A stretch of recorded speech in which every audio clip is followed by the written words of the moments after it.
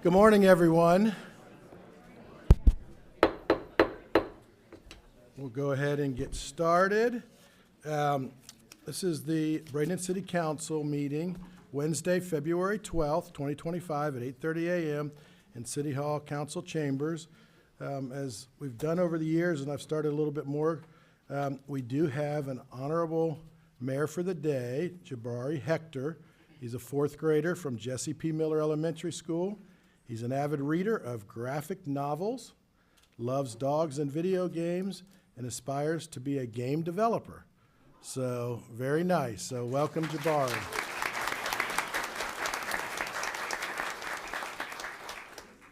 At this time, we'll call for our invocation and pledge. Pastor Don Steriano with Kingdom Life Church will come forward. Also, our chaplain for the police department for many years and a great person. So, we'll all stand, please. Good morning, everyone. As I was standing back there just looking at everyone on this panel, I just felt the love of the Lord that he has for you. I don't usually do this, and I heard the Spirit of the Lord say, good job. You're doing a good job. And the unity that you have among one another has given heaven notice of the wonderful things you're doing. So would you bow your heads?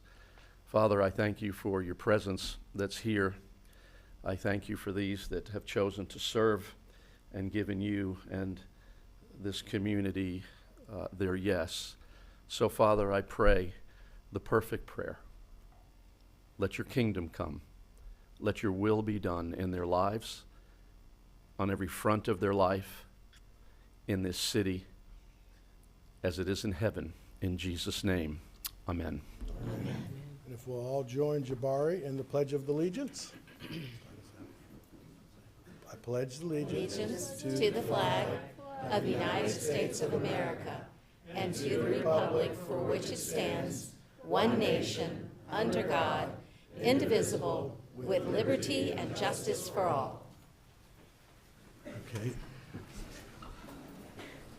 So at this time, I am going to ask everybody with Jabari to come forward. We're going to get a picture now before we call the meeting to order with our council and that, because we know how sometimes things go, and Jabari may be ready to go a little sooner than the meeting's over, so we want to get that for him to do that. So we can all get up here. You guys can stand in front, and we'll stand up behind you. You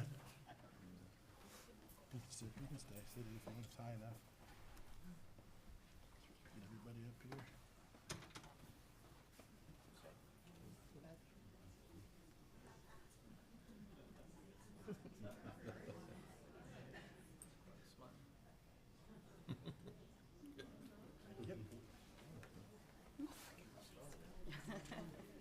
Suited up, I love it. Maybe we can give some of our employee lessons on how to dress for a meeting. All right. At this time, I'm going to say call the meeting to order, and you hit the gavel. So at this time, we will call the meeting to order. A little harder than that. Thank you. All right. Madam Clerk.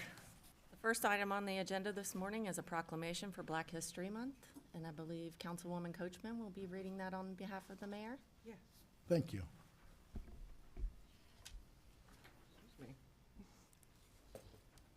From the City of Bradenton, Office of the Mayor, proclamation. By the virtue of the authority vested in me as mayor of the City of Bradenton, I do hereby issue this proclamation honoring Black History Month, February 2025. Whereas Black History Month is observed annually in February to encourage all citizens to have a deeper understanding of history and acknowledge the struggle for equality and freedom for all citizens.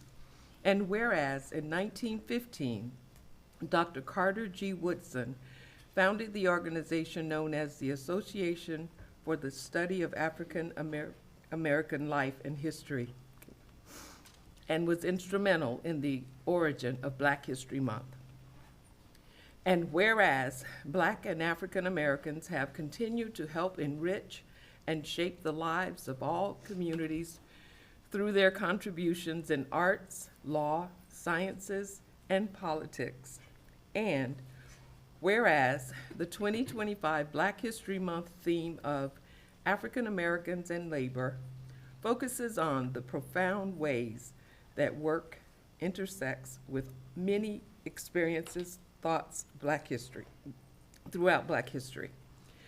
Whereas the City of Bradenton wishes to acknowledge the lifelong sacrifices and successes for all Black and African Americans and stands firmly in remembrance of the past and looks optimistically for all to thrive and be respectful in their communities. Now, therefore, be it resolved that I, Jean Brown, as Mayor of the City of Bradenton, Florida, do hereby proclaim February 2025 as Black History Month in Bradenton and urge all citizens to recognize the significant contributions and challenges faced by Black and African Americans throughout our nation history. Jean Brown, Mayor, February 12th, 2025. Thank you. Who do we have coming forward? Miss Susie? Good morning, Good morning. Mayor and Council. On behalf of the Manatee County NAACP, we extend a sincere thanks and appreciation for declaring February 2025 as Black History Month. As you know, we live in a very diverse community here in the city of Bradenton, and I am so grateful and thankful that each of you thought it worthy to recognize the citizens of color here in the city of Bradenton. Again, thank you very much for designating February as Black History Month as we celebrate the history and the contributions of all Blacks who have contributed to the well-being of this city. Again, I say thank you. Thank you. So we want to get a picture? Yep, come up here, Susie. Kind of hold the proclamation over. And, yep. David can try to get the picture, Pam. Yeah, you can sit. It's easier for you to probably sit the way people around you. Get closer.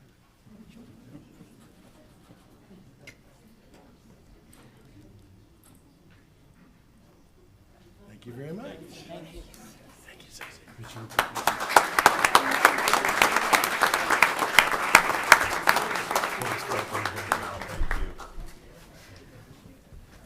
Good job. Madam Clerk? There are not any presentations scheduled today. Okay. Okay, at this time, we'll call for citizen comment. Citizen comment will be accepted during the citizen comment portion of the meeting on any non-agenda items. Agenda item, future agenda item, or topic of relevance to the city. Comments will be addressed on public hearings at the appropriate time. One of the things that we do in this chamber is that this is a business meeting, and it's important to remember, obviously, we just had applause for a couple of things here, but during the meeting, we will not have any applause, boos, because you may agree or disagree with somebody, but we're going to be fair to everybody. And this is the only warning. I probably will say it again before we get to the public hearing, but we're going to respect everybody up here and their opinions. And I believe probably it's going to be pretty close to 50-50 in the room with the number of emails that we got and letters that we've got. That's about what they are. And so we're going to be respectful. And if you do, happen to have an outbreak, you will be asked to leave. And we're just trying to be respectful and get through a meeting. We are going to have a hard break at 11:30 for a meeting that this council has to go to. So we'll see where we get to. And then we will come back after lunchtime, and there's going to be some timing in that too. So we will try to get through everything. So first citizen comment I have is from, it looks like, is it Casey Brewer? Okay, you can come forward. You'll have 3 minutes, and the time will go off, and then we'll move on. During citizen comment, there is no response from the council until at the end, and we have 4 comments. So if the council decides to respond to any of it, it'll be done after everyone speaks. So you have 3 minutes at this time. Yes, sir. Thank you. So, good morning, Mayor. State your name and city of residence. I'm sorry. Cassie Brewer. I am with Seal of Freedom, and I actually live in St. Petersburg, but Seal of Freedom has a residential home, an assessment home, here in this area. So, good morning, Mayor Brown, esteemed City Council members, Chief Melanie Bevan, and Fire Chief Tim Gear. I want to take a moment to sincerely thank you for considering, because I did send an email out, a letter of support to U.S. Representative Vern Buchanan for the $3 million in funding for Sailor Freedom. Your leadership in advocating for survivors of sex trafficking is invaluable and will make a lasting impact in our community. This funding is critical to sustaining 3 essential programs that directly serve survivors. One is our assessment home, which is a critical first step. Our assessment home, which is located within the Bradenton jurisdiction, is where survivors' journey to healing begins. This 6 to 8 week program provides immediate safety and stabilization for women escaping sex trafficking. Survivors receive medical and mental health evaluations, trauma-informed counseling and crisis intervention, case management, and personalized recovery plan. This home is a place where survivors can take their first deep breath, where they can finally pause, what we refer to as Selah. For many, this is the first time they have felt safe in years. It is the first time they can reflect on their past without fear and begin to envision a new future. This pause, this moment of stillness, is the first step toward lasting freedom. Our residential program, which is up to 2 years, are for those who are ready to continue their journey. Our residential program offers a structured, long-term environment where survivors can heal and rebuild their lives over a period of up to 2 years. So it's safe housing, comprehensive therapy and trauma recovery services, education and vocational training, and life skill development to promote independence.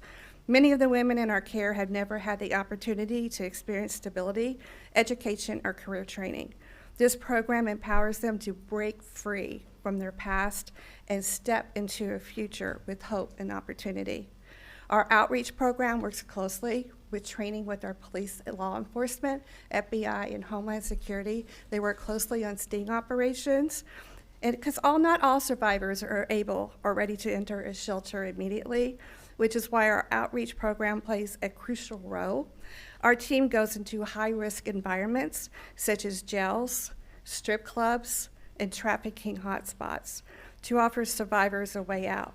Through this program, we provide direct support and mentorship, connections to safe housing and resources. Thank you. All right, thank you. Move on to Sarah Johnston.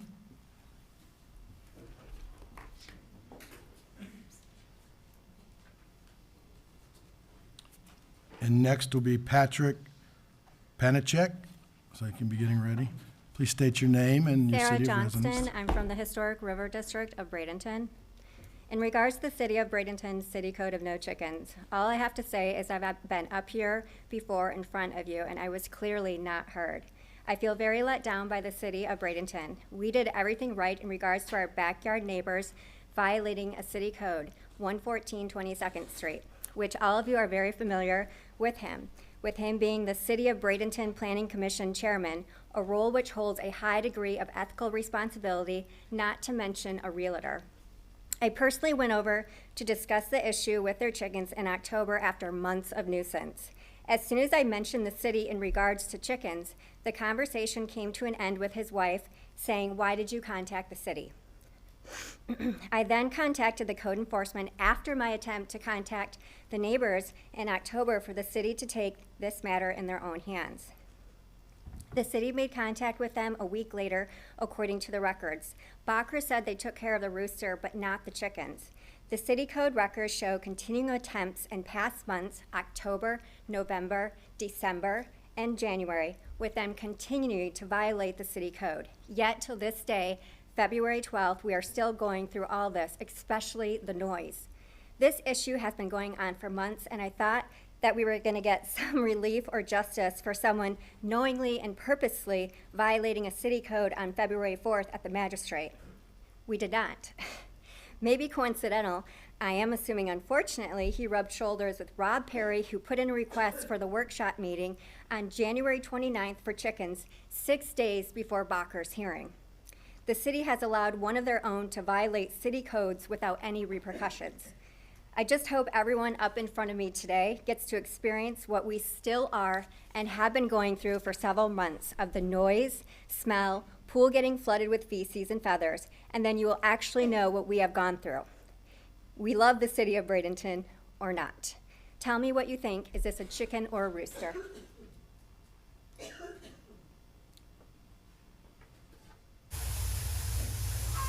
February 10th in the afternoon again.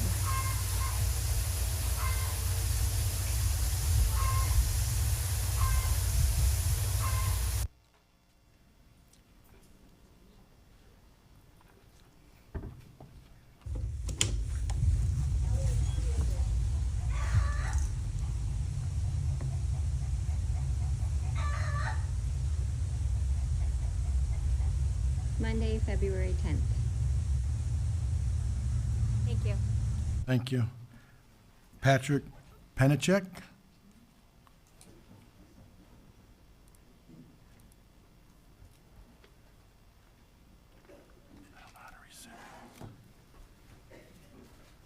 Morning, Patrick Panasic, 109 23rd Street, Bradenton. In transparency, I am Sarah's husband. I did want to cover just a couple of items here during my 3 minutes. And I do see there's a timer up here, so that helps a bunch. I appreciate that. I did send on January 29th, the date of this so-called chicken workshop, a letter voicing my opposition to chickens being allowed in the city of Bradenton. Having been raised on a farm of 80 acres and having chickens, cows, pigs, and other domesticated and other animals, there's a time and a place for everything. The city of Bradenton, with lots that are less than 1/5 of an acre in many cases, does not allow for the adequate use or proliferation of chickens in the city. I do have a couple points I'd like to make, besides being my general opposition to any change to the current ordinance for the city of Bradenton relating to chickens. As Sarah mentioned, we've witnessed this firsthand for the last several months. And we've invested in 2024 in the city of Bradenton, in many cases based on the law and order in Bradenton. We haven't seen that so far. We've experienced our own pool being flooded with chicken feces during September and October of this year, causing significant loss of our living space and additional cost of cleanup. We understand that the probability of residents having chickens in Bradenton, they face a 79% probability of flooding over a 30-year period with 24 inches or so of rain, not to mention the heavy rains that occur much more often. We believe that any change, again, is a violation and, quite frankly, discriminatory to people that have small lots, live in apartments, and probably could most economically benefit from having chickens in their proximity. They will not get that opportunity. As mentioned, I'm personally appalled that a chairman for the Planning Commission would knowingly and blatantly violate the ordinance and codes of the city of Bradenton. And also being a realtor, both of which have a code of ethics responsibility. If I was in that position, I would personally either resign or adhere to the code. Thank you. Thank you. Andrea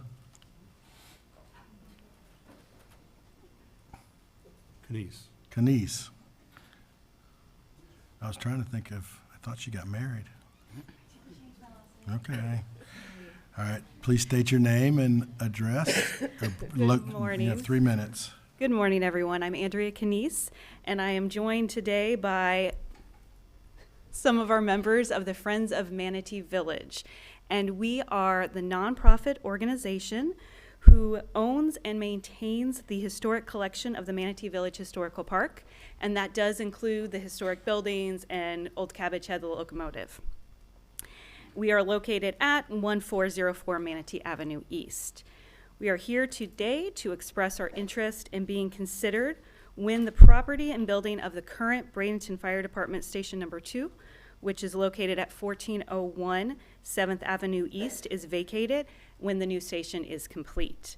This property would give Manatee Village Historical Park the entire block that it now sits on, but it also would give us a place for essential storage for this historic collection and also meeting space not only for our organization but other historic organizations throughout the county.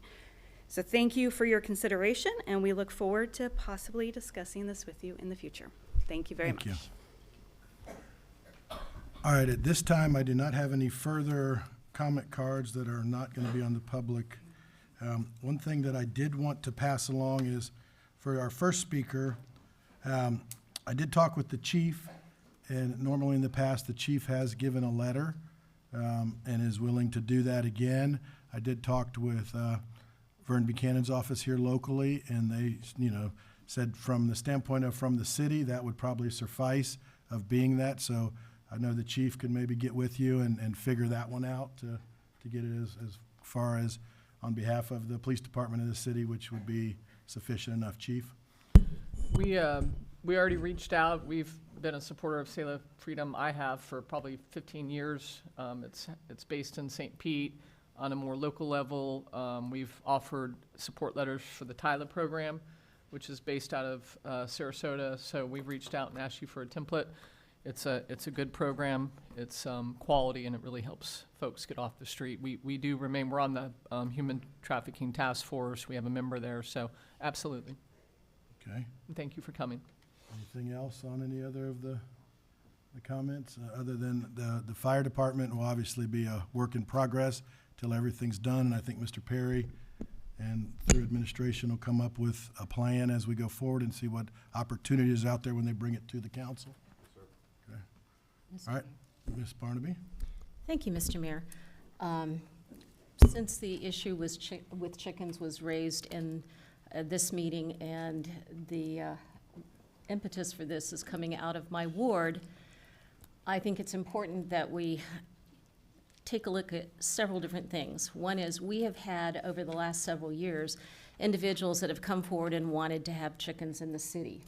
There is actually a lobbying organization called CLUCK, Citizens Lobbying for Urban Chicken Keeping. So if you see CLUCK at our meetings, it's a legit group. When you have an issue come forward where you have some that are for and some that are against, and people have been asking for it, I think it's important to the city that we do our due diligence and that we investigate the issue. And one of the ways to do it is to be looking at current ordinances and ordinances around us. It does not mean an ordinance will automatically be changed. What it means is that we will get staff reports, we will have information come forward, we will get letters from citizens regarding this issue, and then at the appropriate time, in a public hearing, in a public meeting, there will be a discussion and a vote taking place. Again, it does not mean that something automatically changes, but that is the way that we choose to operate government in the city of Bradenton. And I think those of you that have been here for a few years and know that the council does not usually do knee-jerk reactions. We usually take our time. We make sure that we have facts. And we can't talk to each other about these issues except in these meetings. So it does take time.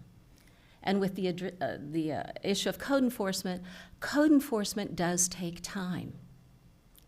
And the way that it is set up in the state of Florida, it takes longer than I think most any citizen would understand.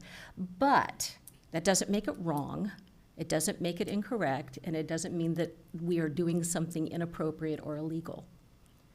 If you look at the United States government and the way that it was set up, why was it set up that way? It was set up to move slowly because our founding fathers and mothers were used to the representative of the crown coming in and taking your property immediately, and you were dismissed.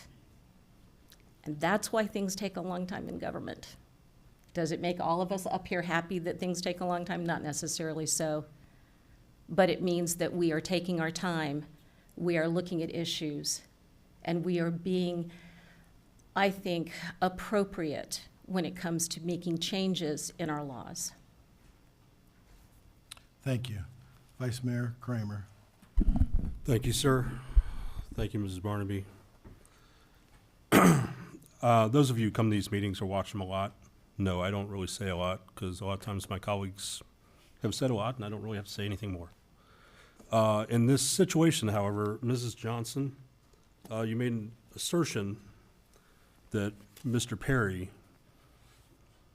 somehow finagled to have a workshop pulled right before any type of special magistrate meeting.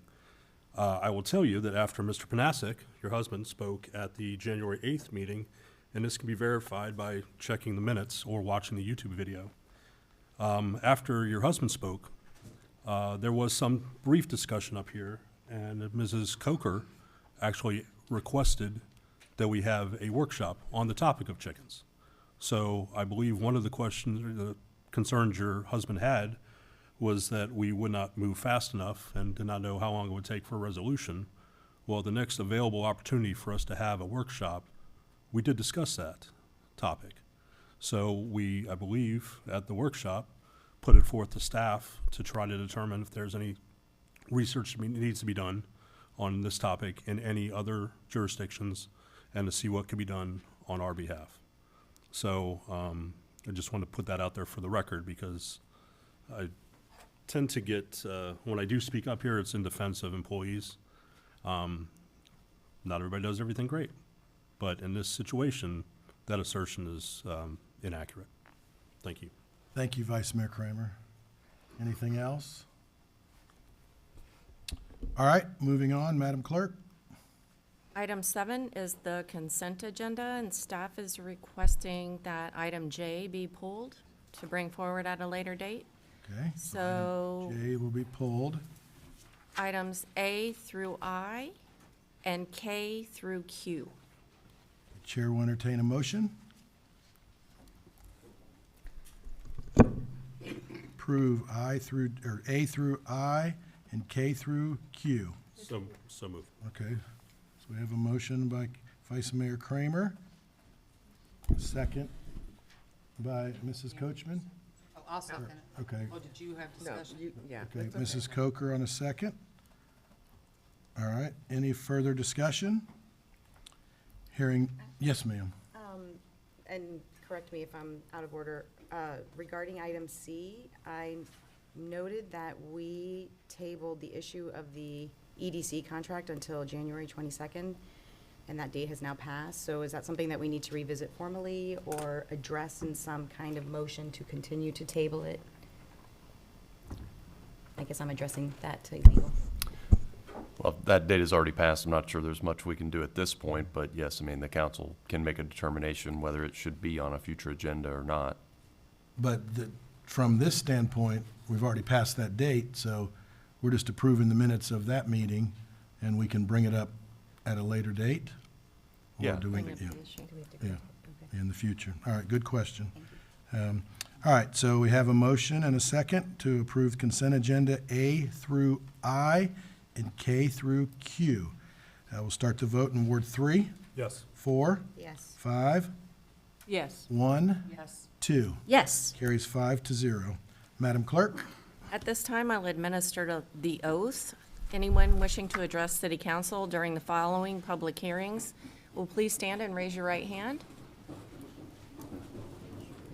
Do you swear or affirm that the factual statements and representations which you are about to present to this board will be truthful and accurate? Thank you. Item 8A is the public hearing for Resolution 2502. Mr. DeLong, welcome. Good morning. Good morning, Mayor, City Council, Mayor for the day. Look excited up there. I'm Greg DeLong, Assistant Director of Planning and Community Development. I have been sworn in. The case we have before you today is Resolution 2502. It's a special use case 24-0003.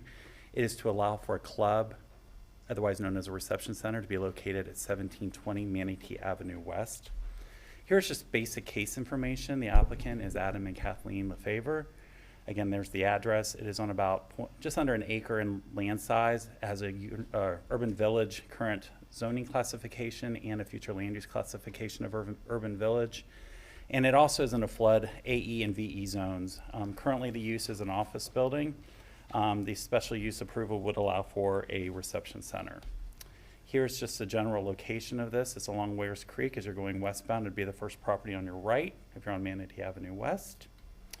And here is a general site plan that the applicant submitted showing the parking on the property, kind of the general layout. Most of the use will be outdoors for this proposed use type, since it has limited space on the inside. And at this point, I'm going to turn it over. They should be here. There they are. There's a lot of people in the audience today. I'm going to turn it over to Adam and Kathleen LaFavor to talk a little bit about their project, then I'll come back up. And I'll just remind, I know we're starting out with different projects that some aren't here for, but the applicant and the staff has time to go through things, and we'll open it up for a public hearing, and you'll have 3 minutes on that. But we are going to have decorum today, obviously, where, if you like something or dislike it, we're not going to have cheering or applause or that. So we're just going to keep the decorum and keep the meeting going. So welcome. Thank you. Thank you. First of all, good morning, Mayor and City Council. Adam and Kathy LaFavor. We're the owners of 1720 Manatee Avenue West. Really, our goal is to highlight a beautiful piece of property, have people enjoy the water and the views. We've tried to put this all together so it's safe and controlled, and we think it's our compliments that people have out there is that they just love the piece of ground, they love the piece there, and I know that it's a high demand right now because of stuff that's happened out of the island, that there's a lot of venues that just got canceled, and so we're trying to present this. We've figured out from parking, if there's overflow, we got valet parking, and we put we put everything that we think in place that would make this a safe, sound, and good decision for it to be rezoned. We'd also like at this time like to inquire on getting a viewing dock, just to get a dock. I know it's something that we have to mention here, that it's at least requested then, that it goes through that process, but we'd like to do that, so. Okay, thank you. Any questions for them? Anyone question? I didn't see any. All right, thank you. I'll move on with my presentation. Thank you. Again, here's the parcel at the corner, or along Manatee Avenue West at Wares Creek. As I mentioned earlier, it's zoned UV, and it also has a future land use of UV, which is urban village. As I mentioned, this is a proposed club or reception center. The applicant has been operating it on site for an unknown specified limit of time. We're not clear on that, but they've also installed the dock. That is something that is prohibited in the UV zoning district, and that's why I mentioned to them to bring that up today. If that's something City Council wants us to look into, it could be a quick zone change to our form-based or our land use regulations to allow docks in the UV zoning district. Here is the use table out of the land use regulations. As you can see, a club is marked as a special use. We went with the club terminology from a staff perspective because our codes really do not address reception centers and banquet halls, except in the form-based code where it calls out for convention centers. That is the only place we really have them. So in working with the applicant, we went down the avenue of the club designation to try to allow them to find a use type that would be fitting. The key thing with the club thing is it does allow for alcohol sales. We did look at private events, which is listed in our code. You cannot have alcohol sales at a private event. So with it being a reception center and weddings and events like that, we know people like to consume some beverages. Here is just a summary of the project again. The property has one point of ingress and egress. It does contain 9 off-street parking spaces, with 2 of them being ADA. With trying to figure out the calculation for parking, our code was a little unclear on which way to go, so we went with places of assembly, which requires 1 space per 3 visitors based on maximum capacity. We're unknown on that capacity, but part of our stipulations at this point with their additional off-street parking that they are going to be requesting or providing, there is a cap on how many attendees can be on site. We also have a clause in our code under section 4.1.4.2, letter A, The Planning Community Development Director has the authority to allow for parking within 400 feet of the proposed use as long as it's not in a residential district. The applicant, as part of this proposal, is utilizing, has an agreement with First Presbyterian Church to allow for parking at their facility. That exceeds the 400 feet limits. It's like 700 feet, and you'll see that in a later slide. So that is a request as part of the stipulations that they get that agreement, and that you guys are allowing them, if you do approve this, to exceed that 400 feet. We do have a limit on how far they can go, but that will allow for them to move forward with that. For the building itself, they have designated just a little over 1,000 square feet of the existing building for the reception center. As I mentioned earlier, the primary use, and Mr. LaFavor reiterated it, will be for the outdoor and waterfront space. They are proposing no cooking on site. The catering services will bring in prepared food and beverages. And as I mentioned earlier, there will be the sale of alcohol, or as part of the whatever events are going on. It may not be sales, but it's just part of the event. We did take this to our DRC group, which is our Development Review Committee. They met back on December 17th of 2024. The building division did have some concerns with the building itself. They are going to require that they do a change of occupancy, because currently the building is classified as a business/office, and now with a reception center, it changes the classification to assembly.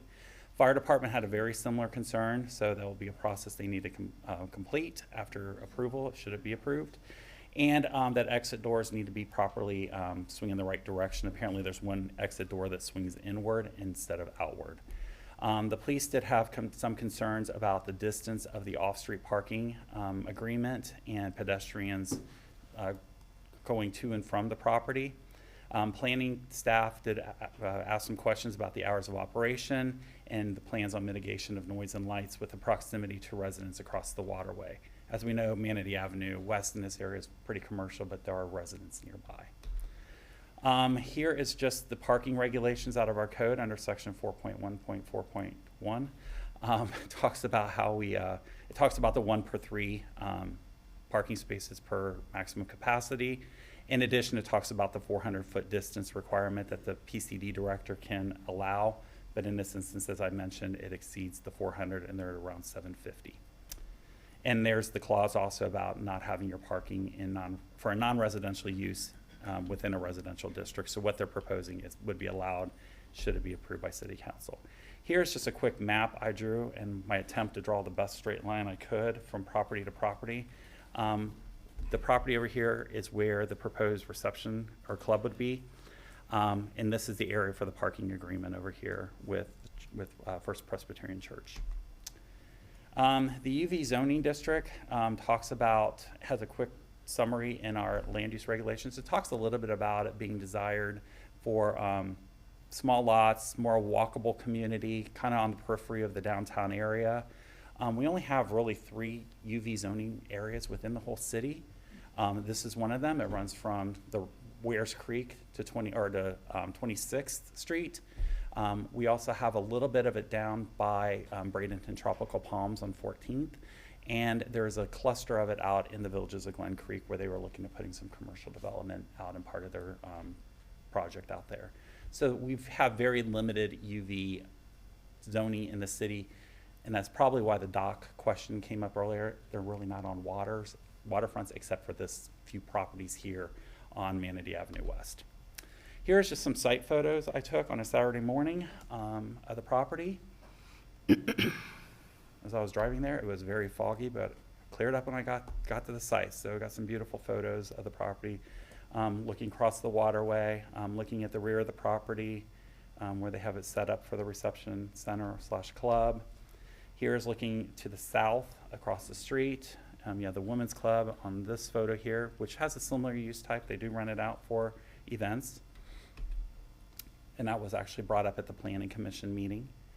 And here's just looking at some photos again to the southwest and also to the west directly to the west of the subject property. And then of course looking to the north, or to the east and the northwest. General standards, these are in the code. These are things to be considered by Planning Commission and City Council as you make your decision on whether use should be allowed or not. And that is 3.3.1 of the land use regulations.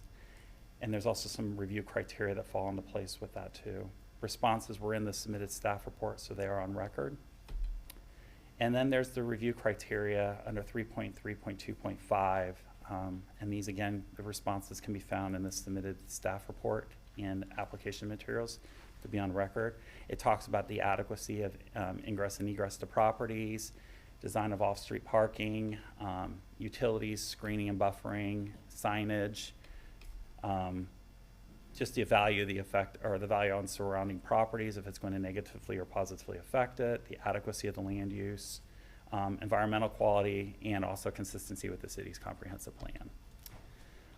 Staff comments: City Council is encouraged to evaluate this request based on the provided criteria, as well as input from staff, the applicant, and the public.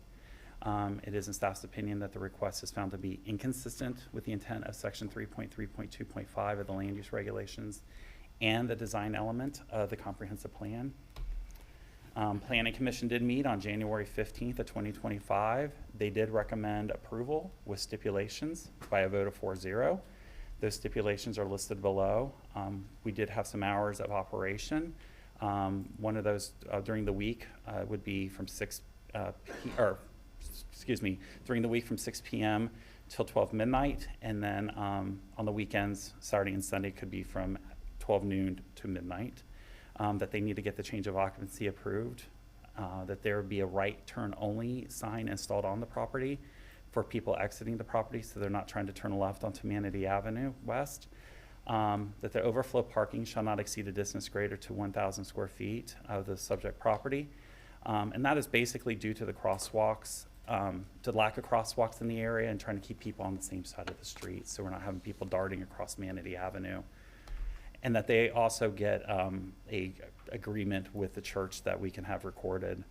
That this reception center shall be limited to 27 attendees unless the applicant has in place that offsite agreement in a form acceptable to the city, which provides for parking to accommodate additional attendees and has provided the city with that copy. Additional attendees shall be limited to 3 for every off-street parking space provided for a maximum capacity of 150, or less if the building official and the fire marshal determine the building capacity at a later date. So we got to get that information. But right now, if they do get an off-site parking agreement with the church, they could have a capacity of up to 150. And that no on-site cooking and baking be related to the subject use, and that they have all proper permits related to that if they're bringing in food trucks and everything else for events.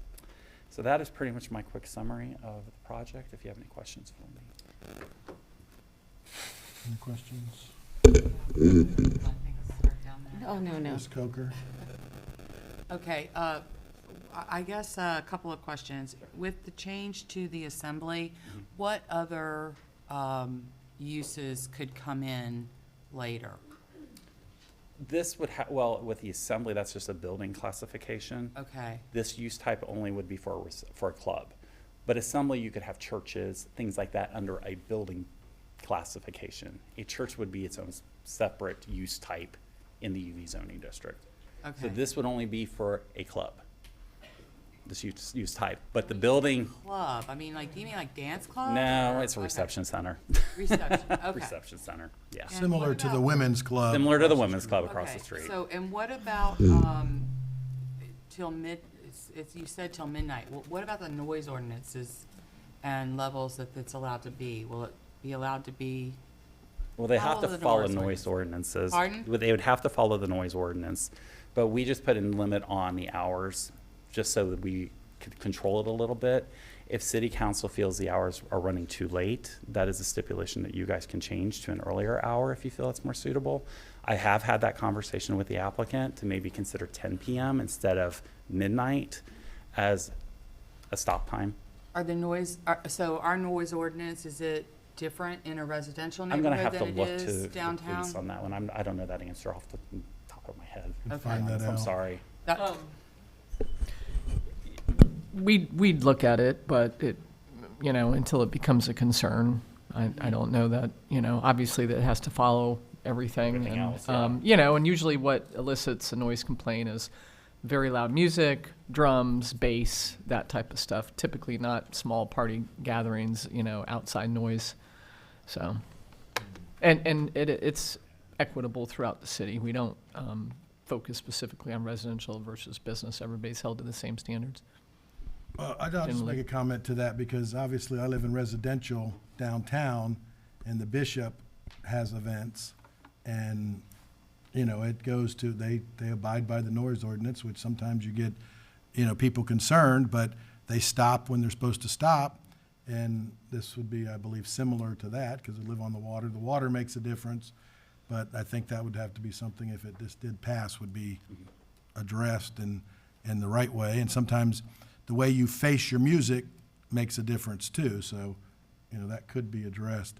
I think Mrs. Barnaby had questions. Yes. Well, first, I want to stipulate to me, there's a difference between the Women's Club and what the applicant is proposing. The Women's Club's activities occur inside their building. It's very rare that they have something outside the building. Maybe they've done a wedding reception and the bride and groom come out and people throw confetti, but they are not using their outside area for event space. So apparently this has been operating without proper permits for how long? We are unsure of that exact date. And, but it has been occurring. and we have a dock even though that is not permitted. Correct.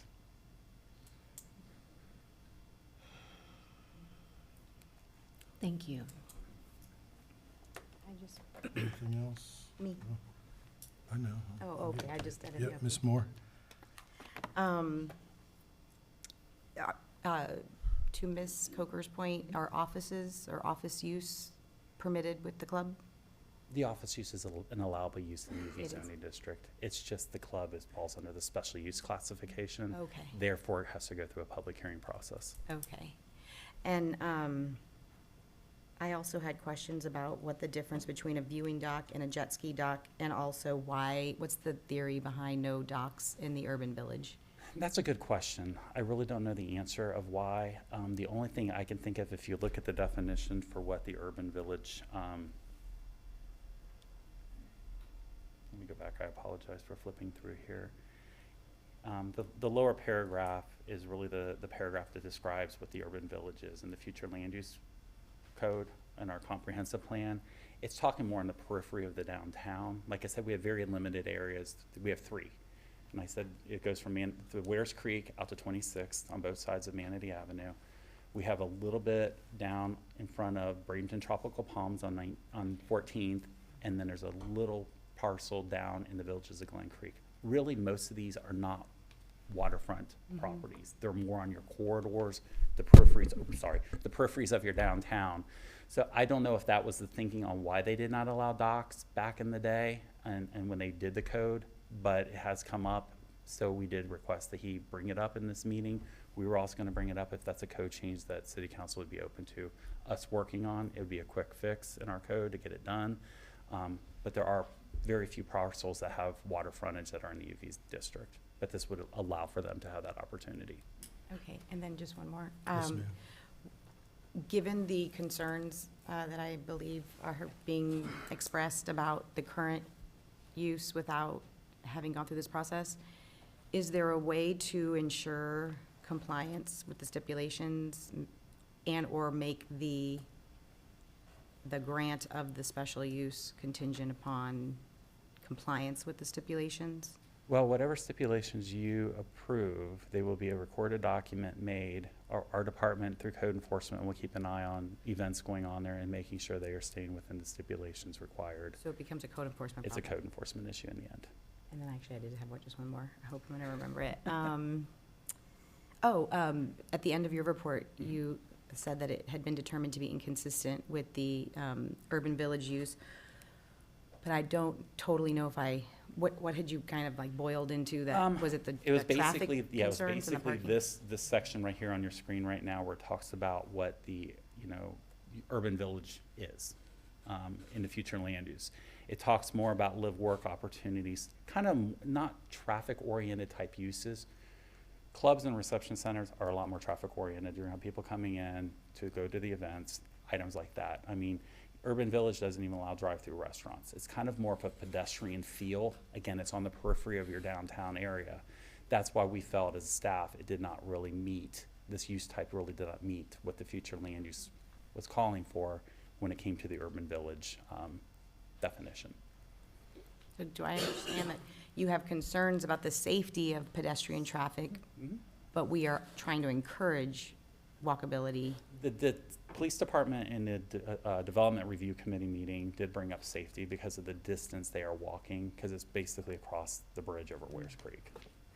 That was a concern that came up. And also traffic pulling in and out of the property, that's where the right-hand turn sign came in, that we would have them turn right instead of trying to cut across Manatee Avenue West to go eastbound, just for a safety precaution. I mean, it's just a stipulation. Most businesses over there don't have that on their property. This is just something we felt with the potential volume of people trying to exit at one time, it'd be a good condition to put on there to help protect the residents, and both on foot and in cars. I'm going to go to Ms. Coachman, but I wanted to comment on something that Ms. Moore just said, and I agree with her. Obviously, everything we're doing is trying to make it more walkable, more opportunity. And my concern was if they were parking across the street, on the street where most of the Bradenton Women's Club people park, because they don't probably meet any codes of today with their parking lot, because you have to park all down the street and everywhere. This is the same side of the street, so they don't have to cross the street if they get that agreement with First Presbyterian. So that was something that I saw that I thought was a good thing if they got it. And then it keeps the traffic off Manatee Avenue until later. And then another thing is that we hear a lot about in this town is we don't have any venues to have smaller events. We had a great Bradenton auditorium for a lot of years, but when that became more costly and wasn't, it was costing the city hundreds of thousands of dollars to maintain and wasn't bringing in, that's why we shuttered it the way we did. So, and again, if we ever try to get that perfect thing in the perfect place, we'll never have anything. So, Ms. Coachman. Thank you. It sounds like we need to tidy up our terminology a little bit too, because club is vague. Yeah. So that's definitely, I hope, something we could look at as well. Historically, I understand we're not sure how long it's been functioning, but it has been. What type of events have occurred, and has there been any concerns, brought up from the residents that are nearby? Well, I can answer part 2 of that, and I will have the applicant come back up and address part 1. We have not heard anything to date from our end, from a code enforcement or noise or anything. But as for the type of events, I will have Mr. LaFavor come up and address that. And I'll say something before he gets up on that. When it first started happening, we were getting some noise complaints because it does travel farther, louder across water. But then when they found out about that, I haven't got any in a long time, because I think they realized we don't want to upset the neighbors, even though the neighbors are pretty far away, and most of those neighbors are in this room right now.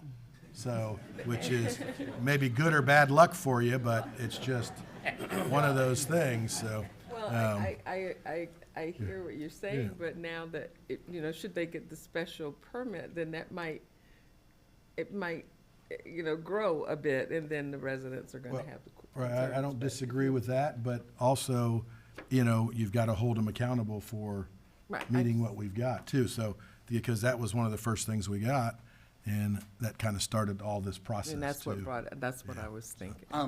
If, I'd like to address a couple of those concerns if you don't mind. So, first of all, we own the property. This is a tenant. So when the tenant came, they were operating already as this type of facility. So we didn't really know, out of ignorance, that we're out of compliance.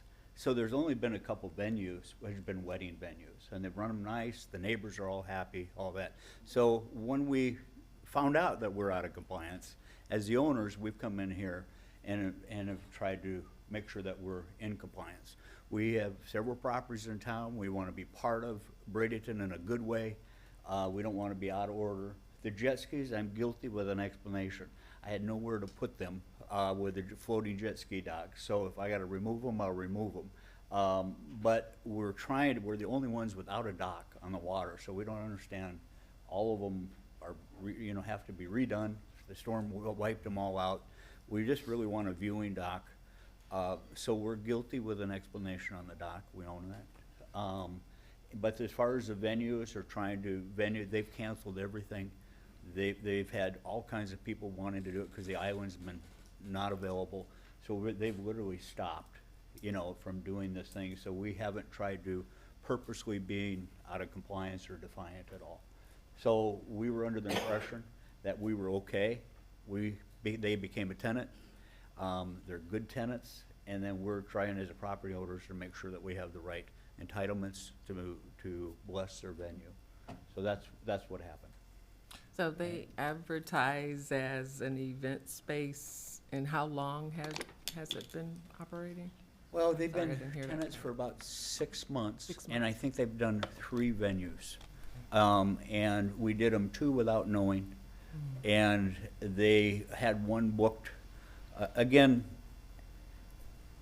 as the property owners, we don't want to lose a tenant because we got to make that happen. And we don't want to be out of compliance. So we felt a little bit caught. And we're in here to try to do it right, to have it right. And we've stopped all of it until we have it right. So hopefully we get favorable blessing today.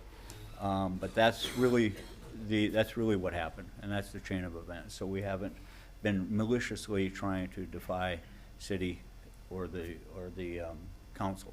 I understand think it. that type of events too that we've done it, they did a wedding event, they did a birthday party, and then they did a wake. A celebration of life. Yeah, a celebration of life there. So I think that's the events they've done. So traditionally, In those parking. aren't parties that go till midnight anyway, so Yeah. if there was a stipulation of a time, that could probably be worked in. Yeah, the compliments have been phenomenal with Bradenton. People coming in for the views and everything. And then what we did also, we went to the church. They said they've never made that type of consideration before. There's 80 spots there. Anything above 50 people will valet, and they'll park to that so they don't have to walk on that same side. We'll put a one way out, because it is a little bit like playing Frogger to get out there, to get out of that building just as our own normal. It's a 5,500 square foot building. This tenant takes 1,000 square feet of it. It's got full sprinkler systems throughout the whole entire building. Everything's done. I'm sure we'll meet all the fire compliance and all this. And then what they do inside their 1,000 square feet, they have about 50 chairs set up with tables and this. Everything, all the food is catered in. So we have 3 other tenants that we take the rest of the building, into it. And we permanently have our main offices there too. So anything else you'd like? And if I may ask, then, so how was the parking done for those other events? Did the church agree at that time? Yeah, so the church already has agreed. So it's already Yep, and in they've got everything in writing, everything done with them. And right now, there's just been small enough venues that they've been able to really park on their own. So anything 50 and under, that spot can pretty much take care of.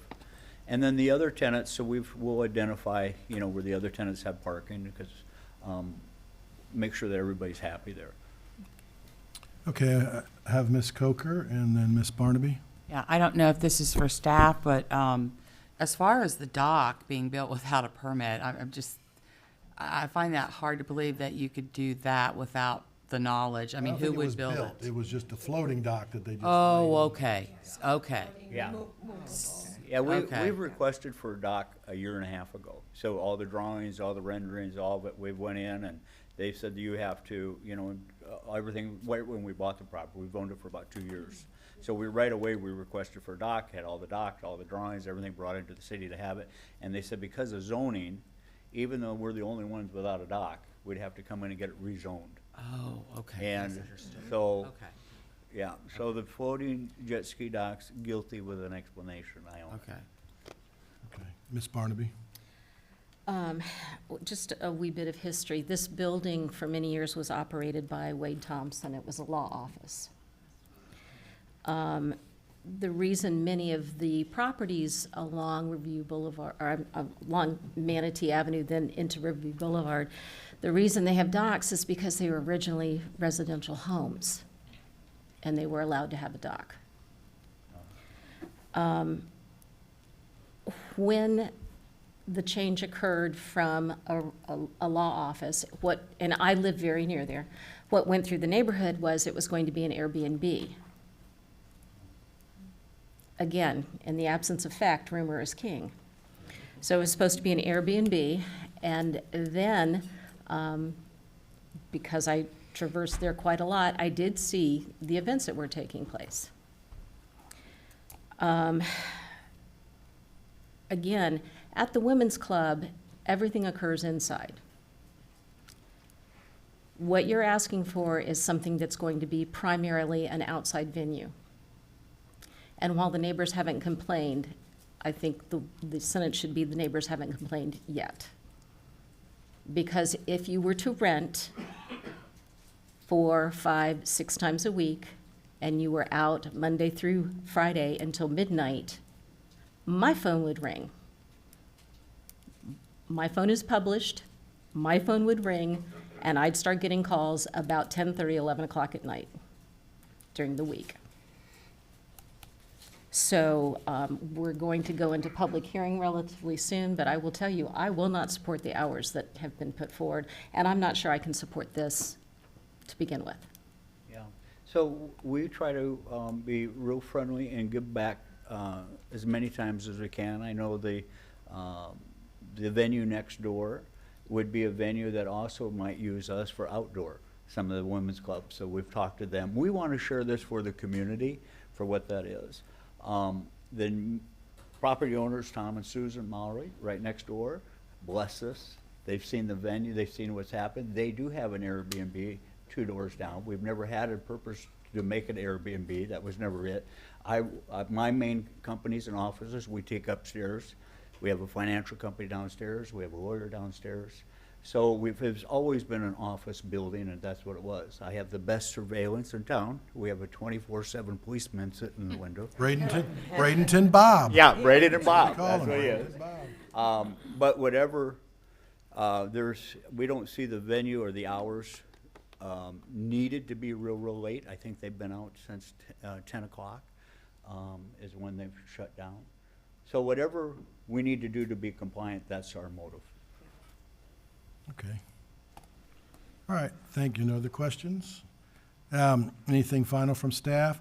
One thing, Mr. Rudisell, I did want to, since this is quasi judicial, that we just wanted to I should have probably did it early on, but we'll do it for the whole meeting, because there's several of them, that saying that as we get going through, one of the things that I think sometimes residents don't understand is that when we start to get emails and different things, a lot of them won't get answered, because when it is quasi judicial, we're not allowed to, we can probably acknowledge that we received it, but, I've always taken it as it's best just not to answer anyway, so somebody can't say, well, oh, so-and-so or council member or the mayor answered my question. We've got to stay neutral. We've got to stay with an open mind, come in, and then hear the evidence and then make a decision. So under quasi judicial, has anyone on the council had anything for any of that we're going to go through today? Should we wait till each one? I would wait for each one. Each just so one. it's on the record for that item. The record, but so on this one, when we get to those points, if you felt like you've had something that may not recuse you from voting, but you did have some, contact, I'll say right out, months and months, if a year or more ago, I had contact with this applicant, not about this particular thing, but about other things in the city of Bradenton, that properties that he owns. So, if it did come down where I had to have a vote, it would be very neutral on this new product. But people come to the mayor's office a lot and want to say, here's what we're excited about seeing in downtown Bradenton, and we want to see something. So, but is anyone on this specific plan resolution that we're doing have anything? Mayor, I had one comment regarding this project.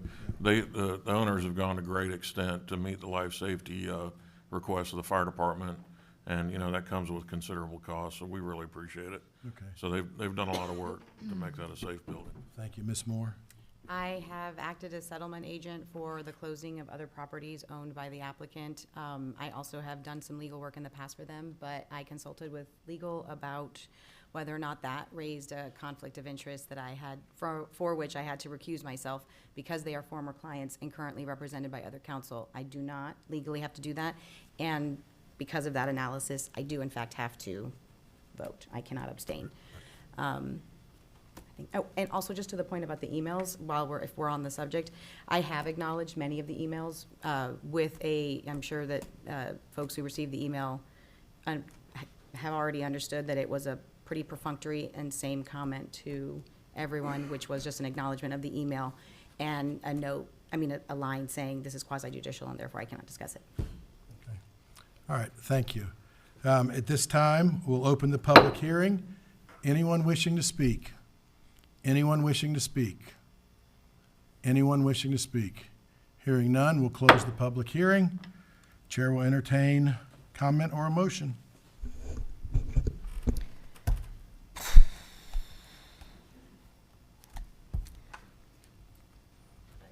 Mr. Mayor, Yes, ma'am, Ms. Barnaby. pardon me just a moment. I had closed something. Greg, can you bring back up probably the hours, as if I'm guessing? Sure, I'll bring up the conditions. Right, the conditions and, No problem.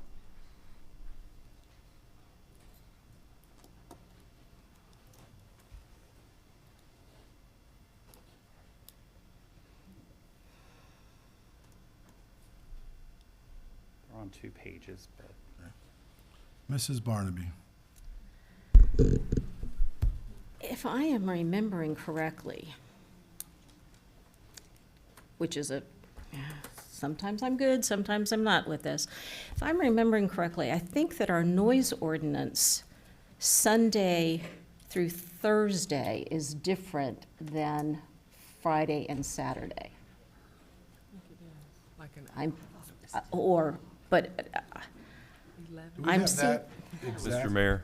Yes. I did pull up the ordinance and take a look at it. It has different days of the week, times, zoning districts, decibel levels, so it's comprehensive in terms of how it's applied.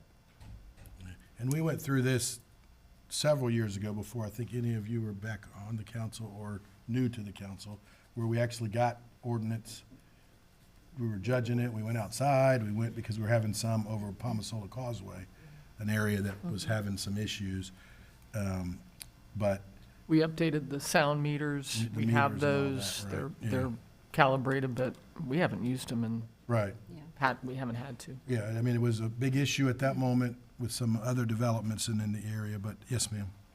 Well, Oh, I'm sorry, go ahead. Ms. Moore. no, I mean, Well, I actually may, if procedurally appropriate, I would actually like to ask Ms. Barnaby, are there hours that would make you more comfortable given your familiarity with the area? I am very familiar with the area. Again, for those that may not remember or weren't here, I did serve on the council from 1998 to 2012 and then came back in at 2020. And I think what I'm remembering is from my previous privilege of serving here. There are problems when you have activities on waterfronts, because people do not realize how the sound can travel. There are times when we are having our regular events on Old Main Street, and I can hear it at my house on 21st Street. And there are times that Palmetto may be doing something, and it comes across the Manatee River. And Mr. DeLong, do me a favor, please start pronouncing the T in Manatee. Manatee. I don't watch Keith K, or whatever his name is, on Channel 8 because he doesn't pronounce Manatee correctly. I know. But, you know, you did go to The Ohio State University, and I know that they made you pronounce things. Speech therapist up here. Yeah, speech therapists would appreciate it too. But I digress. So, Ms. Barnaby, if I can jump in for a moment. Please.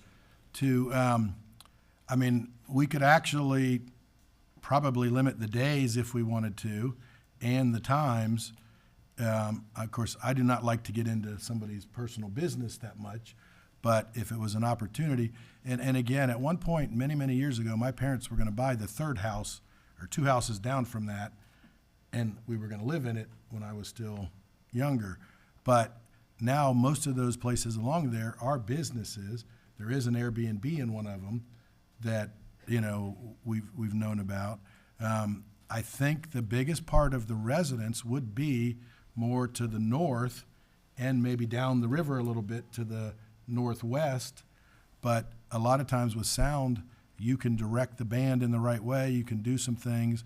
And after those first complaints came to us, code enforcement went out, and I don't know how many more events they've had, but we've got none.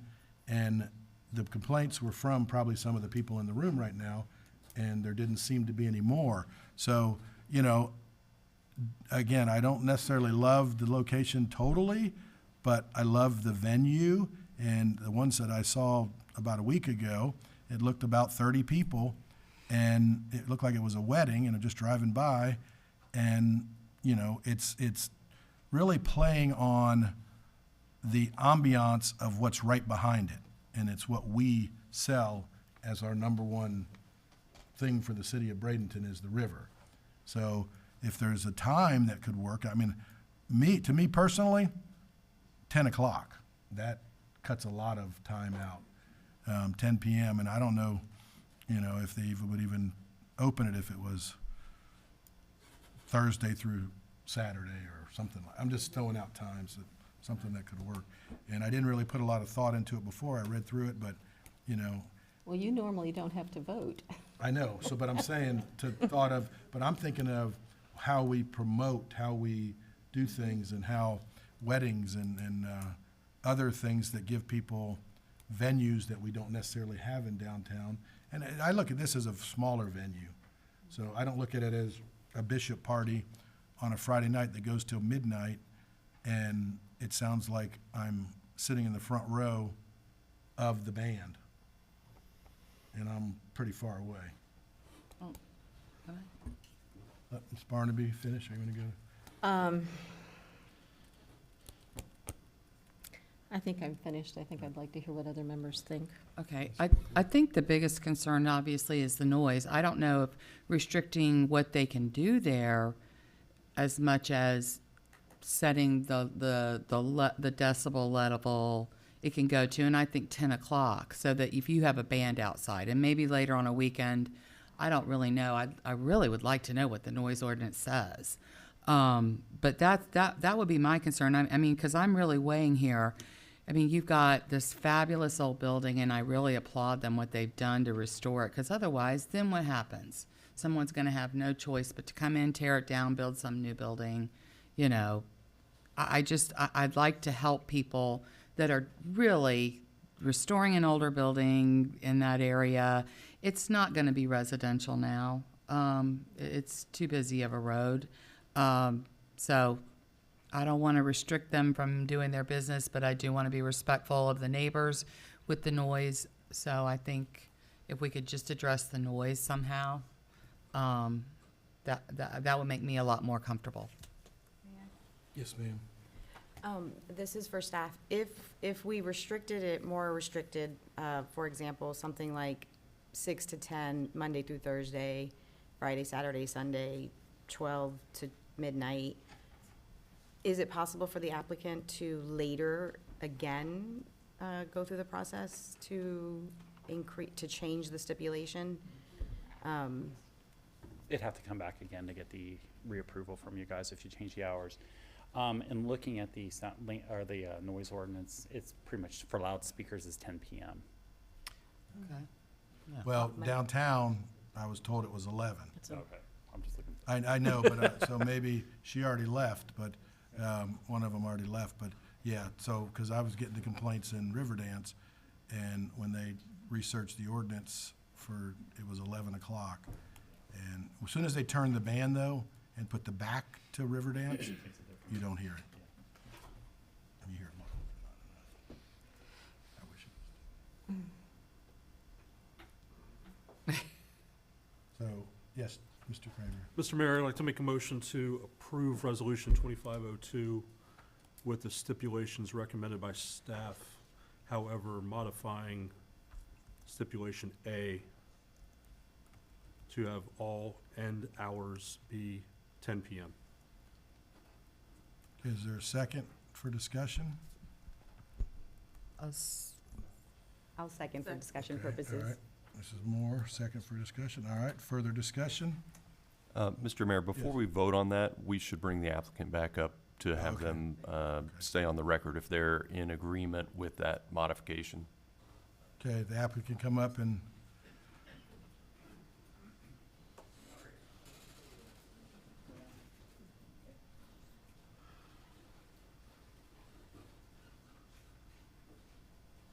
so you've heard the discussion and, you know, basically 7 nights a week, 10 o'clock. Is that something you'd agree to? We're in agreement. Okay, thank you. Thank you. Any further discussion? Hearing none, we'll start the vote in Ward 4, Yes. 5, Yes. 1, Yes. 2, No. 3. Yes. Carries 4 to 1. Thank you. All right. Mr. DeLong, are you still up? And this, again, is another quasi-judicial. As we go through it, if any council member has any conflict or anything on this next one, please let us know. All right, good morning. Greg DeLong, Assistant Director of Planning and Community Development. This is going to be a familiar one to you. It's another sidewalk cafe with alcoholic beverage sales. This is case special use 24-0004, resolution 25-03. This property is 406 12th Street West, otherwise known as the Lost Kangaroo. Robert Woodring is the applicant and owner of this property. Again, the address is 406. It's a small lot, 0.0988 acres. It's in our T5 Urban Center Transit Zoning District with a urban core future land use.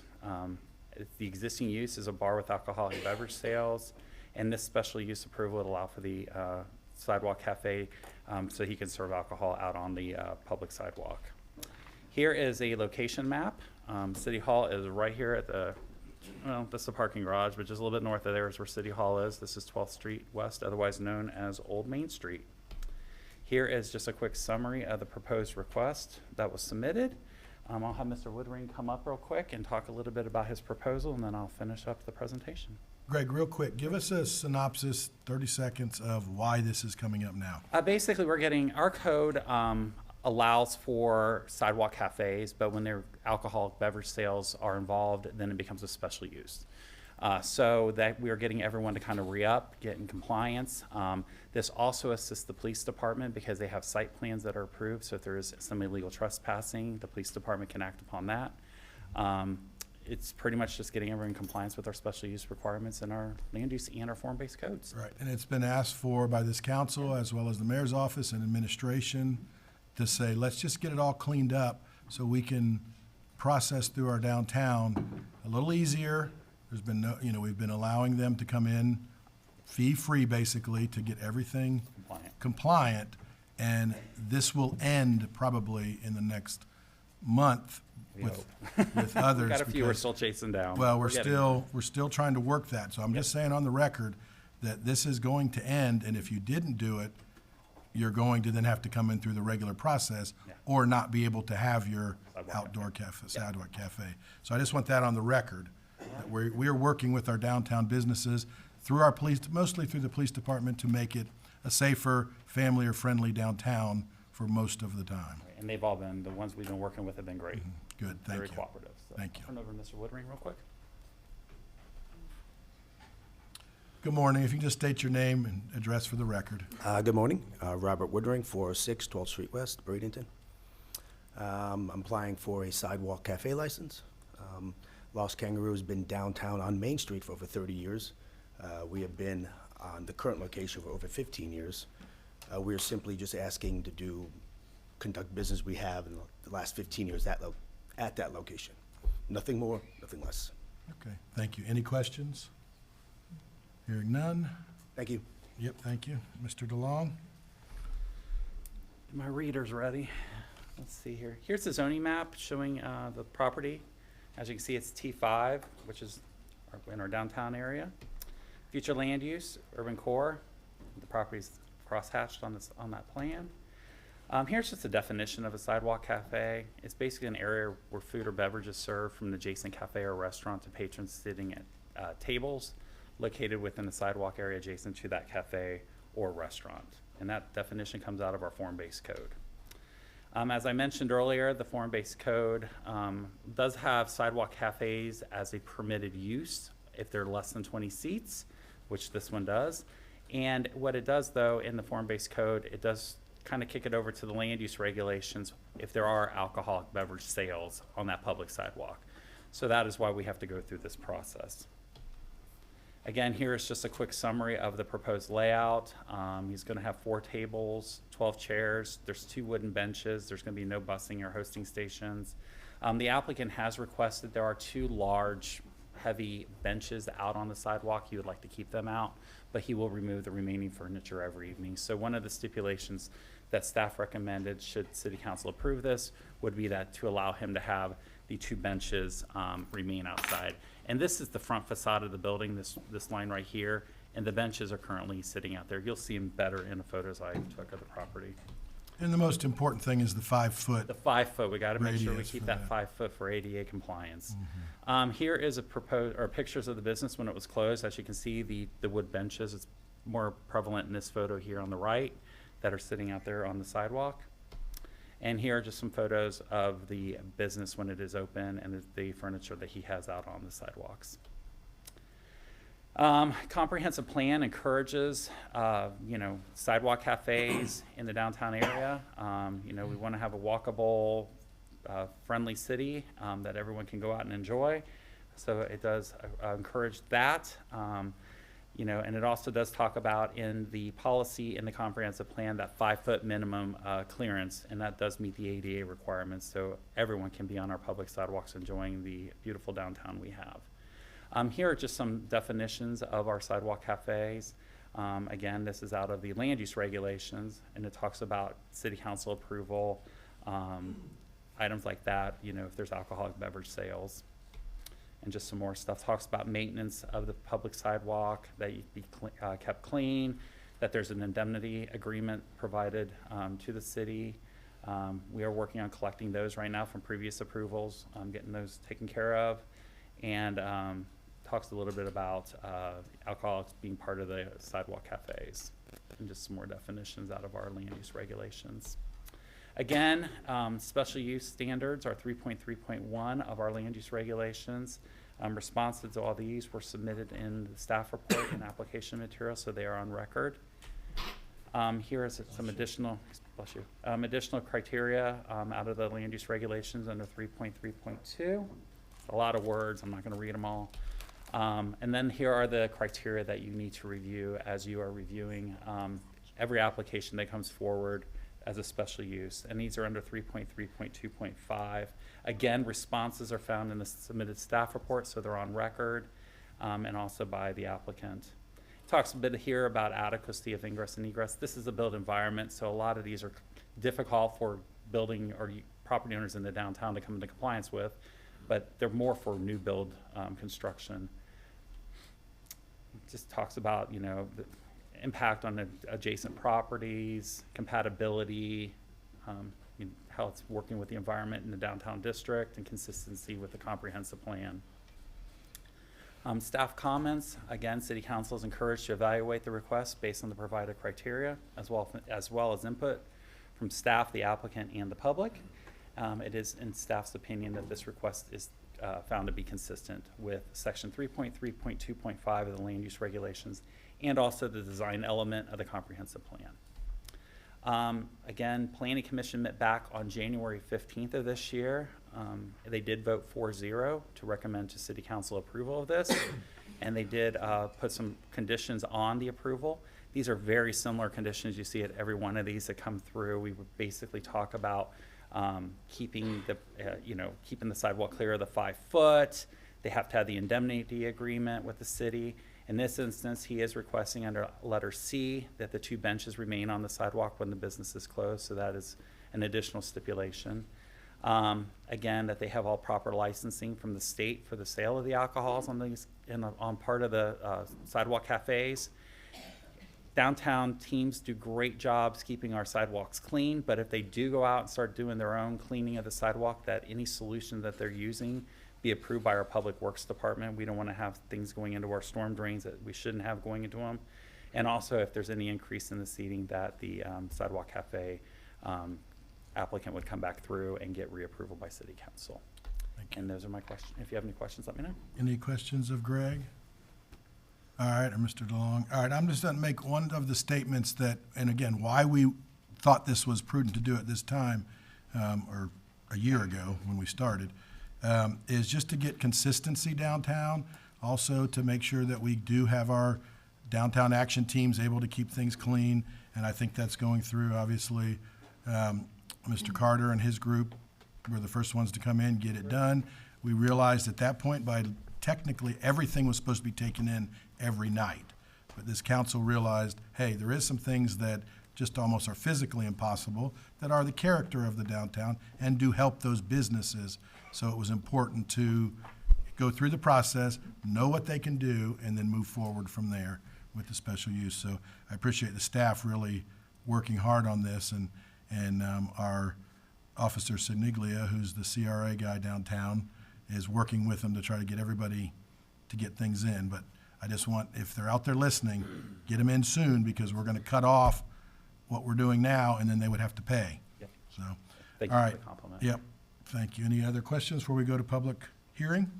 Hearing none, we'll open the public hearing. Anyone wishing to speak? Anyone wishing to speak?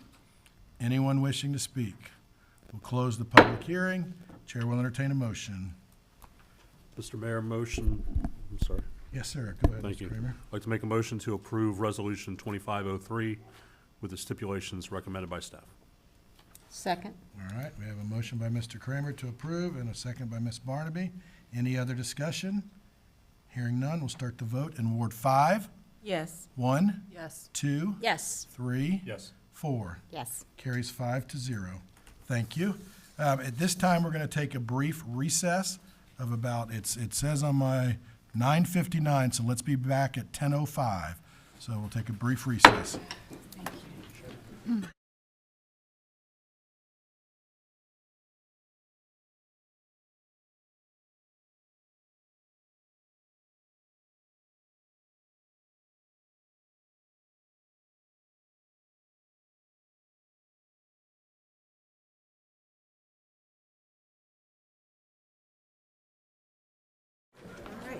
Oh, boy. All right, we'll come out of recess and back to order. Just first, I'll say again, it's quasi-judicial, and Mr. Rudisell, would this be the time to mention that, and Madam Clerk will read all three into the record, that we will address all three on the same public comment, as well as if there's any ex parte communication from any council members or myself, to say it now. Yes, if I can just briefly, we've got three applications, they're related. The first application is an amendment to the text of the city's comprehensive plan. So that is not site-specific. That would apply to any areas where it's applicable. The second request is a future land use map amendment for the subject site, that is site-specific.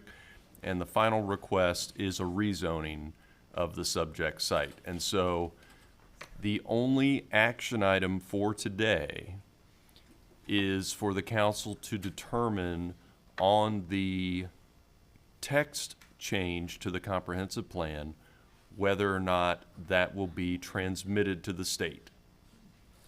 And so that is the only item that will be voted on today. We've advertised all three items because they're related and because we thought the council may want to have some, have a presentation about the other components of the project and hear it all together. So that's why they've been advertised together, and we'll open the public hearings together. But the only action item will be on the text change to the comprehensive plan. Thank you. All right, Madam Clerk, if you could, okay, well, first off, any quasi-judicial statements anyone wants to make? Mr. Kramer? Thank you, sir. As a resident of Point Pleasant, I've spoken with many neighbors, friends in that neighborhood, and much like today's, one of the three topics we're about to discuss is quasi-judicial. Well, the conversation that I may or may not have can't say, oh, well, it's quasi-judicial, or, I can't shuck and jive very much. However, the conversations have been general. They have not been anything specific or substantive.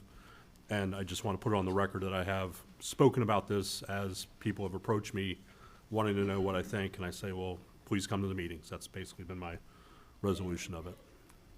Okay, anyone else? All right, thank you. Madam Clerk.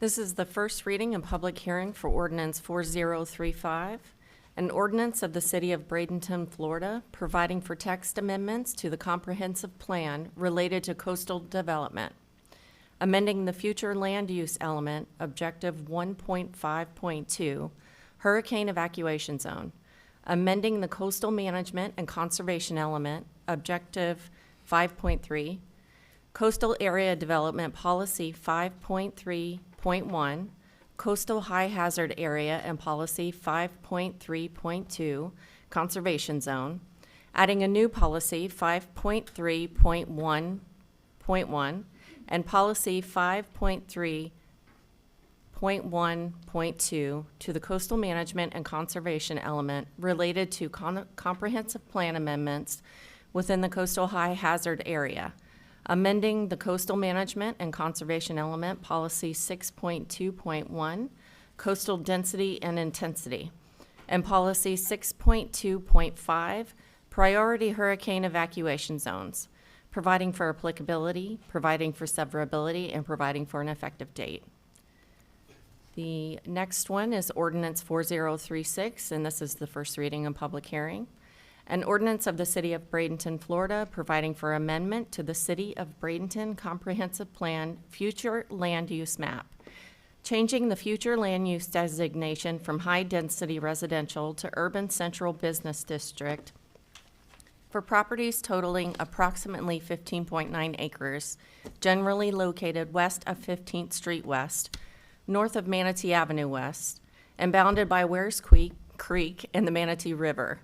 The parcel ID numbers are 3346 8000000, 33466 00004, 33737 00008, 33735 00002, 3373 300007, 335250019, 33379000059, 33406000158, 33351000059, 33409100052, 33395000109, 333-900-0006, 333-800-000000, and more particularly described in the attached Exhibit A, subject to a binding development/mitigation plan, providing for applicability, providing for severability, and providing for an effective date. And the final, Ordinance 4037, first reading and public hearing, an ordinance of the City of Bradenton, Florida, providing for an amendment to the City of Bradenton Land Use Atlas, changing zoning from T4O, General Urban Open, and T4R, General Urban Restricted, to T5, Urban Center, for property totaling approximately 15.9 acres, generally located west of 15th Street West, north of Manatee Avenue West, and bounded by Wares Creek and the Manatee River.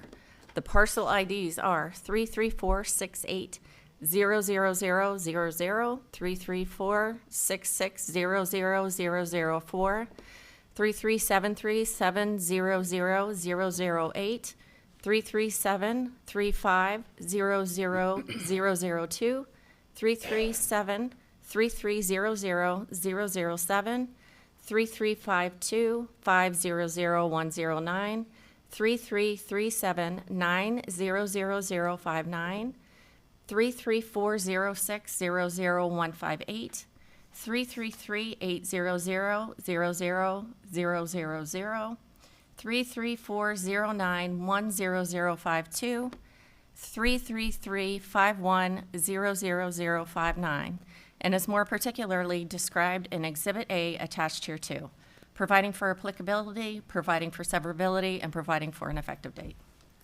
Okay, thank you. Vice Mayor Kramer has a comment. Thank you very much, Madam Clerk. Normally, when I sat over there, I'd offer you a water. However, I don't have that. I do have a Coke 0000 sugar, if you would like. It is yours if you would like. Okay. Can I just clarify something Sure. Scott said? Yes, go ahead. I don't know that I heard you, so we're hearing, because of the nature of the project, or the issues, all three presentations, but we're only voting on one. Correct. And which one was Today. that one again? The- Coastal zone. Right, so the vote will be on whether or not to transmit to the state the text changes to the comprehensive plan. And that one would be 4035. Correct. Okay, thank you. Sorry about that. Yep, and then I would like to ask Madam Clerk, I know some people have came in late, if we can reread the oath to anyone that was not here at the beginning, so we don't have to go individually Yes, as they and- come forward. I apologize. Anyone wishing to address City Council during the following public hearings will please stand and raise your right hand if you were not sworn in before. Do you swear or affirm that the factual statements and representations which you're about to present to this board will be truthful and accurate? Thank you. Thank you, and then I'll also make the same statement. Obviously, this is a business meeting, and, you know, there's a lot of emotion on both sides, so we do ask there will be no clapping, booing, anything that would do, any comments from the audience. This is your warning. If that comes out where there is a negative comment coming from the audience, you will be asked to leave. So we just want to keep a decorum here and get this through. Also, when we go through the public comments, you know, you don't have to have a card to speak in the public hearing, but I'll read through the cards and then we'll open it up at the end. But if you agree with the person that talked before you, you don't have to take your 3 minutes. You can say, I totally agree, or I disagree, and here's my name, and I'm on the record. So that will help if, you know, to hear the same thing over and over again, the council will get it, but we will have that opportunity, just say, agree with the person before me, or disagree, here's why, and it doesn't have to go the whole 3 minutes. So thank you, Mrs. Singer. Good morning, Mayor and Council. Robin Singer, Planning and Community Development Director. Just by way of introduction, what you have before you are 3 petitions today, all brought to you with Westminster Communities as the applicant, so they will be making a presentation on all 3. The first one is a text amendment to our comprehensive plan, essentially to allow the increase in density in our coastal high hazard areas. This is throughout the city. By reference to the state statutes allow for this to happen in coastal high hazard areas, given certain criteria are met for evacuation. We'll get more into that as I give the staff report. The second petition, which is predicated on the first petition, going all the way through the process, which is to allow for a change in the future land use designation for the Westminster Communities properties along Wares Creek. In order to do this, they do have to have that text amendment in place. That results in an increase in density. Density is restricted by our comprehensive plan. So the future land use designation is what determines the amount of density per acre that individual properties can take advantage of. The third petition is a rezoning petition, and that is to change the property from T4O and a small portion of T4R into the T5 designation. And primarily what this does, because density is already addressed with the comprehensive plan, is would allow for development proposals consistent with the T5 zoning, which does allow for a greater height than would be allowed in the T4O or T4R. That's the primary difference really between the T4 O and the T5 district. So with that, I am going to turn it over to the applicants. I believe we have Katie Labar and Patty Petriff that are presenting on these petitions. Okay, before you leave, Ms. Singer, is there any questions for Ms. Singer? Hearing none, thank you.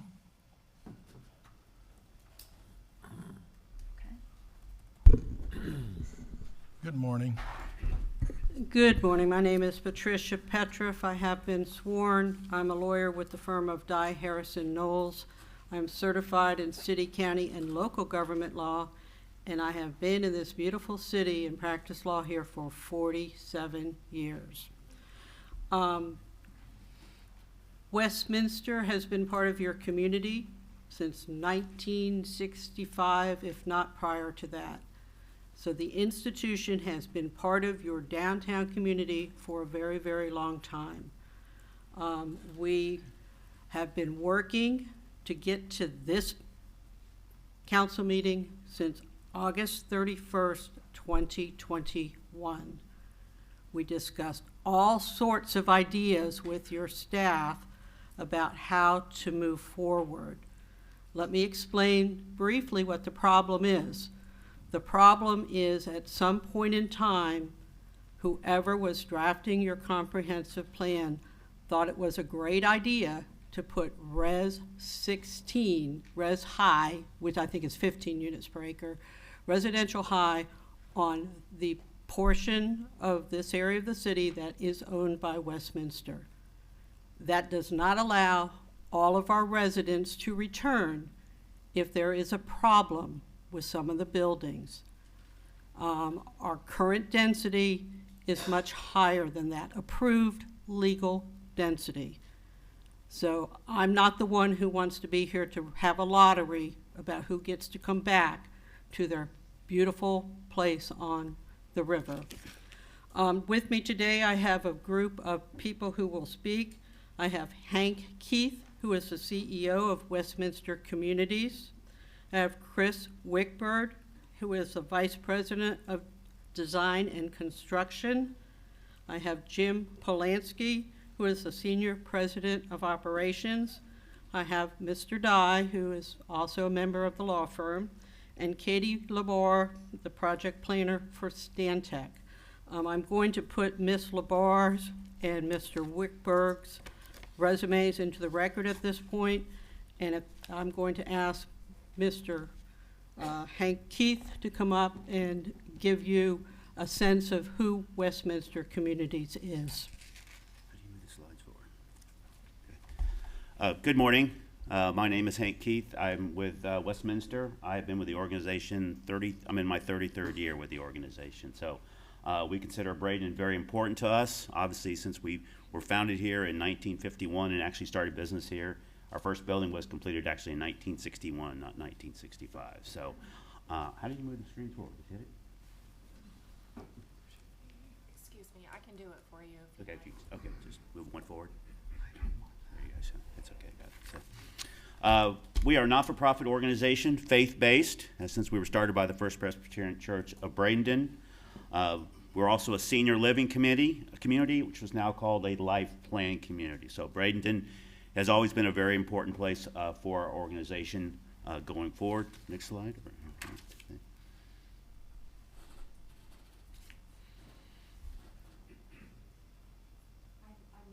Okay, thank you. We were established in 1954 by the First Presbyterian Church. We have 22 communities located throughout the state of Florida. We serve more than 7,000 residents. You can see here on the map, we go all the way from Sarasota all the way over to Pensacola. So we've established ourselves throughout the state. We do not have any communities outside of the state of Florida at the present time. Next one. So the future of senior living, market has definitely changed. Baby boomers, or whatever generations you want to call it, are looking for larger apartments with high-end features to go with their lifestyles. To meet those needs, we have to have communities that have new state-of-the-art buildings and lifestyle amenities. As I told you, our Brander community, which is not on record today, was opened in '61, and I believe the Point Pleasant properties were opened right around the '70s. So they're very older buildings, well kept, but they need some replacement going forward and some new buildings. Go to the next one. So the population of the older adults is rising, to say the least. I'm sure you've all heard that. In 2025, the U.S. population is expected to reach about 350 million people. That's all adults. 2025, 18.6% or 65 million of the U.S. population is expected to be over age 65, and it's expected to increase to 20.7 by 2030, so just 5 years from now. And in Florida, as you well know, we have a very large population over 65, and that is projected to go from 20.9 to 25.5 by 2030. That's a big jump in just 5 years. Next slide. So services we provide at Westminster Bradenton, we are a life plan community, offer a range of supportive services and healthcare services, independent living, assisted living, memory care, short-term rehab, and skilled nursing. We have outpatient therapy on site 7 days a week. We have wellness and home care, pharmacy services, and our residents love to volunteer in the community. So the economic impact in Bradenton, our current economic footprint we have here, we have $35 million in annual revenue. We have $14.7 million in annual wages. This next year we'll spend $12 million in capital expenditures just on the existing buildings alone. We pay more than about $500,000 in current annual property taxes when you take all of our communities together. Infrastructure upgrades will serve to future buildings, will benefit adjacent properties, we believe. And then our residents support the downtown area along with our staff, local businesses and organizations. So future economic impact, our first planned phase would be 30 units and 30,000 square feet of amenity space. That's going to cost about $36 million of building to build. After that, we'd like to build 100 to 180 units. That'll be about $80 to $180 million in investment, depending on how many are built. So we're estimating the total estimate of the economic impact to be about $250 million. And if I did the math right, and I hope the tax assessor is not in the building right now, we estimate that tax to be about $4 million a year, somewhere in that range approximately. So it all depends on the tax rate and the tax value that the assessor puts on those new buildings. So a significant impact. Where we've done this before, just over the big bridge into St. Pete, we started a phasing of about 16 years ago. We're into an 8th phase of that master plan in St. Petersburg. You can see the similarity to the Point Pleasant with all that water right there on the bay. Waterfront location, aging campus, and located in a residential area. The neighbors are right there, as you can see, kind of down to the left-hand side, left bottom side. Those are all residential homes. So we work with all those residents there to make sure the property does not interfere with them. Designed for replacing our aging buildings.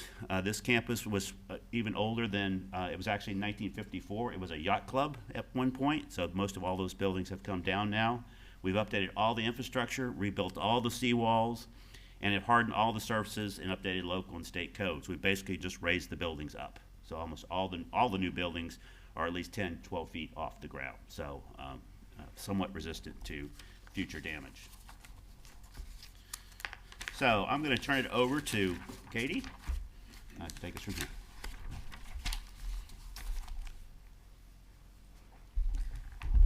Good morning. Good morning. Thank you, Hank, Mayor, Commissioners, City Council members. My name is Katie Labar. I am an AICP certified planner with Stantec. I'm here representing Westminster Communities of Florida, and I've been sworn. The first application that you have before you today is Ordinance 4035.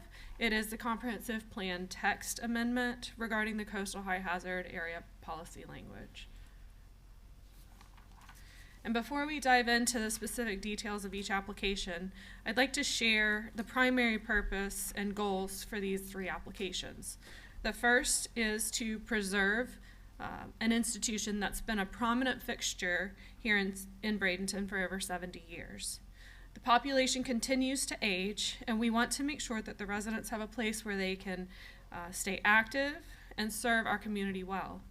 We also want to protect the historically built density of the campus and reinvest through redevelopment.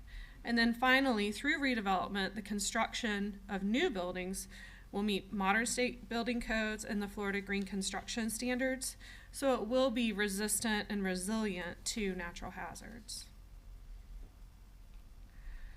We propose amending the policy language in the comprehensive plan in order to ensure consistency with Chapter 163 of Florida statutes regarding development in the coastal high hazard area.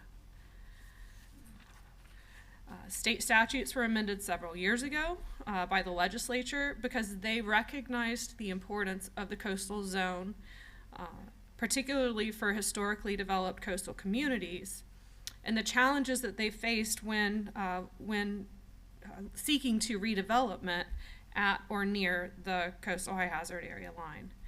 The policy language states that public utilities like roads, sewer, water systems, and other public facilities can be restored following a disaster with public funding as long as those activities don't damage or destroy coastal resources. The improvements are also intended to protect human life, limit public expenditure in those areas that would be subject to the destruction from a natural disaster. The statutory language also compels local governments to amend the definition of coastal high hazard area and revise the future land use map to show the extent of the newly defined coastal high hazard area.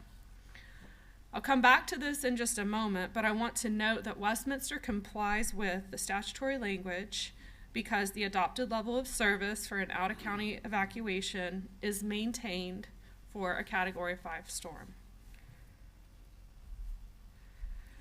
What you have on the screen is the proposed amended language for the city's comprehensive plan.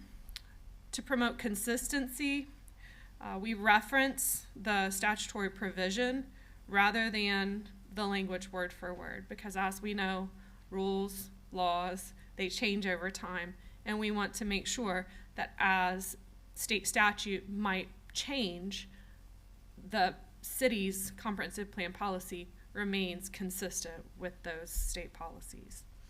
At Westminster, the existing residential buildings on the campuses, as you've heard, are nearing the end of their useful life. And this policy change will support a long-range redevelopment strategy for the entire campus. Proposed policy 5.3.1.2 establishes procedures for a future land use map amendment if it proposes to increase density within the coastal high hazard area. This procedure includes preparing a conceptual site plan that will illustrate the overall plan of development. The concept plan is to be part of a development agreement that may also include mitigation that would be required consistent with the requirements in state statute section 163.3178. The agreement is to be approved by the City Council before or at the same time as adoption of a map amendment. Westminster mitigates the impacts of development in the coastal high hazard area by evacuating their most vulnerable population early. And they also, in doing so, maintain the out-of-county evacuation time for a Category 5 storm, as I noted just a moment ago. As a continuing care community, Westminster is required to have an evacuation plan that's reviewed annually by the Florida Agency for Healthcare Administration and Manatee County government. This plan is part of the Comprehensive Emergency Management Plan, and long before an evacuation order is issued for even a Category 1 storm, Westminster staff are making plans to relocate their vulnerable residents away from Point Pleasant to other communities that are outside of the anticipated impact area. First responders recognize that Westminster's evacuation plan is a model for similar facilities, as the plan has not only been proven to be effective, but it was tested as recently as this past fall. And in that implementation, worked seamlessly, as Westminster staff can attest. We ask that you transmit this application to the Florida Department of Commerce for their agency for state agency review. The amendment will then come back to you for adoption in just a few months, most likely sometime in April. The second application that we have before you today is Ordinance 4036. This is a site-specific future land use map amendment for Westminster property. This is the first reading of the application, and so no formal action is requested. And again, we will bring this back to you later in the spring. The property is located north of Manatee Avenue West and west of 15th Street West in Bradenton, and it's just shy of 16 acres in size total. This amendment, this comp plan amendment, will support Westminster's long-range redevelopment goals, and it will also ensure that the redevelopment of the property at or near the existing built density. We propose to amend the future land use map from high-density residential to urban central business district. High-density residential was never the appropriate land use category for this property and never aligned with the historically built environment in this area of the city, as has been stated multiple times this morning. The purpose of the UCBD is to establish, define, promote, and facilitate the redevelopment and enhancement of the city's primary and historically urban center. The UCBD future land use category exists in large part of the city south of Manatee Avenue, and it also will serve as a nice transition and separation from the existing urban core to the east. This comparison chart really helps illustrate the fundamental differences between the existing and proposed land use categories. The UCBD description is better and more accurately reflects current day Westminster. Again, this chart really helps to illustrate the disconnect between the existing built environment and current land use category. Implementation of today's future land use category reflects nearly a 42% reduction of density as compared to what exists today. This table is a comparison between the approved development and what is proposed. You'll note that the new campus is nearly 5 acres larger as properties have been acquired over the years. The original campus was built with approximately 401 equivalent units on 11 acres, which equates to a density of 36 dwelling units per acre.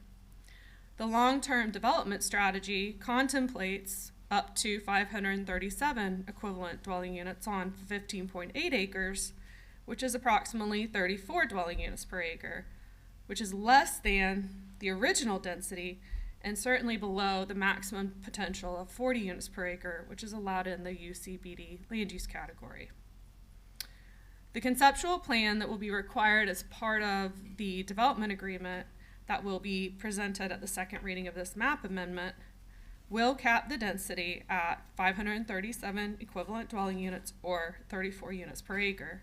Again, less than the maximum potential of 40 units per acre. This amendment will effectively correct the future land use map to more accurately reflect the actual density of Westminster, while supporting necessary redevelopment, which includes replacement of old buildings that are nearing the end of their useful life cycle, and allowing for limited expansion of the property owned by Westminster to support the growing demand for senior housing in the city. Again, this is the first reading, so no action is requested today, and we will bring this application back before you later in the spring for final consideration and a vote. The third application before you today is a request to rezone. It's a site-specific application to rezone the property, Westminster property. It is Ordinance 4037.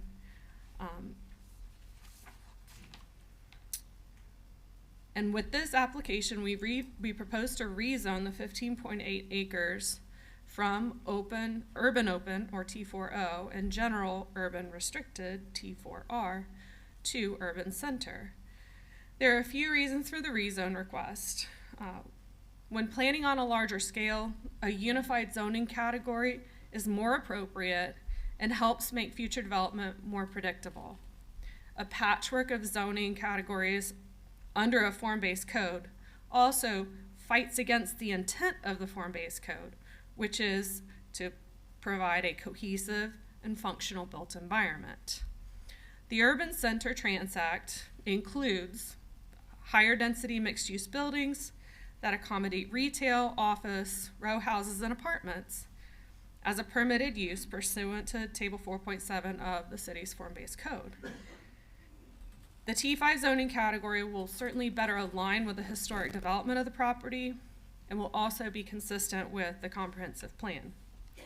Rezoning to T5 is a logical extension of the nearby T5 and T6 district, and again, appropriately reflects the built environment, particularly as it relates to massing and density. Ms. Singer pointed this out, but one of the key differences between the T4 and the T5 zoning is building height. We have existing buildings that are 11 stories tall, and as you can see, this exceeds the maximum allowable height in the existing district. This amendment will facilitate, again, the replacement of existing buildings with modern buildings, while also enabling Westminster to build back to building heights that are consistent with what was previously constructed. This concept plan really helps to lay out the overall redevelopment strategy for the site. The plan will establish phases, maximum density, building heights, and setbacks consistent with the T5 zoning category. Upon approval of these amendments, development will follow the requirements of the form-based code and will be reviewed by your staff administratively. The concept plan will be included with the development agreement that memorializes mitigation for development in the coastal high hazard area and will be presented to the City Council at the adoption hearing for the comp plan text amendment, again, later this spring, most likely in April.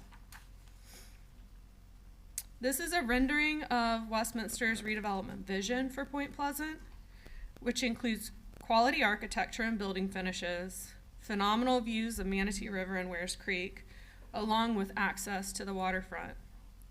Ms. Petroff will return to offer some closing comments and arguments. Thank you. Thank you, Katie. For the record, Patricia Petroff again. On behalf of my client, Westminster Communities, we respectfully ask you to restore the existing density. So the existing density is on 11 acres. It is 36 units per acre under the res high that is currently on the property. Only 165 residents would be allowed back. That's a problem. If we use the 15.8 acres as a lodestone, because those, that acreage is currently vacant, 257 residents would be allowed back. We have 401 approved. It's a problem. And the problem is compounded by the fact that there is a coastal high hazard area, and back when many of these comprehensive plans were being put together in the early 90s, and they've been amended continuously since then. And I don't know if Tampa Bay Regional Planning Council did the city's comp plan, but I know that Tampa Bay Regional Planning Council did Holmes Beach and a lot of the other ones in Manatee County.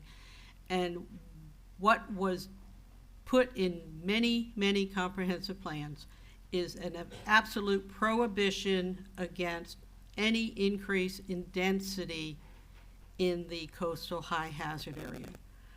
That language is now slowly coming out of most comprehensive plans of coastal communities because it strangles opportunities.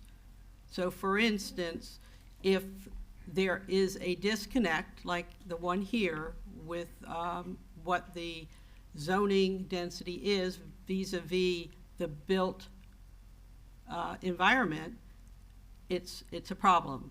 Longboat Key is going to have that problem. Every coastal community is going to have that problem unless they adopt the opportunity provided by the state statute to mitigate. So we're asking you to do that to mitigate. I know there is some concern with respect to whether or not, 28% of properties in the city of Bradenton are in the coastal high hazard area. I get that. That seems like a lot of properties. Most of them are already in a built environment, so that has to be considered. Also, many of them are single-family subdivisions, built environment.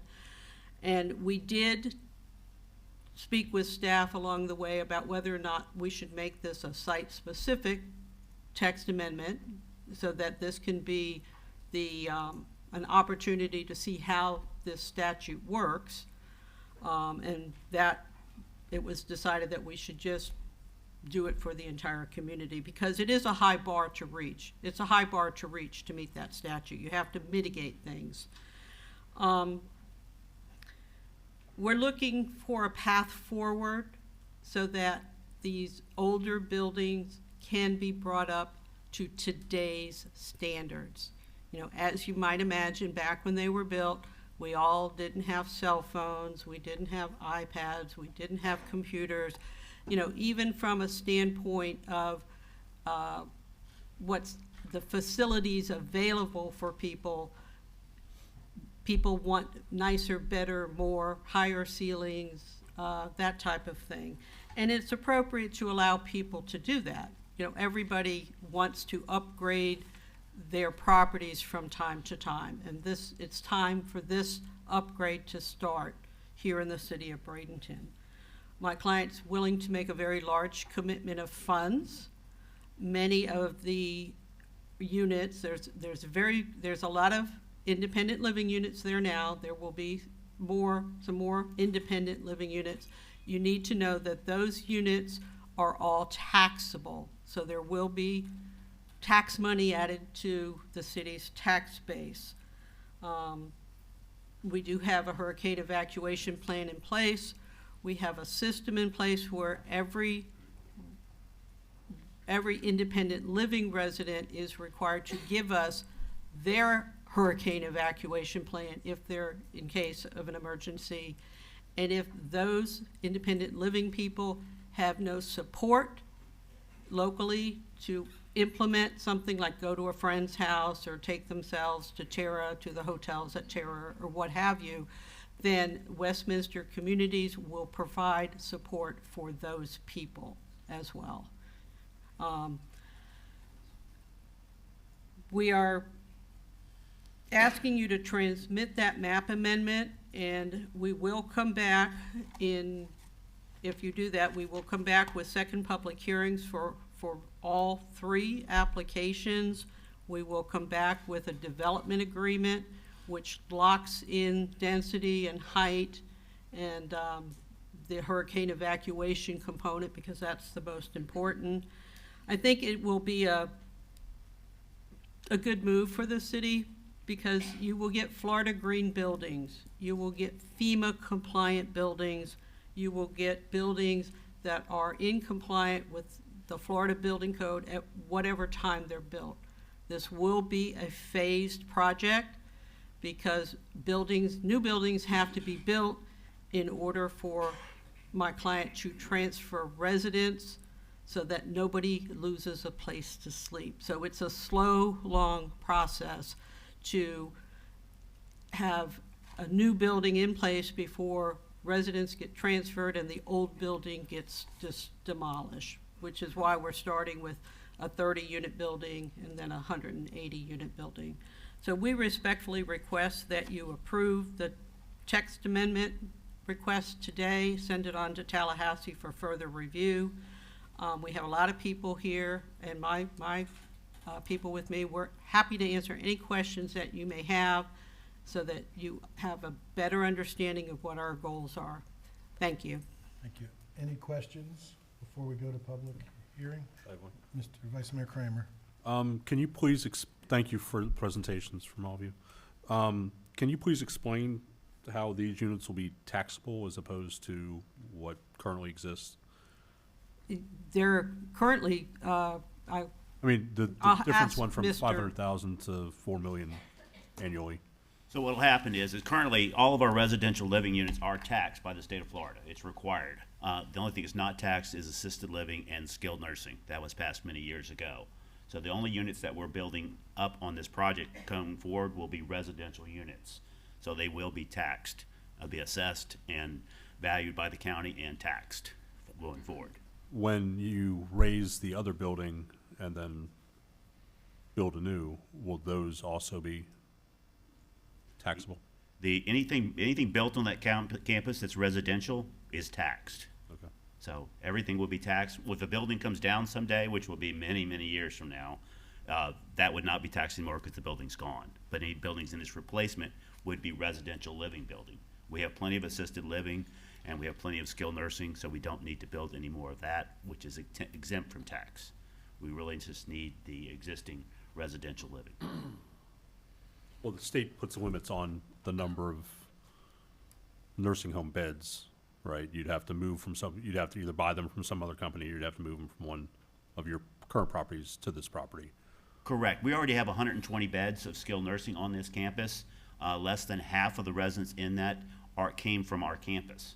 They came from outside, they came from the neighborhoods, wherever it might be, and they're filling up the beds. So we always reserve beds for our existing residents. So more than 120 beds is more than sufficient for this planned build-out of this campus. Also with assisted living, we have assisted living on this campus currently at our Towers building. And then remember, we still have our Manor property where we also have assisted living being provided at the same time. So we have a lot of choices. That's why on this campus, we really just need to build residential. And I will tell you, to build skilled nursing in the state of Florida, it's just not a good idea anymore. It's just not there. So. Thank you, sir. Mm-hmm. Yeah, thank you. Ms. Coachman, did you have well, I'm going with council first, and then I'll go with. I just wanted to ask, the skilled nursing structure, how old is it? I've been there my 33rd year. I would say it's about 20. So it's up to code and all. It's pretty well up to code and everything. It took a little bit of water damage during the storms, but other than that, it'll be whatever areas were weakened will be fixed and going forward. And but no, it's a very nice building. So Not going as forward. old as the other. No, it's not nearly as old as the others. No, ma'am. Okay. At some point. Mrs. Moore? I heard Ms. Labar mention that the infrastructure upgrades would benefit the neighboring community, and you mentioned that the ordinance 4035 would involve permitting public funding. But do we have an idea of whether we're considering, is part of the plan to not have public funding for the infrastructure component? Did I mishear that? Possibly. My understanding of how development works in the city and elsewhere is that the applicant/developer is required to upgrade infrastructure to meet the needs of its property. So we add units, obviously we have infrastructure in place, we're adding more units, the water lines might need to be enlarged, the sewer lines might need to be enlarged. What sometimes happens, and we're certainly willing to do this if it is at the time of development, if the city is interested, sometimes applicants enter into what's called public-private partnerships.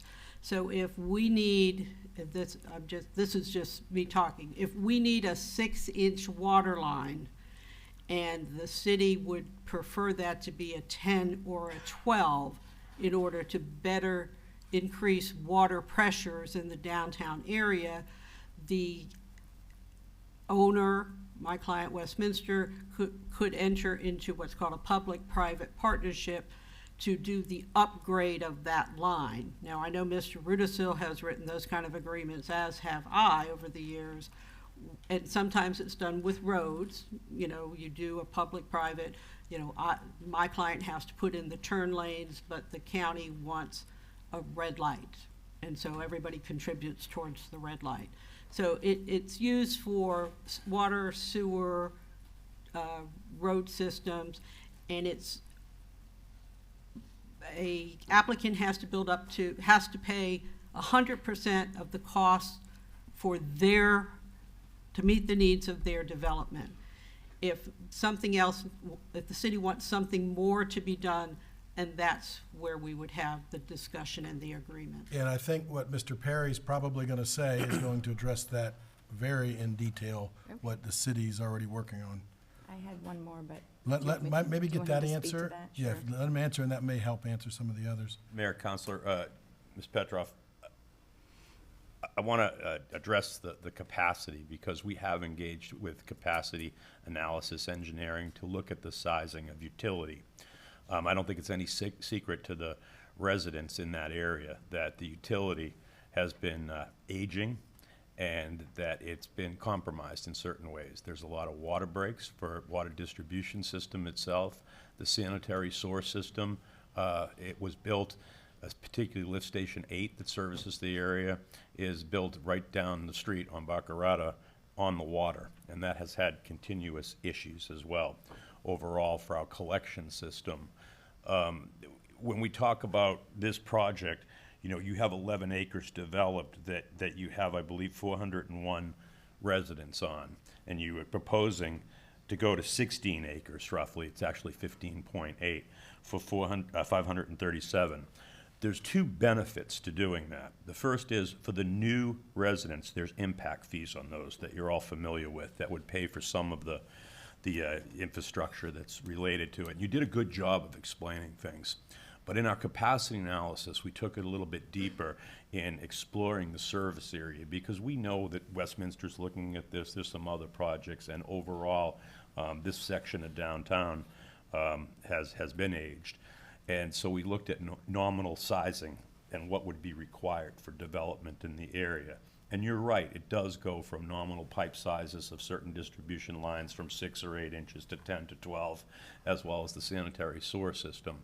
Now, as it gets to the development agreement, we could basically engage with you to share in the cost of that. You talked about a public-private partnership, and that would have major beneficial benefits, basically, to the surrounding area, as well as the city overall. Because we wouldn't have to refer it back to a rate spread out amongst all the taxpayers, but more related specifically to the additional development. Sometimes what happens in those master development agreements, and you pointed out the thing with the road the county might want and things like that, is there's secondary development that could come after you as the first people in, so to speak, to do the utility upgrades.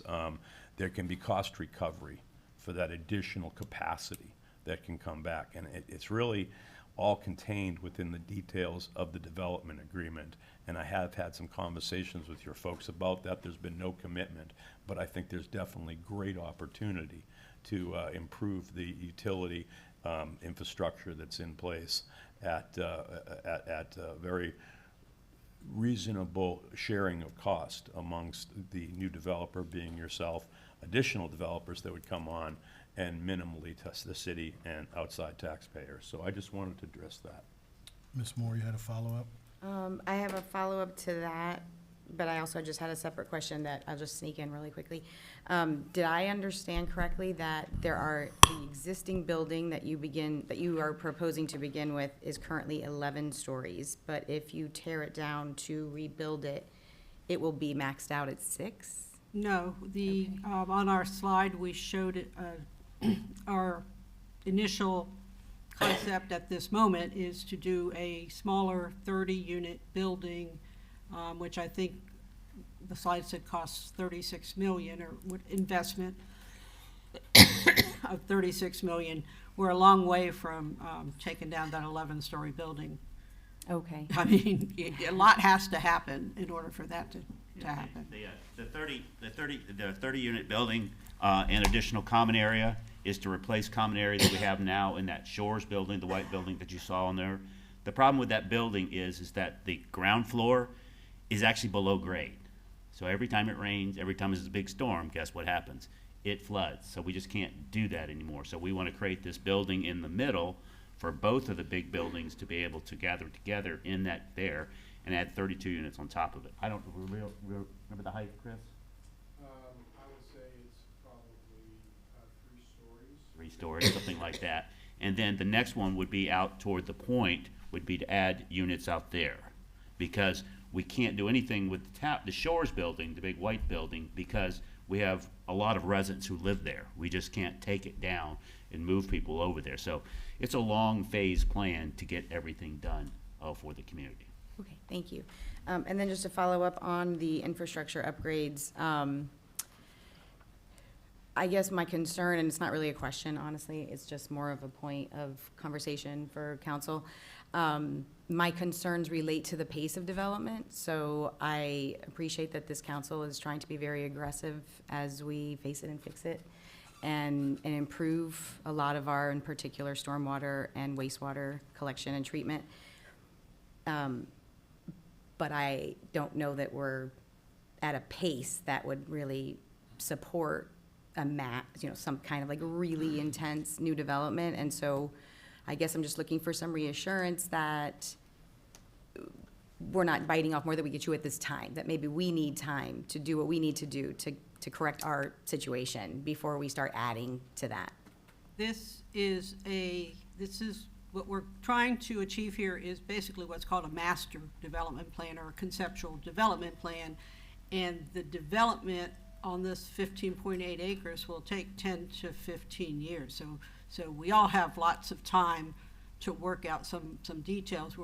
We just need authorization to get started because of the density issue. I mean, we need to fix that density issue, and then we will be coming back to staff with each individual building, and it is a long-term project for Westminster.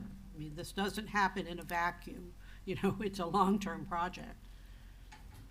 Yeah, and I'll just, again, go to what Mr. Perry was talking about earlier, and that's some things that we'll be going over very soon in meetings about upsizing, because obviously we have a master development agreement on the property we sit now, and, you know, working through the stormwater, the wastewater, the face it and fix it part of it, public-private partnerships that we would probably never be able to do public-wise on our own, and the developments are gonna help pay for that and do it a lot quicker, because they're gonna phase in their buildings, but we're not gonna phase in the infrastructure. It's gonna happen pretty quick, and that's what's gonna have to happen with this, with that, and going through it. Mr. Perry, am I misstating that of what we've talked about in any? No, sir. No, sir, I think it's very accurate. And of course, you know, not to put the cart before the horse, but that master development agreement can have provisions as it relates to timelines, because typically before you do development, you do underground and horizontal, and that's the stuff that we want to do to make sure it will support this particular project and not impact other citywide capacities. But that was a great point. I'm glad you brought that up. Ms. Barnaby and then Ms. Coker. Thank you, Mr. Mayor. This might be or it actually is for Mr. Rudisil, but Ms. Petroff, I'm well aware of your legal acumen in this community and the fact that you've represented many of the barrier island cities during your practice. So what we are being told is that if the Shores or if Westminster had the unthinkable happen and had been damaged in one of the 3 storm events that we had this fall, they currently would not be able to rebuild what they have. That is my current understanding of what the staff has told my client and I in numerous meetings.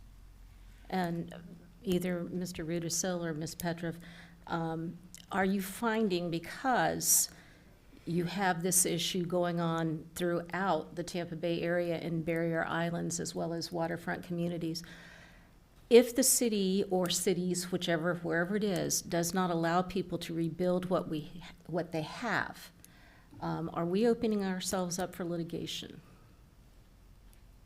Mr. Rudisil? Yeah, I mean, different cities treat that issue differently. So let's start with that. In terms of nonconformities and how they're addressed in the event of a storm, cities do treat that issue differently. In terms of potential liability, I mean, there may be, you know, you may be able to come up with a claim. I don't know how long those provisions have been in the city's code. That might limit some potential claims. So, but yeah, I have not reviewed that in any detail. Okay, thank you. Ms. Coker. Yeah, I don't know if this is too soon to start discussing it, but I mean, I've gotten letters from both sides and appreciate everybody's input. And it seems like there's been a lot of concern about the ingress and egress on First Avenue. Is it possible to restrict the ingress egress maybe to Third Avenue and just have like emergency openings to address some of those concerns, or is that not even possible? That, I can't answer that question right now. I do think it probably is a bit premature. I think there are some things that can be done, but we, both the city and my client, we would need to look at that to see how difficult it would make, you know, a long-term construction plan work. But, you know, we're certainly open to talk to the city about the opportunities to do that. Yeah. Okay. All right, Oh, thank can you. I ask one more question? Yes, ma'am. And this is probably also a little on the side, but the seawall, is it going to stay the same? I mean, is anything being done with the seawall there on the point, or will that remain as it is? Do you know? Chris, why don't you come up here? I think that And what seawall is was the recently material? replaced. Yeah, but what is the material that it's made of? Is it steel? Hi, Chris Wickberg, Vice President of Design and Construction. I've already been sworn. We purchased the Point property with a new seawall already in place. Since then, we have started replacing older portions of the seawall. We just finished completing another 100 and something feet, and our plan is to eventually rebuild the entire seawall and then also create a little sort of a river walk area right along that seawall. I think And that'd be done out of PVC sheeting and concrete.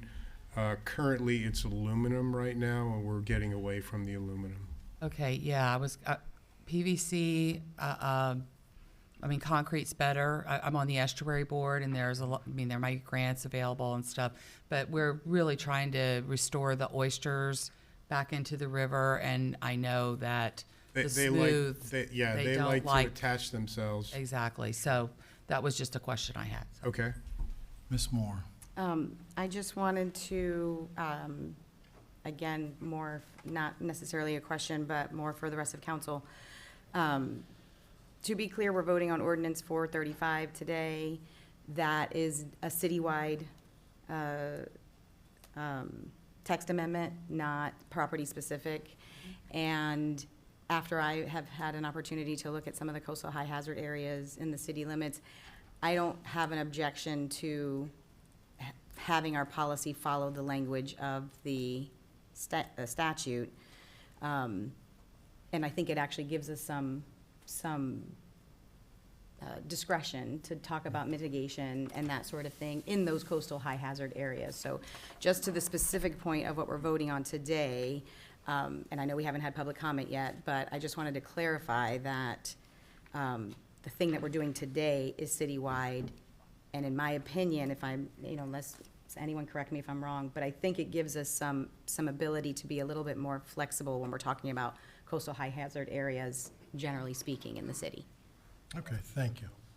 All right, so anything else, Ms. Petroff? I just want to put, there was a petition circulated at Westminster. I think it was emailed to everybody. I just want to put it into the record. Okay, Thank you for your time. Thank you. Ms. Singer? Yes, ma'am. Just to finish up with the staff report.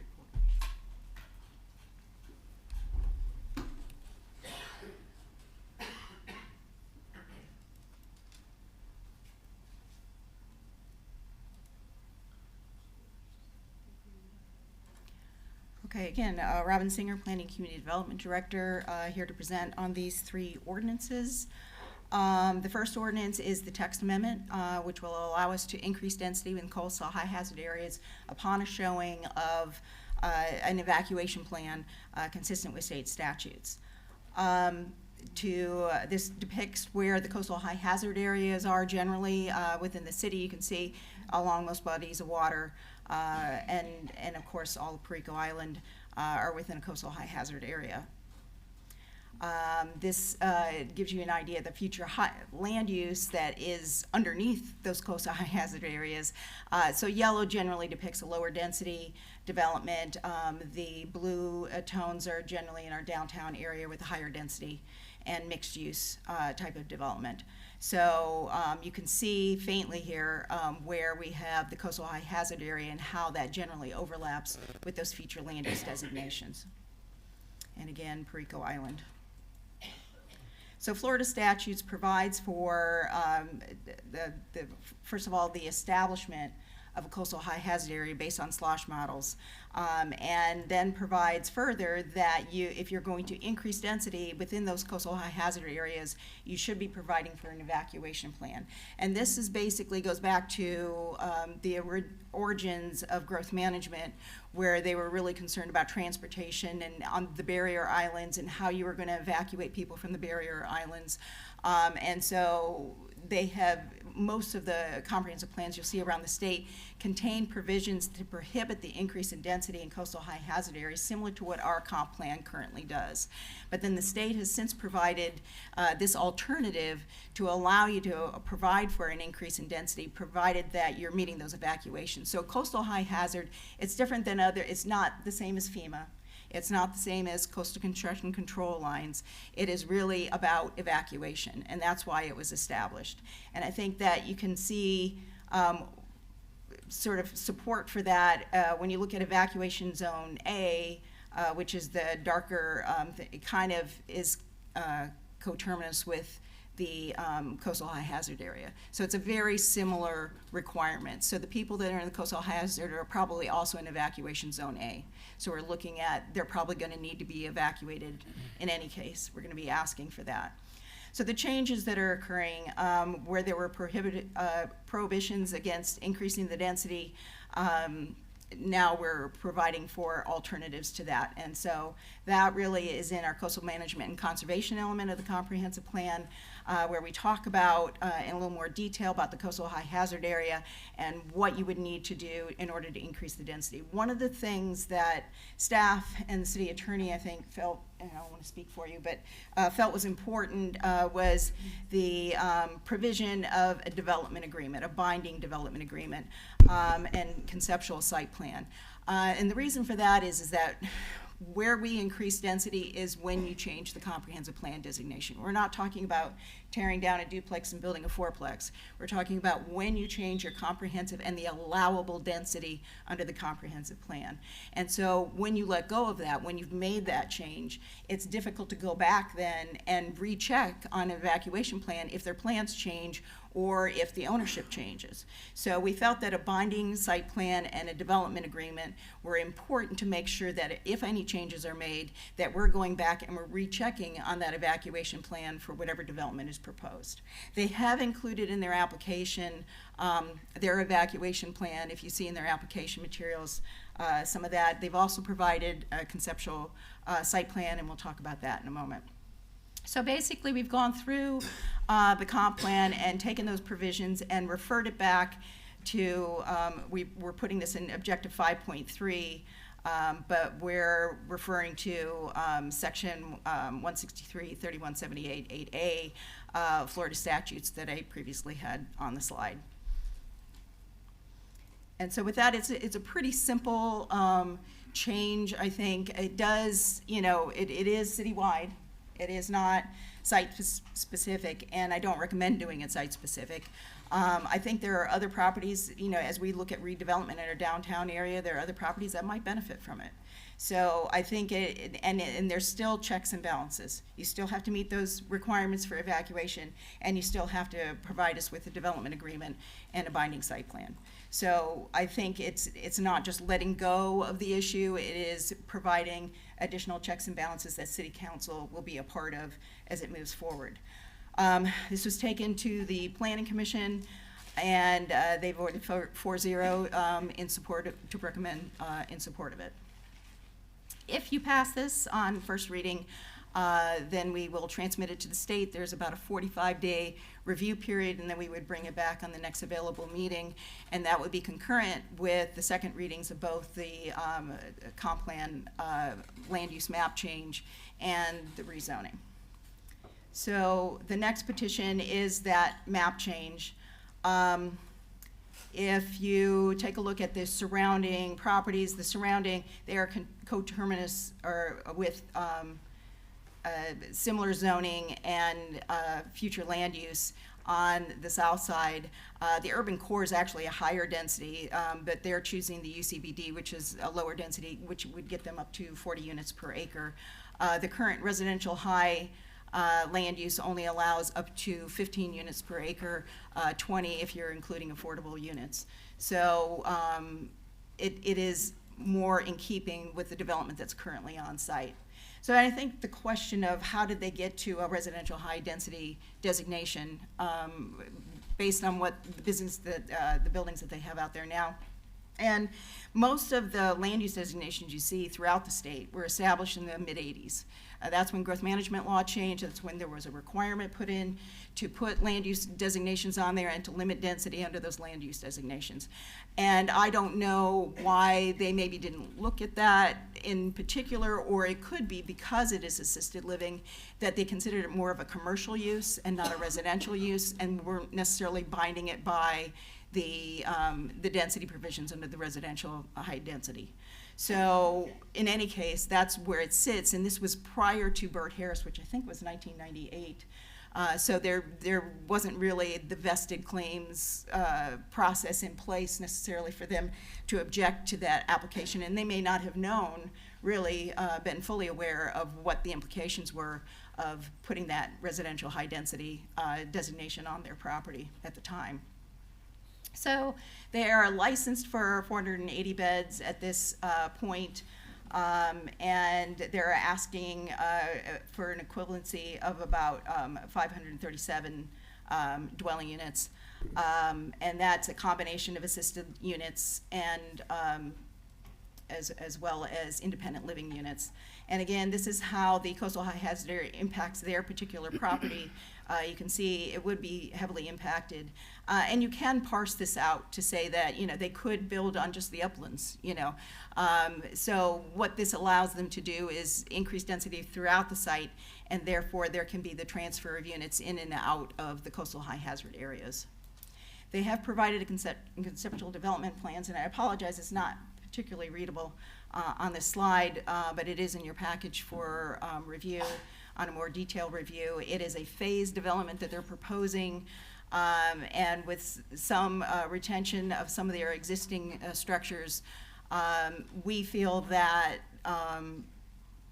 you know, some replacement of some of those structures, particularly in light of the recent storms and flooding at the lower levels, that it would be beneficial to the community and to this particular development to be able to do that.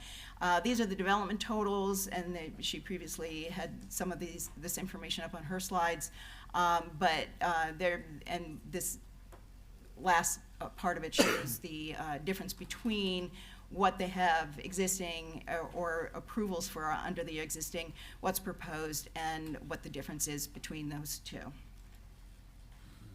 So high density residential, basically it's just a residential zoning district which allows 15 to 20 dwelling units per acre. The urban central business district allows for 40 to 50, depending on whether they are including affordable units. I don't believe they have any intention of affordable units, so they are abiding by the 40 dwelling units per acre in the development plan that they're proposing.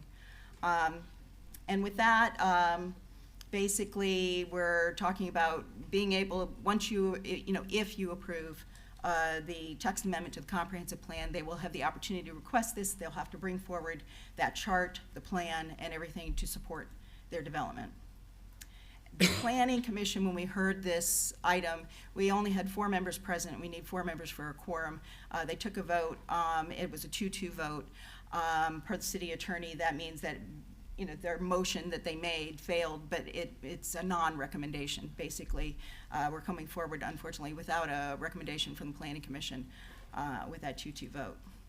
And then finally, the zoning atlas changed. The primary difference between, as I mentioned before, what they're asking for and what they have currently, it's going to be building height.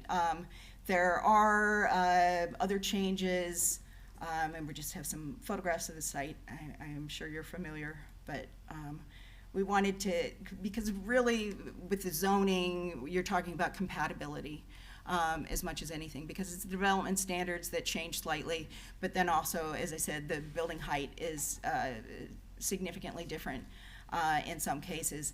It is not necessarily different from what they have. They have 11-story buildings there now, but so it's not a change to that, but it is a change to, where you have a vacant piece of property that they'll potentially have buildings on that property now. And this shows some of the adjacent parcels in the residential area. Again, I'm sure you're familiar, but to give you an idea. And it's important, I think, to include the use chart. There are some small parcels that are currently have the T4 restricted zoning on it, and that is much more restricted. It is much more of a residential zoning, and therefore doesn't have all the permitted uses that the T4O and the T45 have that they're requesting. There isn't a huge amount of difference, though, between the T4O and the T4 and the T5. Some significant ones have to do with hotel facilities. There are some uses that are allowed under the T4O that won't be allowed under the T5, but for the most part, they're fairly compatible zoning, and as I mentioned before, there are some contiguous zoning in the T5 to this parcel. And again, building height, your maximum with height bonuses, and again, keeping in mind one of those, some of the story may be for affordable, and if they're not intending to do that, then they may not be able to take advantage of those. But your maximum with all the incentives is 6 stories in the T4O, 3.5 in the T4R parcels, and they're asking to go to a T5, which would be allowing for a maximum of 12 stories. And again, talking about the T4O, the difference between it, it's a mixed use. Both of them are mixed use. T5 and T4 are mixed use zoning districts. So it's a little smaller scale when you're talking about T4O and T4R. And again, T5 mixed use, but a little bit more intense potentially. We have not seen anything in their development plan that would indicate that they intend to have shops and restaurants and so forth mixed in with this. And I think the neighborhood would probably be concerned about traffic impacts should that occur, but we haven't heard anything, and that could be something that could be stipulated in your development agreement if you choose to do so. And so with rezoning, we do have a criteria to base that on, and the uses allowed in the T5 are generally consistent with the intent of both the high residential and the central urban. So whichever future land use designation they go with, that zoning of T5 would still be consistent. Land use compatibility, T5 zoning to the south and to the east of the property, it has the T5 designation on it. However, you do have the Point Pleasant neighborhood, which is low-scale, single-family, and some multiple family built into that. So compatibility is probably, I would say, the biggest issue in considering these 3 applications. Adequate public facilities, we've already discussed that. I think, fire and others, and as Mr. Perry indicated, there are plans for improvements to utilities in the area to help support, and this is not the only development that would benefit from that. As I think you know, there are multiple developments happening in and around the downtown that are going to benefit from that improvement in our public infrastructure.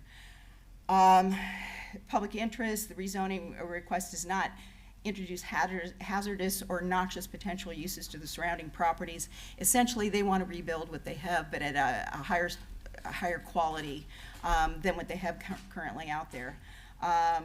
Meets the intent of the land use regulations, and they'll have to abide by the T5 zoning requirements, which requires that there be walkable, mixed-use, urban core downtown uses.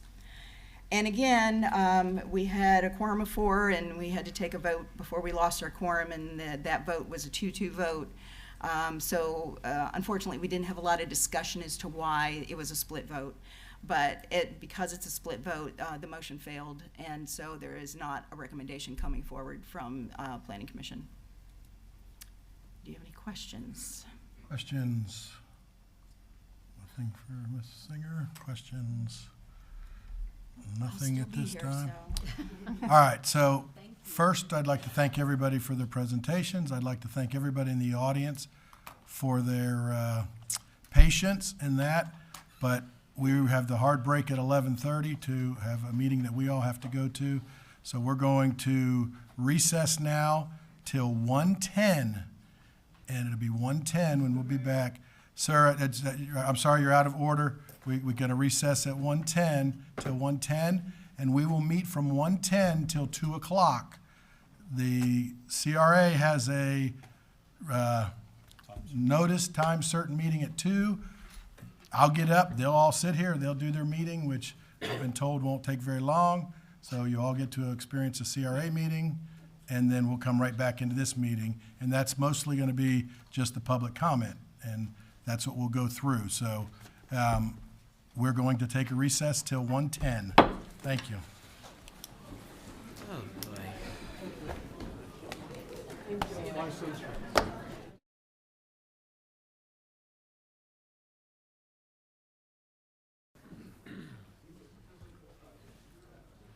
All right, we'll come out of recess. Once again, thank you to everyone, and I will say a couple things now before we get into public hearing on the 3 items. I'm going to ask everybody to stand again that wasn't here earlier, so you can be sworn in, so we don't have to go through it. If you've already been sworn in, you don't have to.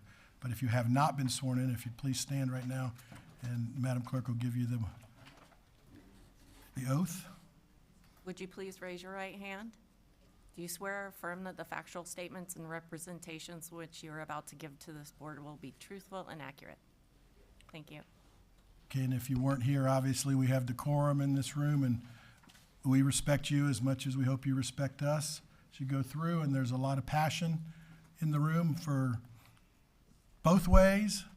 We just have kind of what you believe, and we hope that, no clapping, no booing, no going through. When you do have your opportunity, you don't have to take the whole 3 minutes. You can, but if they've said the same thing over and over again, we get it. And we've got all of your emails as well and all of your mailed letters. So you can get up and say, and I learned this from Representative Robinson, just I agree or disagree with it, and state your name and you're on the record.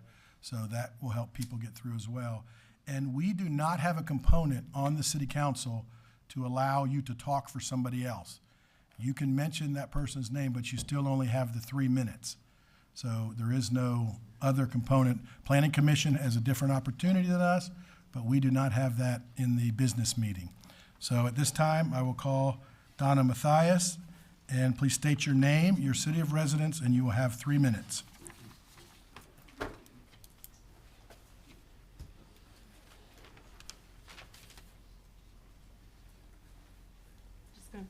Good afternoon.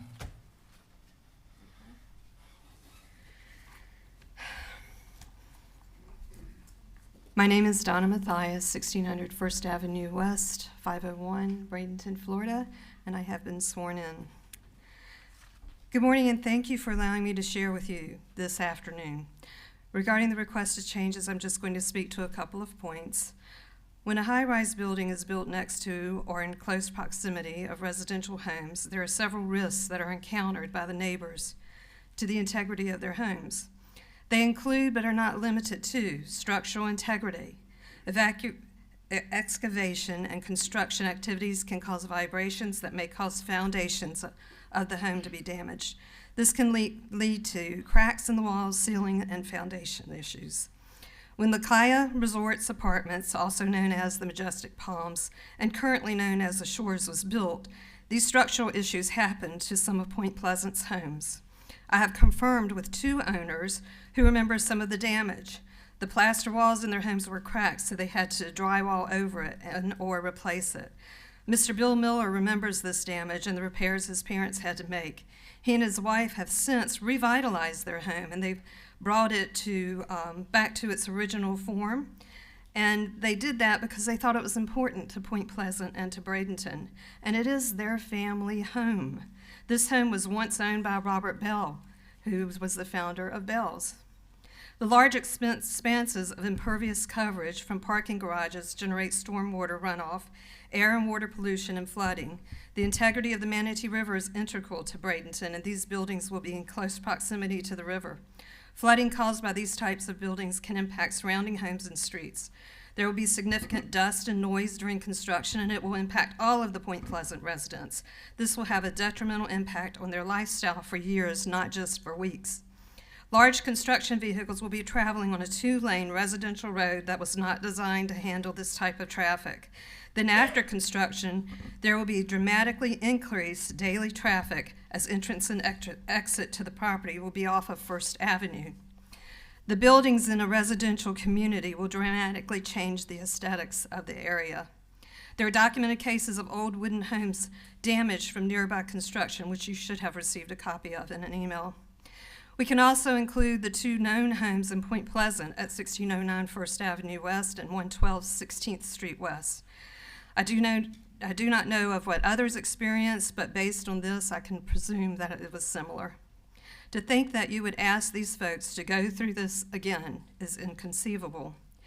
Property taxes in 2024, Point Pleasant owners, excluding Westminster, paid $848,000, while Westminster paid $375,000.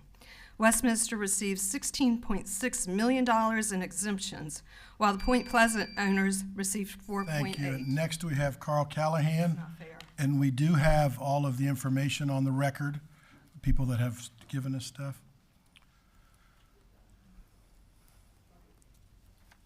Thank you, Mayor and Council. I am here exclusively to talk about Ordinance 4035 and only as it pertains to all the other development, not necessarily Westminster. As your previous city administrator, CRA director, and part-time interim planning director, I do know for a fact that there's some very good developments were hamstrung by your current coastal high hazard area comprehensive plan amendment. Would certainly like to see that change. You currently have several potential developments that will be very positively impacted if you do this in the future. There are very few very large parcels left in the city. We are an infill development. We also are one that we mostly have to have assembled parcels to be able to make things happen. And to be able to develop on that entire parcel the way your planned amendment would allow that to happen would be very positive for future development. I think your staff has done a great job of putting this together. The key to it all is the development agreement. All in favor of that.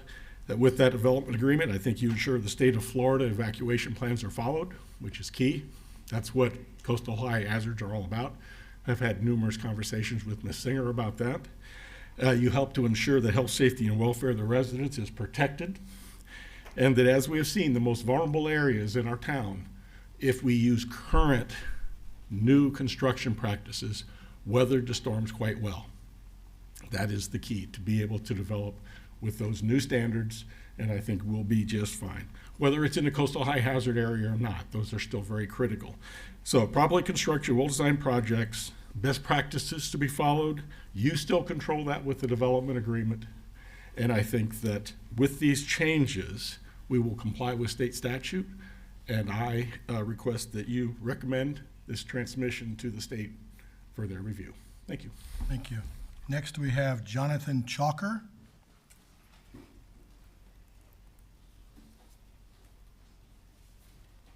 Good afternoon. My name is Jonathan Chalker. I live in Point Pleasant in Bradenton, and I've been sworn. When my wife Jessica and I moved here 8 years ago, we were going to do the Florida lifestyle. We're going to have mid-century modern house. We're going to have a dock on a canal, a boat, and then we looked at maybe 20 different houses, and then we landed in Point Pleasant. It's a treasure. It's a historic treasure. We live in the Ollie and Sue Stewart house. It's right on the corner of 15th and 1st. And we have significant concerns about the potential disruption and damage that can happen during potentially a decade of construction. You guys were debating a little while ago about the noise that maybe 30 people might make. And I would ask, maybe consider the noise that like 30 trucks in a convoy with the girders, blocks, cement trucks. I think you get the idea. I thought it was interesting that when the presenter earlier was asked by our councilwoman here if they had considered the possibility of restricting access to First Street, the answer was, I don't know, it's a little premature. They've been working on this, I guess, since 2021. I would say that the way you get in and out of a place is probably not the last thing you think of. It's probably one of the very first and earliest things that you should be thinking of if you're gonna put together a plan. I am sure that this organization is a fine organization with a bunch of great people that work there, and also probably great people that live there. But I do worry about the way that they're going about this. I've been here for 8 years. I've never seen outreach from this organization to the neighborhood. And I do not know, and I suspect there hasn't been a tremendous amount of consideration given to the compatibility that you guys have talked about already. As Donna said, you will cause damage. In fact, my house has a big crack in a 100-year-old fireplace that we have. My understanding is that that happened when they put the pilings in for the condo across the street. If you look at the map, you can see where the red arrows point to get into this thing. There is no way I can see that you're gonna go down, that you're gonna be able to do all of this development without trucks constantly through that area. And no matter how you slice it, they're asking for a significant, like, multiplier of density. And it's not just what their plan currently says. If you change that zoning, it is going to multiply the density.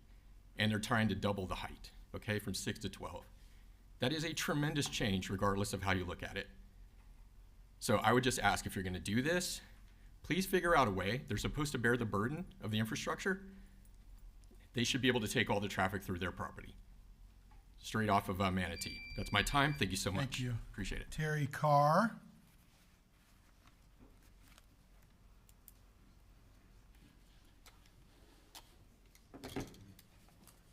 Please state your name and city of residence. Yes, Terry Carr at Bradenton, city of residence. And I agree with Patty and Katie's earlier comments on the factual of our current density is the same that it would be, with this, or that our current density is far greater than the 15 units per acre that is being currently in place if we had to rebuild. In the last 3 years, I have participated in 4 hurricane evacuations of vulnerable residents here, and very successful each time. And so we do have a good process. We do follow those evacuation protocols and have been able to do that for the safety and the betterment of the neighborhood there. Certainly our goal is to enhance our property, which would benefit the old infrastructure, which has been stated, and the beauty of the neighborhood as well. We have 350 employees, 250 residents who all support and patronize the local Bradenton city businesses and feel like this will be a benefit to maintain our current master plan proposal. Thank you very much. Thank you. Next we have George, is it Stout? Looks like Staudt. Okay, all right. Margaret Moyer.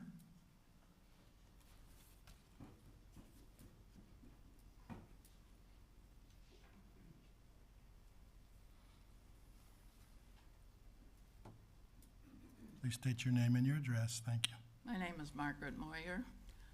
My address is 222 12th Street West, apartment 210. I am a resident of Bradenton. Mayor Brown and all the council members, I am speaking today from my heart. I moved to Bradenton in 2011 and moved into the Westminster Courtyard. That has been 14 years of many blessings. And I have made it my home, my community of friends, and been truly blessed. I feel blessed in my family feels blessed that I live there. It is a great network of people that work for us, that take care of us and love us. And I have served on a lot of committees during those 14 years, but I have served on the redevelopment committee, and so I am aware of what Westminster does for redevelopment and development. And so I am in favor of and asking your approval for this amendment. Thank you. Thank you. We have William Peruzzi. William Peruzzi. Okay, Alan McKay.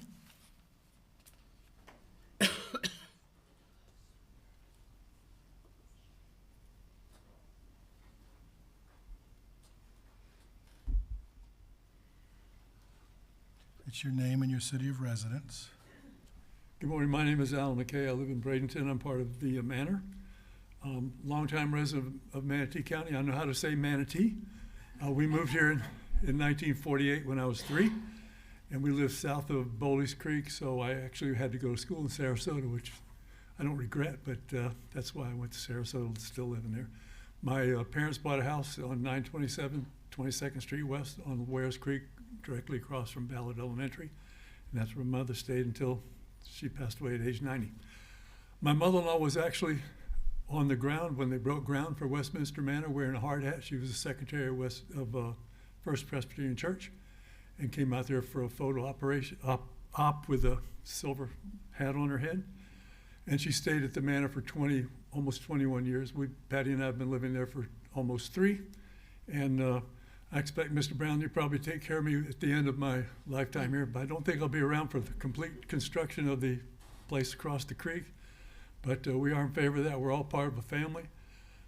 Means a lot to me and the rest of the folks that we live in. And just glad to be back in Bradenton. I had to leave for 48 years when I got transferred to Fort Lauderdale, but we got back as quick as we could this time, and we're back now for forever. Thank you. Thank you. We have Mark Mahoney.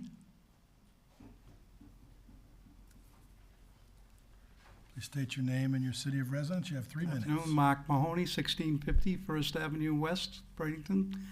I just want to say that my neighbors, my wife and I oppose the zoning change for Westminster. We have been down. My wife and I have been here for about 7 years.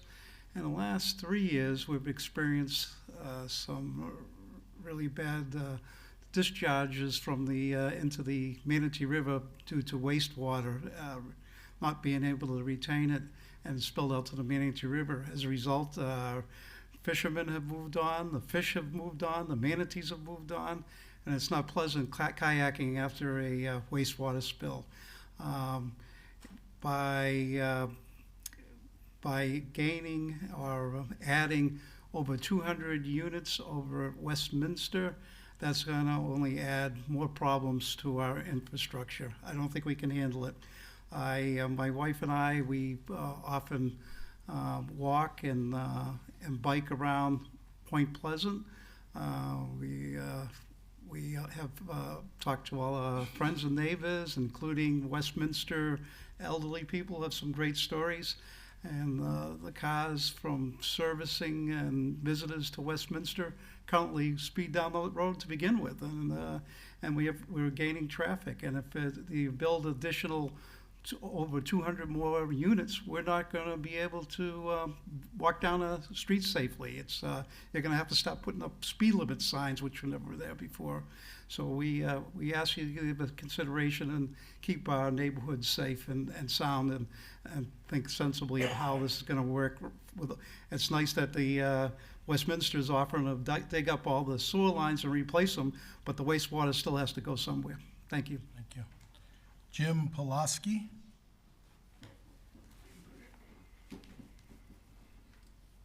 Please state your name, your city of residence, and you have 3 minutes. Hi, Jim Pulaski. I live in Palmetto. I work at Westminster Communities of Florida for the last 10 years. We talk a little bit here today about zoning change. I really don't feel it's a zoning change. In my opinion, it was a mistake in the first place. I think there was a lot of work being done when the city decided to zone this property, and if they had just looked what was actually there, it was probably a clerical error just from the amount of work necessary. If you look at our buildings, we already have the density. We already have 11 plus stories, and we're just asking for what we have already to be protected. And I believe it's the city's job, and you do a great job at protecting the citizens. We want to be protected from that standpoint as well. The concerns about construction and damages, zoning, code, all those city entities, they'll play their part in making sure that when we do the project, we do it right, and nobody wants to do it right more than us. Our neighbors talk about inconvenience to them if construction would happen, and certainly we would do everything that we can to minimize any inconvenience, but if we're gonna look at inconvenience as stopping construction, then the city would be done doing new work, and it would eventually deteriorate into nothing, and I know none of you want that to happen as well as us. So I am in support, and I thank you for your time. Thank you. Mike Carter? Mr. Mayor, members of the council, Mike Carter, Point Pleasant, and I have been sworn. After reading hundreds of pages of narrative and graphs, I finally settled on the two most important items, and that's density and the coastal high hazard area. Westminster is licensed for 401 units. That's per them. They exceed the allowable density today, but they are a legal non-conforming use. So they remain legal today. You are not obligated to rezone their property to provide them legality, and that's an important point. 15 units to the acre today, requesting 40. Interestingly, Florida statute defines group homes for the purpose of density as 6 bedrooms without kitchens per dwelling unit.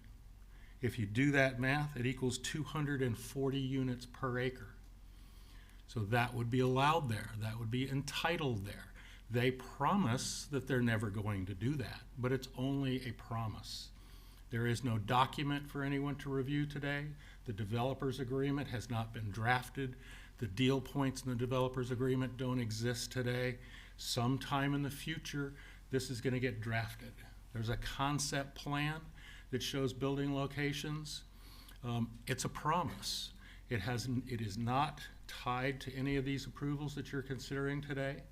And so they can change their mind, they can change their location of buildings. Form-based code says that in T5, front yard setback shall be 0 to 20 feet. So that is a 12-story building on First Avenue at the sidewalk. Form-based code does not give you the opportunity for increased setbacks or buffers or managing all of those site plan components that are so important. The current FAR is 0.6. The new FAR would be 8.0, more than a 10-time increase in the FAR. They say there's higher density to the south and to the east. It's not contiguous. The definition of contiguous is a continuous shared boundary, uninterrupted. And I tell you it is interrupted by Manatee and 15th. The coastal high hazard area has restrictions for obvious reasons. It's not just the Westminster site, it's 4,000 properties that this amendment would affect. It could affect Tarpon Point, it could affect single-family residences that join together. If you have a half an acre, you could potentially permit 20 units in a 12-story building on a half an acre. The entire city waterfront would be affected. This gives all... Thank you. Next we have Sandra Lott.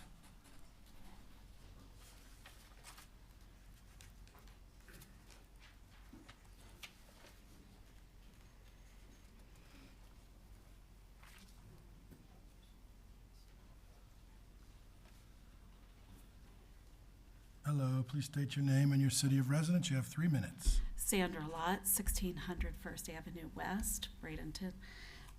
I wrote a letter, and I hope you all read it. I have strong opposition to changing of the proposed zoning in our area, especially in the coastal high hazard area. And as a resident and concerned citizen, I believe these changes could have severe and lasting consequences for the safety, the environment, and the overall well-being of our coastal region. And I just want to say, you know, a couple years ago, I spent my life savings for the place that I lived, that I thought I was going to get to retire to, on a quiet street in Bradenton, with the walkability of the Riverwalk, and I frequent the places. I buy my shirts from Pink and Navy.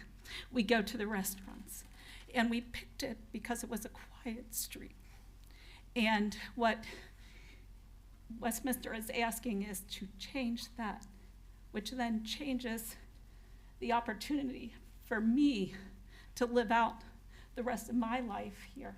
And Westminster already had some people at the end of the street, a crew, with porta potties, and the traffic that came down the street. I could not walk our dog on our street because it was too busy. You know, they still have some storm debris and other things in their property that needs to be cleaned up. You know, my husband and I, after the storms came, we got shovels and we cleaned up down by Curry Park. You know, the rocks were up so high, and I worried about the people whose places flooded. And if we didn't move the rocks, they were gonna flood again. So I'm invested in this community.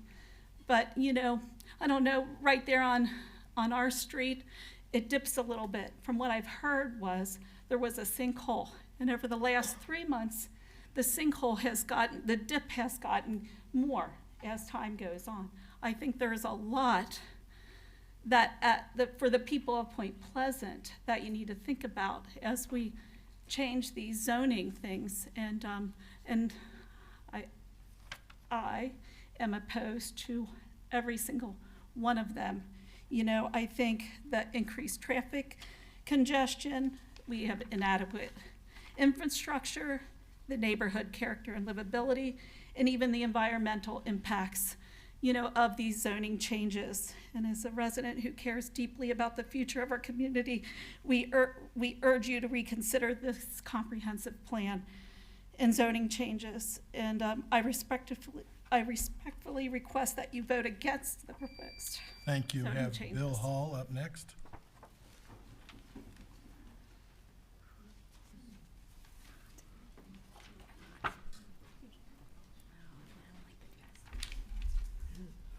Mayor Brown, council members.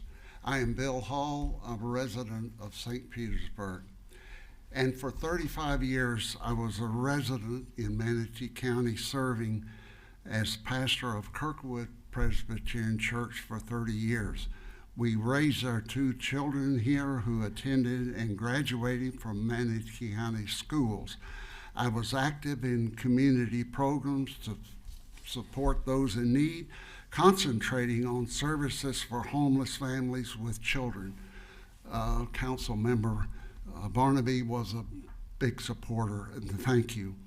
While in Manatee County, I served for 17 years on the Westminster Communities of Florida Board, chairing it for 6 years. During that time, I came to know Westminster as always striving for our retirement communities to be good neighbors and investing in the larger community in many ways, salaries, taxes, volunteering, and a number of other ways. Throughout our now 70 years, Westminster Communities of Florida has sought for excellence in services to older adults and in developing our physical resources. The board standard has always been to meet or exceed local standards and ordinances, and that will continue. An important element of Westminster's approach is to include residents in having their voices in the process of planning and programming. On a personal note, an additional means of doing so began a year ago when the first time in their history the board elected a resident as a member of the board, me. I am listening to residents and sharing with the board my perspectives regarding the potential impacts of our decisions on residents. Yet another example of Westminster's flexibility and innovations in seeking to serve with excellence. Your approving the 3 amendments will enable Westminster to provide more units for older adult housing, add, remodel, and replace existing units, doing so in a way that will maintain the neighborhood's quality of life while enhancing our capacity for enriching the lives of future residents. Thank you for letting me share with you. Susan Miller Kelly. Susan Miller Kelly. I don't see her yet. Laura Hillier.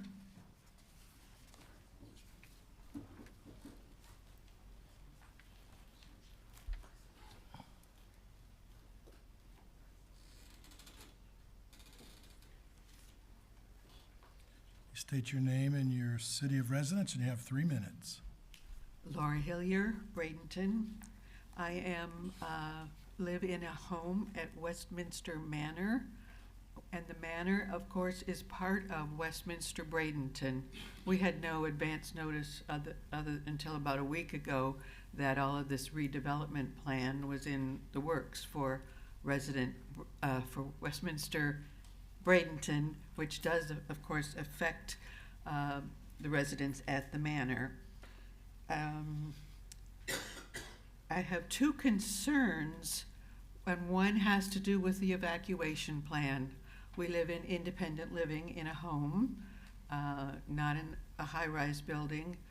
The staff does take care of assisted living from both the Manor and Point Pleasant Westminster buildings, assisted living and health center. So the staff is busy taking care of evacuating, using, I'll call them charter buses and trucks to transport residents to Lakeland and to Orlando and further, primarily but not only to other Westminster communities. Independent living residents are on our own. Some do go to the public shelters. So my concern is that and until 2 years ago, Westminster Manor high-rise building was not in evacuation zone A. So Westminster Manor building could be used as a shelter during evacuation times. My concern is I would like the Westminster communities to have arrangements for all residents to be able to have an evacuation without sitting on a bus for up to 6 hours in traffic to remote locations.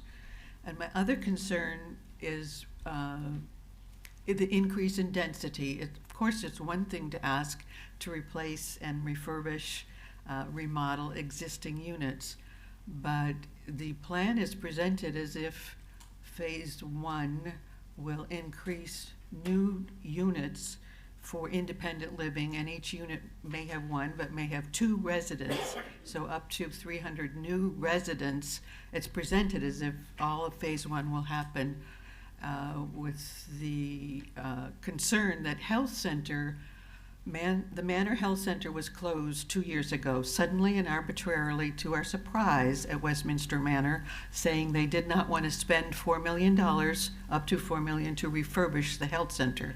So Westminster Bradenton lost 59 health center beds and now occupies at the health center here with close to 100% occupancy. So I'm concerned about increasing density with more independent people using the health center. Thank you. Thank you. Todd Lott.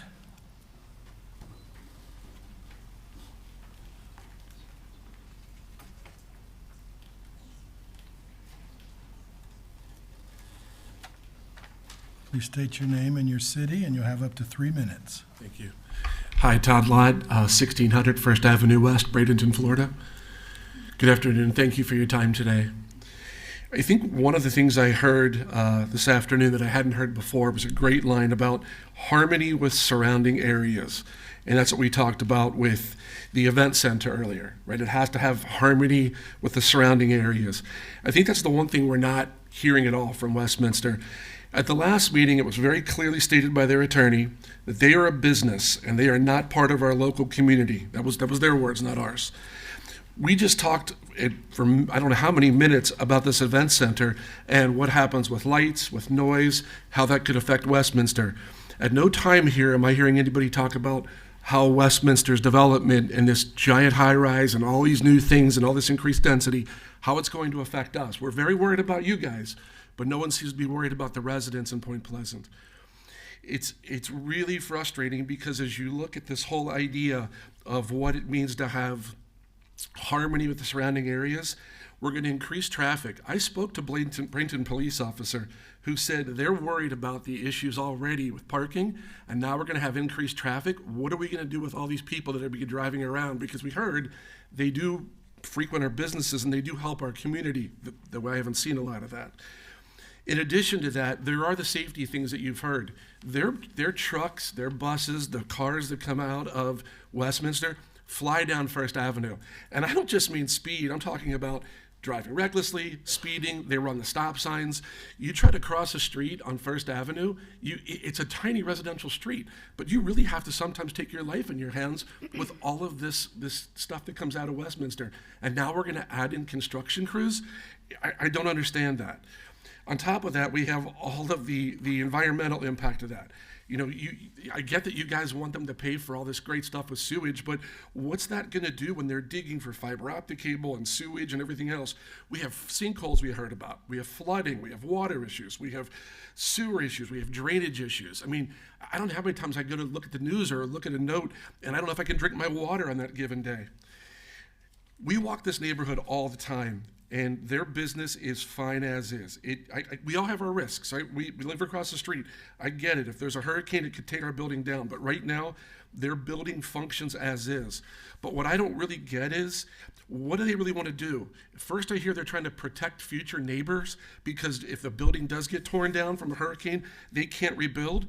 That's an important point, but I think what I keep hearing more and more is how they want to grow this business and they need better residences. That's very different than saying you need to make sure you take care of your current residences. Anyway, I'm completely against this. Our neighborhood is getting destroyed. It was called Point Pleasant for a reason. It's turning into Point Metropolis. Thank you. Thank you. Susan Miller Kelly.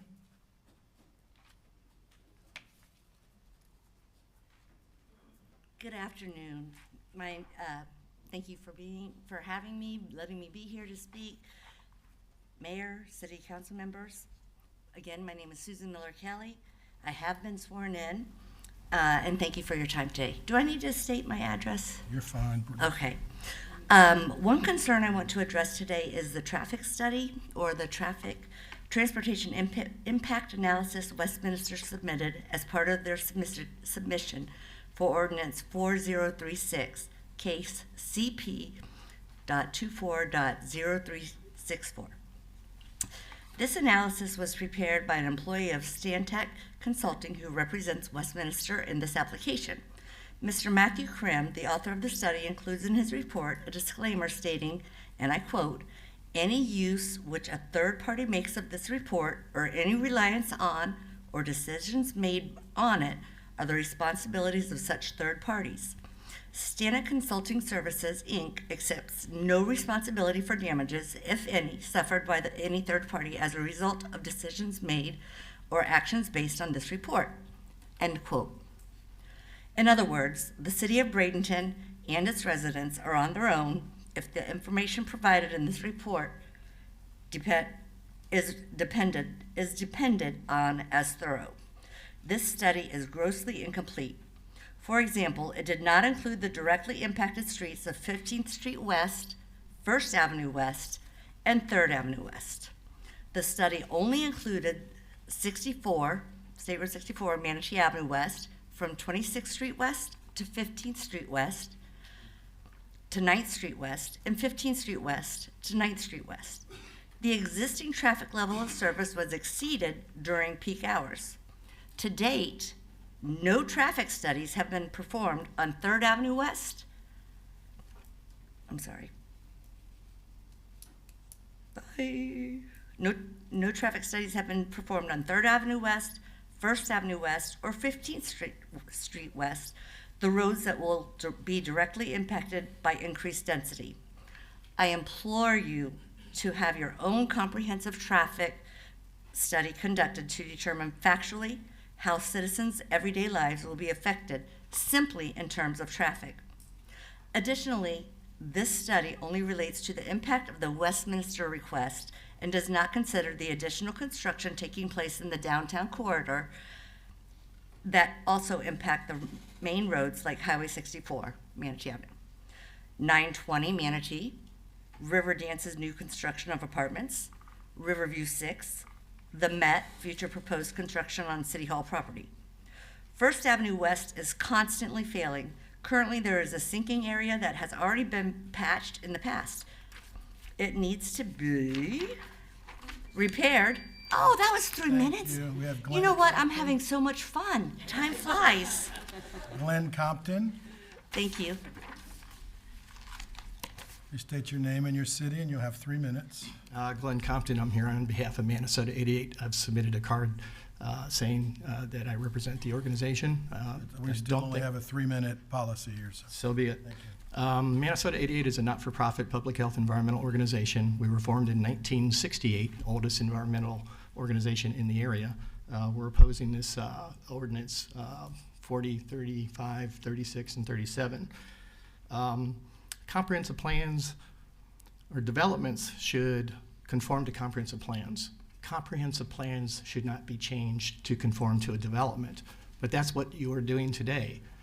And no matter how you look at it, increasing the density in a coastal high hazard area is never a good idea. But not only are you allowing for an increase in the coastal high hazard area, you're also allowing for the transfer of development within the uplands into the coastal high hazard area. So we're getting a double whammy with what is being proposed in ordinance 4035, which is really the only thing that you're considering today. If the rezone were to come before you today, even though it is advertised, staff would have to recommend that it's inconsistent with your current comprehensive plan. This rezone, which will be considered at a later time, would not conform with what you have on the books now. You have to change your entire comprehensive plan, which will affect the entire city limits. Staff has said that it will affect 4,000 parcels, 28% of the land use that you have in the city.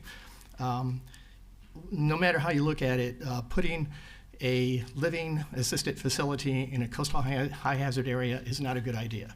It wasn't a good idea 60 years ago. It's not a good idea today. You don't correct mistakes by making more mistakes. And you're about to do one that is citywide. And so we recommend denial of that. But I do want to point out one thing that is in the staff report.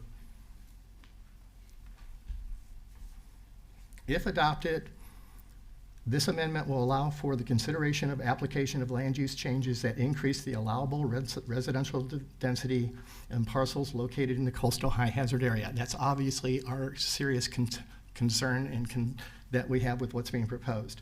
It would also allow a project of allocated allowable density within the project boundaries, including from the upland portion of the project adjacent to the coastal high hazard area.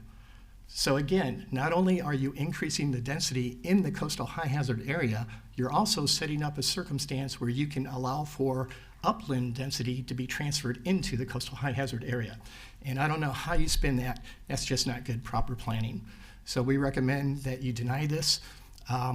Don't expect the state to do anything more than put a rubber stamp on this. I mean, you know, state review is not what it used to be decades ago. So what you decide today to transfer this to the state, you can expect it'll come right back. We have Charles Wowak.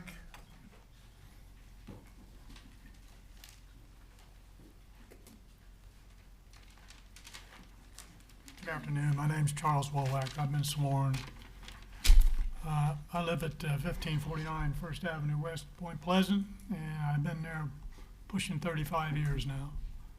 So I just wrote down some things that concern me, and I hope you consider that in your machinations. So I think we have too much traffic down there as it is. You have to fight your way in and out almost daily, going around repair trucks and any kind of construction vehicles, any kind of work they do down there. And those people, they have to park somewhere, so it's usually on the road, usually First Avenue. And it's a jigsaw puzzle sometimes deciding who's going to go first. The roads are narrow, and daily we have these 30 to 40 foot semis coming down and trying to get around. Almost daily. So, and what they do is they come up, they stop on a road, and then nobody can get by. They have to go in, get their paperwork approved. They come out, and sometimes they have a little two-wheel dolly. They come, take the stuff in, and they leave. Now that's ridiculous. And these people at Westminster, they have a loading dock. I see it's up there on, I'm not sure what the road is, but right in front of their facility. I don't know why the big trucks don't go there. But anyway, and that's just destroying the infrastructure down there. You go down there and look, see the curbs beat up, see the corners beat up. If they're not beat up, look and you'll see they've been repaired and there's tire tracks on them. So don't take my word for it, go down there.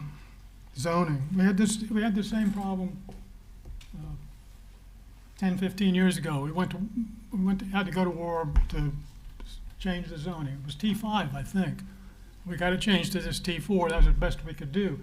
The T5, my understanding was you're going to have to, they could have built a gas station next to my house, or high-rise buildings, which are right across Catacorner from me now. But I don't see how that can help. And also now on this comprehensive plan, if the evacuation of people is a problem, why go for more people to evacuate? I mean, there's only one or two ways to go in there. And people on the point have one way. That's it, First Avenue. And if elderly evacuation is a problem, why not look for a place that's less of a problem? Inland, say, a lot of people out on the islands found out why they call them barrier islands this year. Thank you. Lee Kromparf?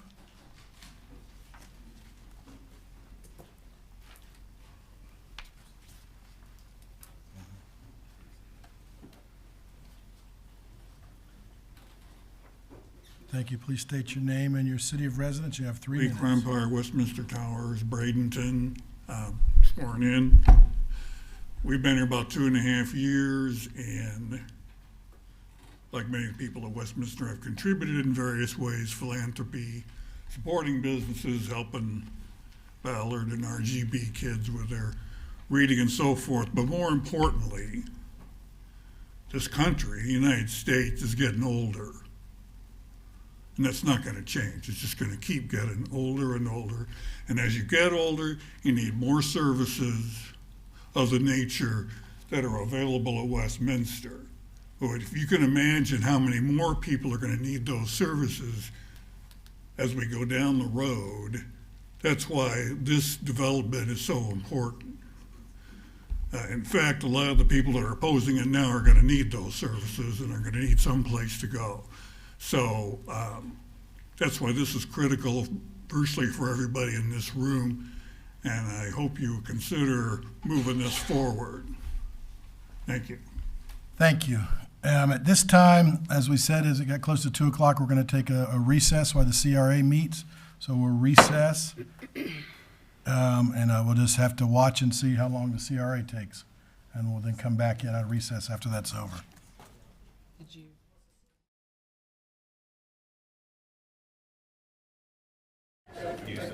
All right, we'll come out of recess for the city council meeting and go back to the public hearing. We have Patty Oliver McKay. Ms. McKay had to leave. Okay. Kendall Taylor.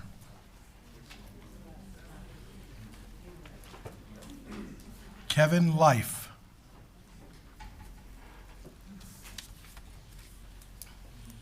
Remind you have 3 minutes and state your name and your city of residence. My name's Kevin Life. I live in Bradenton, Florida. My wife and I live in Westminster Courtyard over on Old Main Street. We owned a bed and breakfast in Key West, Florida for 20 years. God bless you. It was a lot of fun, a lot of great memories. We moved here 10 months ago to retire. We have fallen in love with Bradenton. It is a friendly, vibrant town full of fun things to do. And that didn't happen by accident. It's obvious you all did a lot of planning and careful consideration to make this happen. Thank you. Now we're asking you for your careful consideration of today's topic. We respectfully ask you to consider Westminster's amendment. I apologize, I'm a little nervous. Currently, Zone 4 makes it difficult for us to replace, repair, or renovate our existing buildings. So heaven forbid we have a hurricane and a building's destroyed. Under current Zone 4 restrictions, we cannot rebuild that building. It's going to be smaller. This means my wife, myself, my friends and neighbors will have to relocate. This would be devastating. We have chosen to live our final days here, and to ask us to move at this point would just be tragic. Regarding our neighbors that are upset about the change, I'm truly sorry, but I have to say, there's something called due diligence. And when they were buying their home, they had a chance to research us, see what Westminster is about, and make their decision. We're not new. We've been here since 1965, the one building, 1974 for the other. We're not a surprise. We've been here a while. There are several hundred of us that live in Westminster. This amendment is very, very important to us. Please give us your consideration. Thank you, and God bless America. Thank you. George Claxton.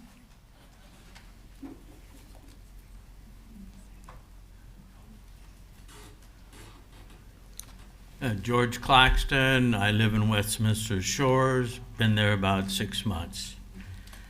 I'd just like to remind everyone in the room, it's not Westminster. We, the residents, are the face of Westminster. We're the ones telling the captain of the ship and the crew of the ship that we need you to make sure that we're still here in 20 and 30 years. New buildings, refurbished buildings, and like Mr. Light says, I'm very concerned. I didn't have the slightest idea anything about zoning, that if something would have happened in the last 2 hurricanes, and my building, which did receive water damage, and our first floor, which was our dining facility and all the other amenities, has been out of use for 5 months. We're just starting to get back. Had it been worse, as he said, and as our lawyers and the presentators have said, if we had to be relocated because we rebuilt, not all of us would come back. And I don't think it's a legal issue. I think it's a moral issue. Somewhere in the past, the people that sat in these chairs did some rezoning, which even your planning commission can't really find out what the sequence of events of how we or when we got rezoned the T4. All we know is we were legally built back 50, 60 years ago, and that's all we're asking for. I sat at the planning conference, and I can't believe some of the other comments. It's like they weren't in the same room talking about parking, utilities. We all know no developer is going to go out and develop property unless he's zoned to build on it. So right now we're asking to get the zoning straight, irrespective of how it occurred in the past, okay? So we're allowed to rebuild and refurbish our buildings that in 20 years will be 70, 80, 90 years old. Okay. The people that live in the Conservation District, which was formed in 2016 because they were tired of condos coming in, tearing down the homes in Point Pleasant. And by the way, Westminster they tore down one home in property they bought. All the other property that we own that's not built on right now, other developers tore down those homes. No one in Point Pleasant District owned their property prior to the establishment of Westminster. As Mr. Light said, they all knew the buildings were there. Thank you, sir.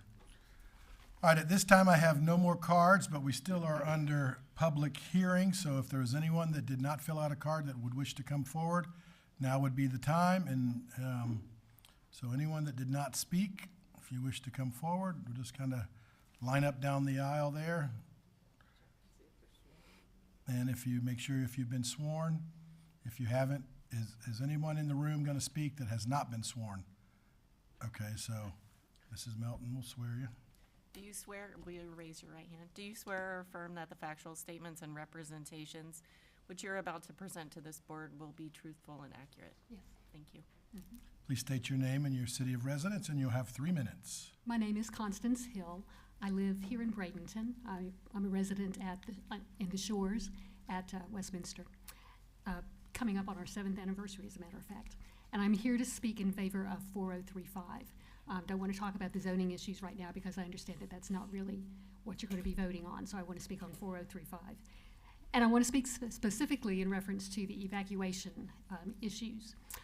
I can say from firsthand experience, watching our team members as they have planned and prepared, organized and executed the evacuation of our assisted living, memory care, nursing care residents is just awesome and inspiring. It is amazing to me at how these people will, our team members work so hard for our residents, for our vulnerable people.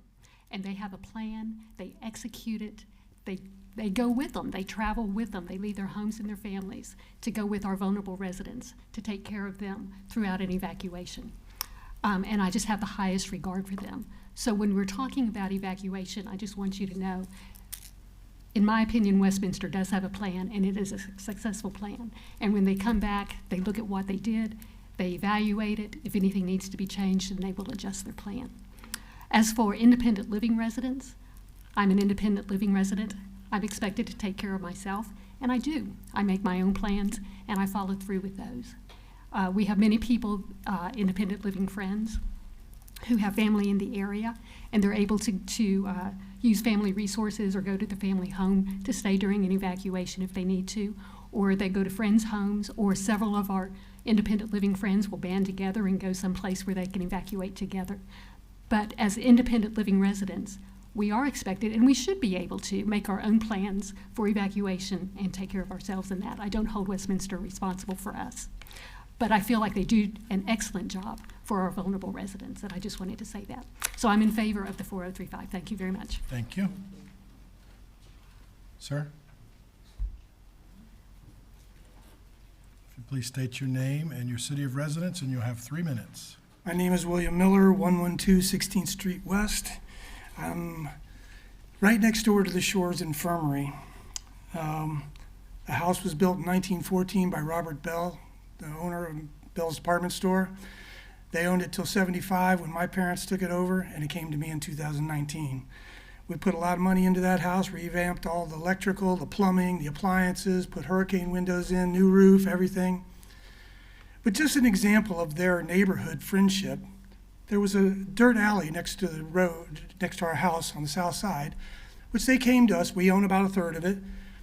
They came to us and said, we'd like to pave it so we can get emergency vehicles in and out. And they promised that it would only be emergency vehicles. Now everybody uses it. The residences, their guests, their contractors, delivery people, everybody. It's kind of interrupted our privacy. They talk big about hurricane evacuation. You know, you can have a hurricane evacuation a week ahead of time. What I'm worried about is emergencies, a fire, getting emergency crews in, getting people out so they don't get burned up in the fires. And unfortunately, in today's world, hostage crises. You need to get the police in there to handle those situations. They're talking about building high rises right behind our house. They claim that their buildings are near the end of life. They're only 50 years old. My house is 111 years old, and it's still going strong. Okay, I've heard a lot of half-truths and falsehoods from these folks over here talking about their concerns, and they're not in reality. Their upgrades are at the expense of all the neighbors. They keep talking about paying taxes, but they don't pay anywhere near what the people who actually live there do because they're a not-for-profit. So they're not paying their fair share. And the shores, as far as the flooding is concerned, that's their own fault because they built the first floor down below ground level. And they knew it at the time because they wanted it taller, but they couldn't get it taller, so they put it down below so they could get that extra floor. Their plan doesn't benefit the residents of Bradenton, just themselves. Their parks, their river views, their commercial properties, their Riverwalk area, that's just for their people. That's not for the community. That's not for me to walk down there and enjoy. That's just for them. And I also want to know, all the noise, destruction, dust, everything, what we've already gone through before, are we going to be compensated for that as residents? Probably not. Also, you're going to put up all these new residences, so 100 plus, that means 100 plus cars. There's only 2 avenues in there. You've been told this time and time again. 3rd Avenue and 1st Avenue. They're not going to be able to handle that kind of traffic. Thank you, sir. Anyone else wishing to speak? Anyone else? All right, we'll close the public hearing. Mr. DeLong, is there anything else? Or Ms. Singer? Nothing further. All right, it does, The applicant. yeah, I was gonna say, so if we don't have anything from staff, can yep. And then we'll go to questions by the council, and then the chair will entertain a motion. Good afternoon, Patricia Petra for the record. You've heard a lot of comments from people who live there, people in the neighborhood, people from other places. I'm going to ask Mr. Keith to come up and talk about how Westminster accomplished construction and renovation of the project in St. Petersburg that was right next to a neighborhood. I mean, I understand the neighbors' concerns. That is one of the prices of new construction. Somebody, if somebody builds a new house next to me, I'll be enduring the building of that new house during the time frame that it's being built. So that's just part and parcel of how construction works. But I want Mr. Keith to come up and talk about some of the very specific issues that were the concerns of the residents. So thank you again. So the vibration. State your name for the record again. I'm sorry? Just state your name for the record. Henry Keith, Westminster Communities of Florida. The vibration that occurs when a building is being put in of that size, you're probably used to the old pilings where they piled it in the ground and you feel it for, seems like miles it goes along. That's an old technology that we haven't used in a number of years. It's now called auger pilings, I believe it's called, or auger piles, where we actually drill holes into the ground very deep and pour concrete into that. So, because we don't want the vibrations either, because we have buildings right there next to where these new buildings will be going. So we don't want any vibrations to crack our buildings either at the same time. So when we did the Westminster Shores project, we did that kind of pilings at that one. We had access through the residential street to the neighborhood, to that, and minimized what we could of the construction noise and construction timing at the same time. So we did not allow the construction crews to work into the middle of the night, things like that, to appease the neighborhood. Because remember, we still have residents living on this property. This is not a brand new building on the property. This is an additional buildings or buildings to the property, so we have to be concerned about our residents in addition to the neighborhood residents. Thank you. Patricia Petroff, I'd like to ask Mr. Polanski to come up and talk about how we have an emergency evacuation plan for our vulnerable residents, That would be assisted living, nursing home. We do have plans for assisted living, or a manner to make sure that our independent living people do have a strategy if in case of an emergency. And I'd like Mr. Polanski to explain what we do. Okay, thank you again, Jim Pulaski. So there seemed to be a lot of concern about our residents evacuating in event of an emergency. We have been evacuating in emergencies for 70 years. We have never had any significant major issues. Our residents in the assisted living and skilled are personally put on vehicles with our team members and located to other communities where we house them. As stated before, our independent living people, we actually start in the spring of every year, and we have emergency management come out and speak at our town hall meetings, educate everyone on the proper ways to evacuate, the proper ways to prepare to evacuate, the things to have to shelter in place. At that point, each resident completes their own evacuation plan. Those plans are handed in to our communities. We keep those and track those, make sure they're suitable. Should they not come to fruition, if something happens that they can't fulfill their plan, then certainly we're a nonprofit, faith-based Christian organization who would take care of those people, and we have done it many of times. This year particularly, we had 2 major hurricanes, as you know, and we had plenty of units at our other communities that were offered to residents. They didn't need them. They had plenty of places to go without them, but we had an abundance that weren't even taken up. So, and I'm also happy to say you've met some of our independent living residents today, and many of them are stronger, faster, and even more capable than myself. So they are independent and they have their own choices of where they wish to evacuate. So any other questions on evacuation? Thank you. Thank you, Jim. Patricia Petroff, I'm going to ask Katie Labar to come up and address some of the compatibility issues and some of the traffic impact and just the general comments from different residents. Thank you, Patty, Chairman. Again, Katie Labar for the record. I have been sworn. As it relates to compatibility and some of the comments that we heard from residents, as you know, Point Pleasant, the built form of Point Pleasant is by its nature very eclectic. And that really speaks to the charm of the community. It is a combination of single-family homes along with condominium. The existence of Westminster for the last since the 1960s in the area, I believe adds to that charm. And so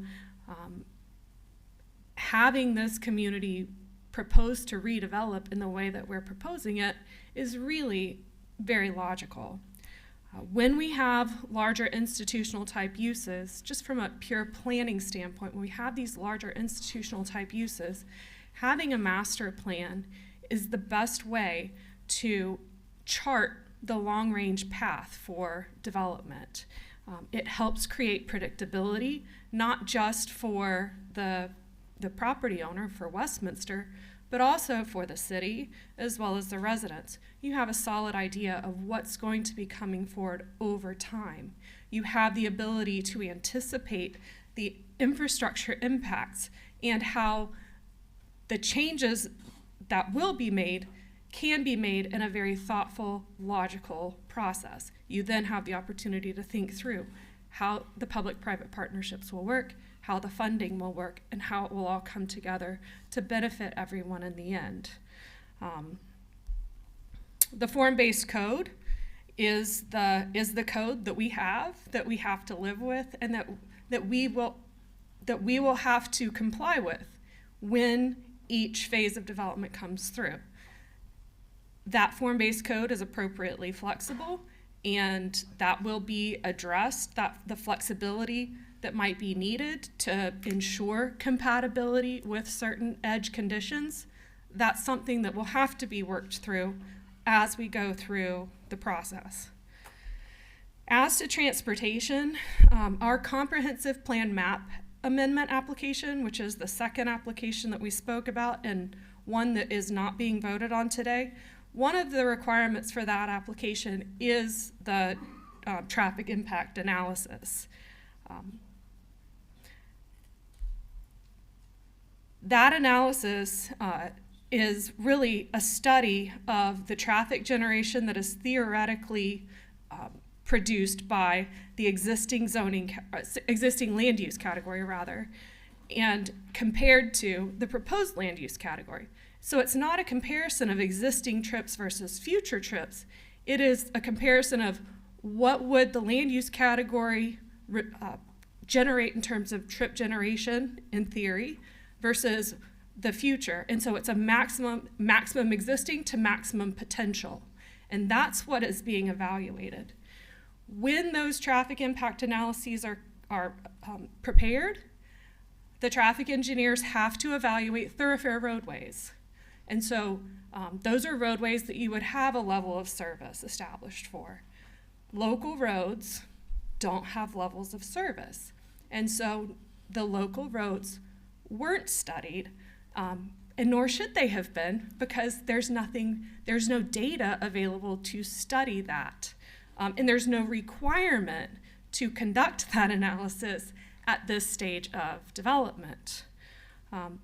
The traffic impact analysis did have conclusions, and I'm happy to share those conclusions with you if you'd like to evaluate them.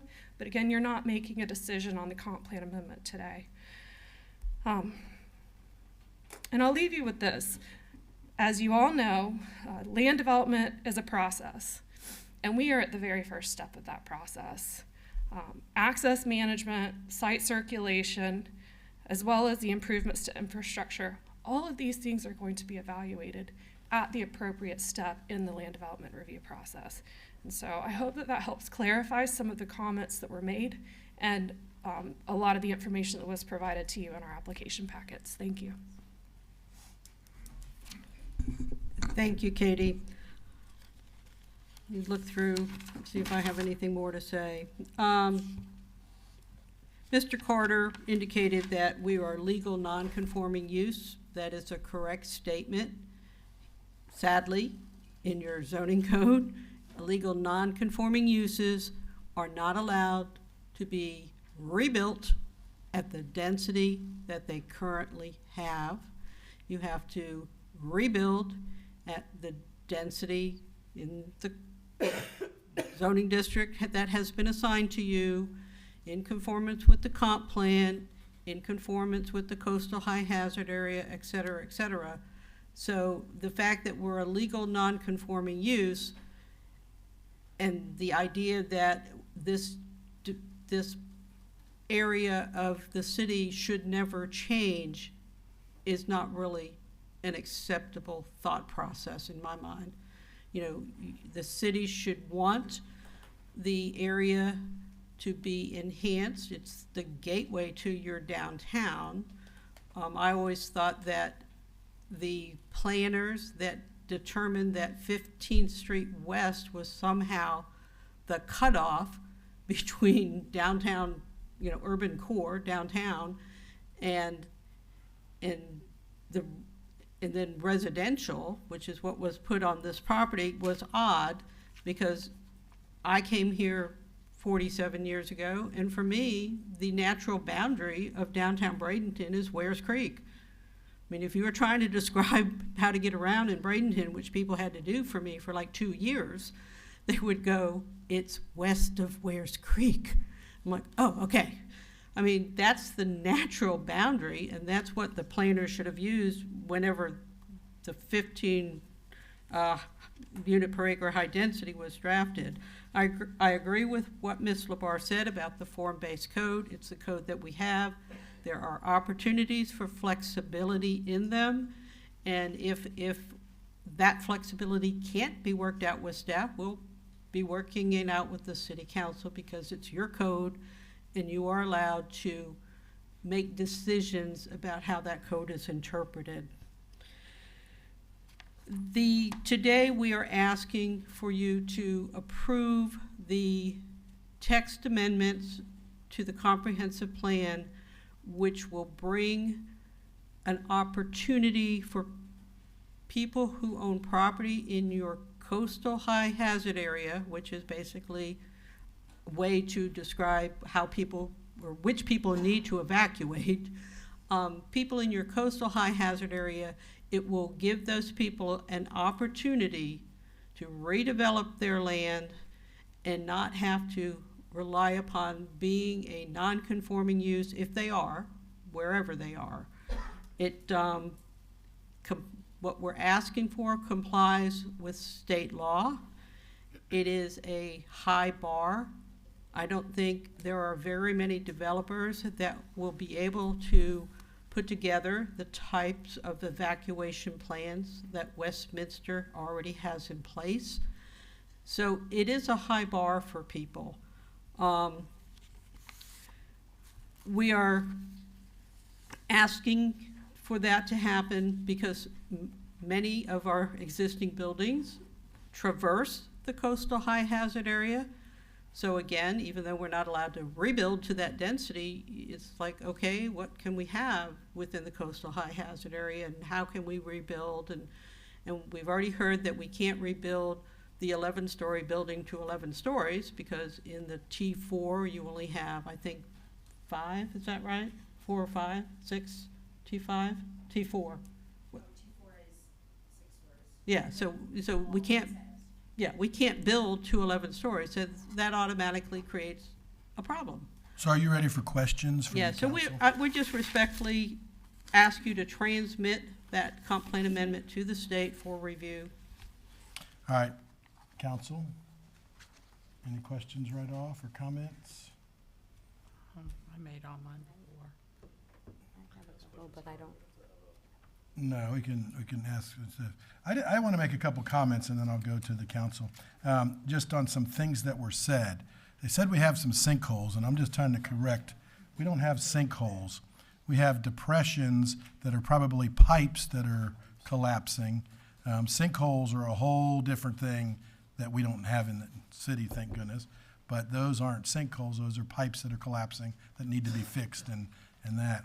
And then also, one of the things that we're working through, there was a statement made that we're just releasing sewage into the river. We are not releasing raw sewage into the river. There is times when a pipe will break or something will happen, but our wastewater system is in a face it and fix it mode. We are aggressively addressing that. We have a meeting with the county next week that we're going to aggressively address it with some of their $252 million that they got to start to fix some of our our wastewater pipes by lining and hopefully helping the laterals that are out there for maybe more than 1,000 homes that will really make a difference. So, and if you look at the report that just came out that I got yesterday from Waterkeepers, the Manatee River is under 10, which is swimmable, and it's not even a swimmable area, that it's right where it comes out. So some of the things, again, that's more of just, let's talk about it, and if there's an issue, let's fix it. But we are facing and fixing some of our wastewater issues and stormwater throughout the whole city. Councilman Kramer, did you have something? I guess the question's for Scott. Much like what I talked about, we talked about 3 things today, but we're only voting on the one. Should we make comments on everything or just on the one? I think that's really up to the council, but the only action today would be whether or not to transmit ordinance 4035 to the state. Yes. So, and I think one of the things also is this will come, that these are all first readings, so they will come back for another meeting. Right, but with everyone that. may not be Not here. the one. And if I may, Mayor? Yes. If you vote to transmit the comp plan amendment, then when we come back to you, you're gonna bring you, of course, second reading on the map amendment as well as the rezone. And that map amendment should be accompanied by that development agreement that we talked about. So we're gonna be drafting that development agreement with the city attorney and the city administrator to bring that back to you over the next couple of months while the other issue is being reviewed by the state. And so anything that you think is pertinent to have in that development agreement, if you can convey that to Mr. Perry, we'll make sure that that makes it into the development agreement, so when it comes back to you, you can comment on it and have something that you feel comfortable approving. So normally on a first reading, we say this is the first reading. We normally don't have a lot of comment. We say it's gonna be at the next meeting. This time, we're saying, here's the comment, and if they decide to transmit, then it'll go, but it'll be open-ended when the meeting will be, because we won't know when we're gonna get the text amendment back from the state. Yes. So I would say possibly, if there's a motion out there to transmit in a second, then we go into discussion. If someone's ready to do that. Mayor, Yes, sir. if I could just be heard real briefly. Microphone. Sure. You know, some of the comments that were made deal with traffic, obviously, and other issues. Westminster is far away from receiving building permits to actually build anything there. And I think it's important to look at it step by step, what the council is voting on today, and ultimately the other two pieces of legislation, including the map amendment and the zoning. But at the end of the day, the proposal itself for permits is going to have to go through an SIP process, a site improvement plan. And so things like traffic are going to have to be addressed. And they're addressed basically by the Public Works Department. It comes back before council for approval. The individuals that either support or oppose it have the opportunity through that part of the process to comment. The infrastructure's the same way. As it relates to the master agreement and sharing of what we call off-site mitigation or infrastructure improvements and the like. But I think it's really important that people don't leave and think basically, well, it's just that it's all approved. They can do anything they want there, either today or even after the next two pieces of legislation. It's very important to understand that the concerns of the community can be addressed through the SIP process. And that's typically where we do address them. Okay. Okay, Ms. Moore? I think that I would like to just tell you all the concerns that I have that I would, well, let me start at the beginning. To the question of what we're here doing today, which is whether or not to adopt the text amendment 4035, it's notable to me that if you look at the map of the coastal high hazard area, a significant portion of it is located within Ward 4, as well as a significant portion is in the most northern part, northeastern part of Ward 5. And of course, another super significant portion is located within Ward 1, Perigo Island. And Forget me. And you too. Those are some massive chunks of it. And particularly in light of, a lot of the damage that we sustained in the storms, while I appreciate the gentleman from Minnesota 88's comments about whether or not it's responsible to rebuild in a coastal high hazard, it is just my opinion as a resident who lives in one of those areas that that makes me feel a little forgotten. I want to be able to rebuild those areas, and I want to do it responsibly. And I want that flexibility that the state statute is giving us. This is not a blank check. It is, to Ms. Petrov's comment, a high standard. And I think if you pay attention to these meetings, I have a high standard. I can assure you that when someone comes before me for these type of issues, I adopt a high standard. That said as well, as to the specific rezone, I will just say that when you have a portion of the community that speaks so passionately about the feeling that they have that another portion of the community is not being a good neighbor, I would just say let's take a moment to acknowledge that and listen to those comments. This is an opportunity for Westminster to go back and address those comments in a neighborly fashion.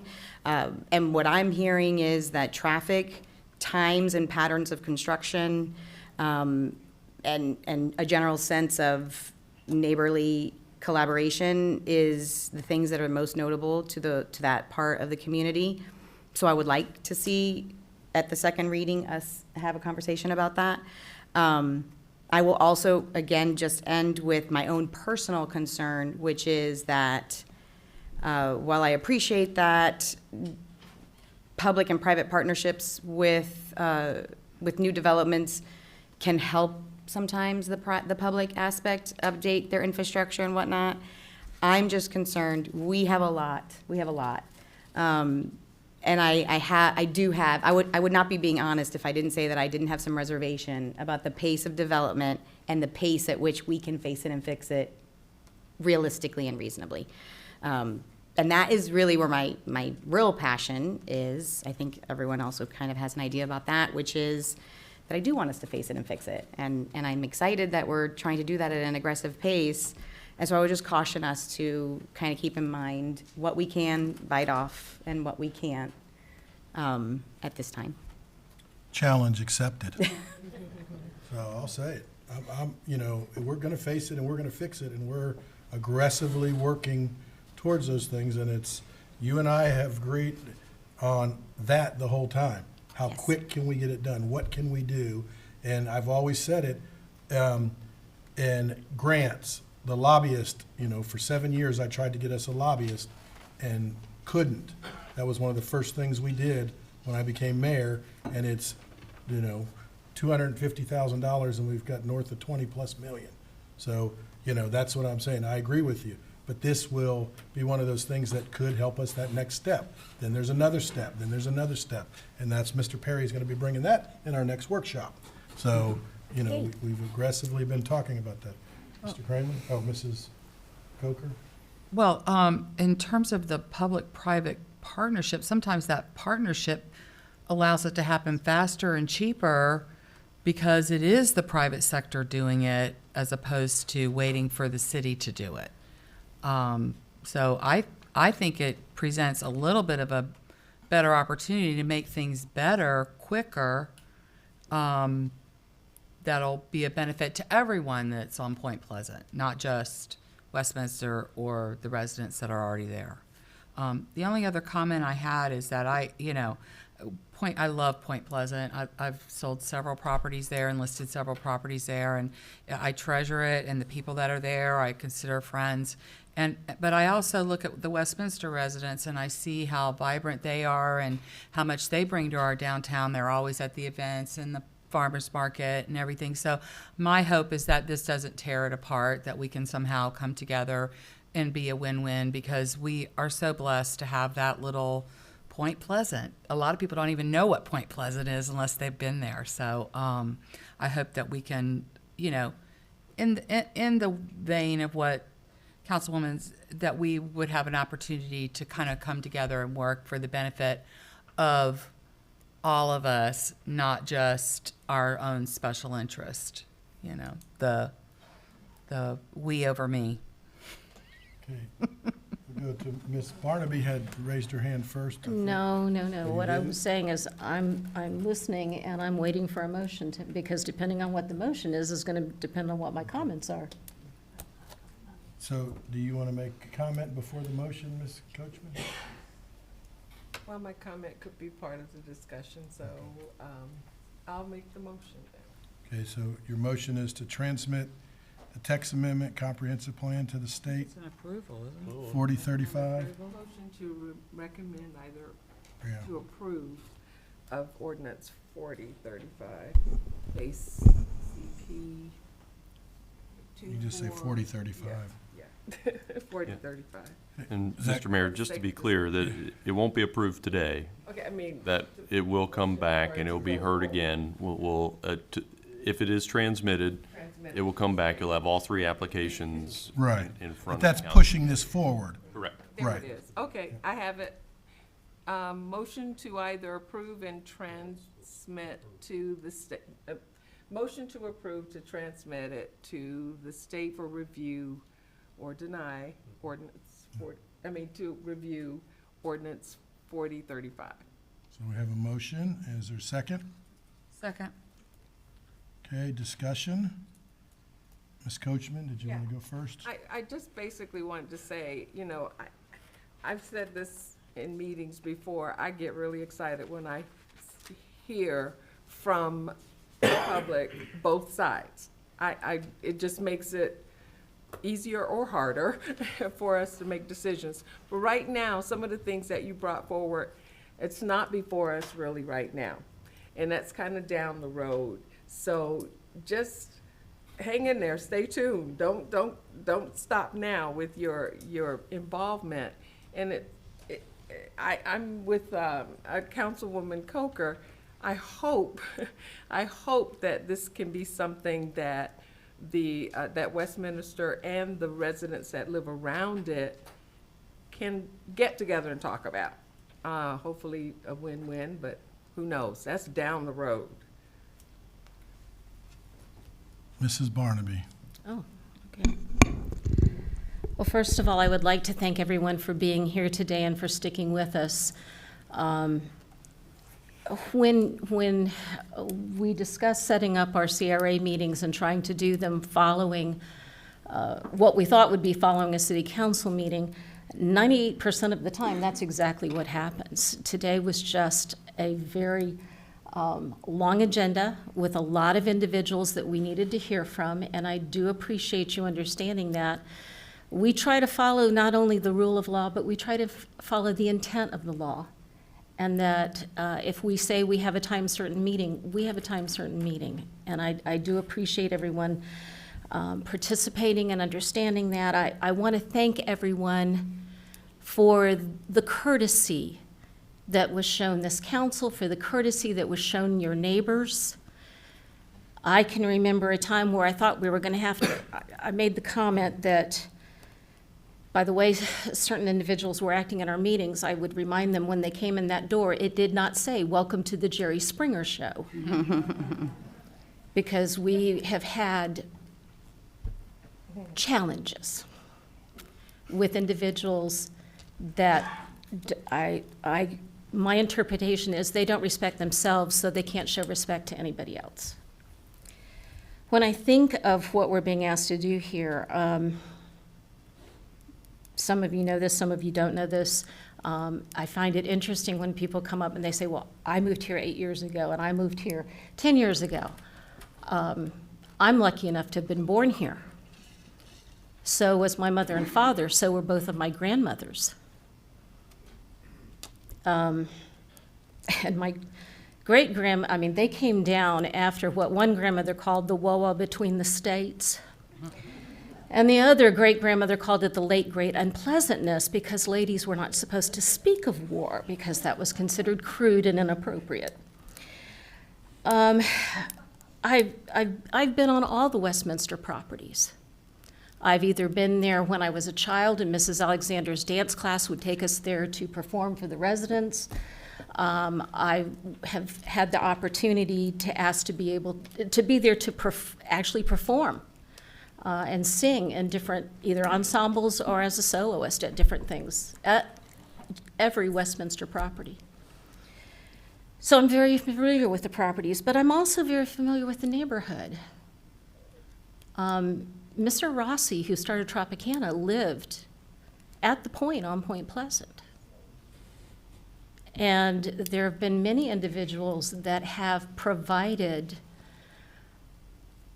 ideas, employment, investments over the years that made Point Pleasant their home.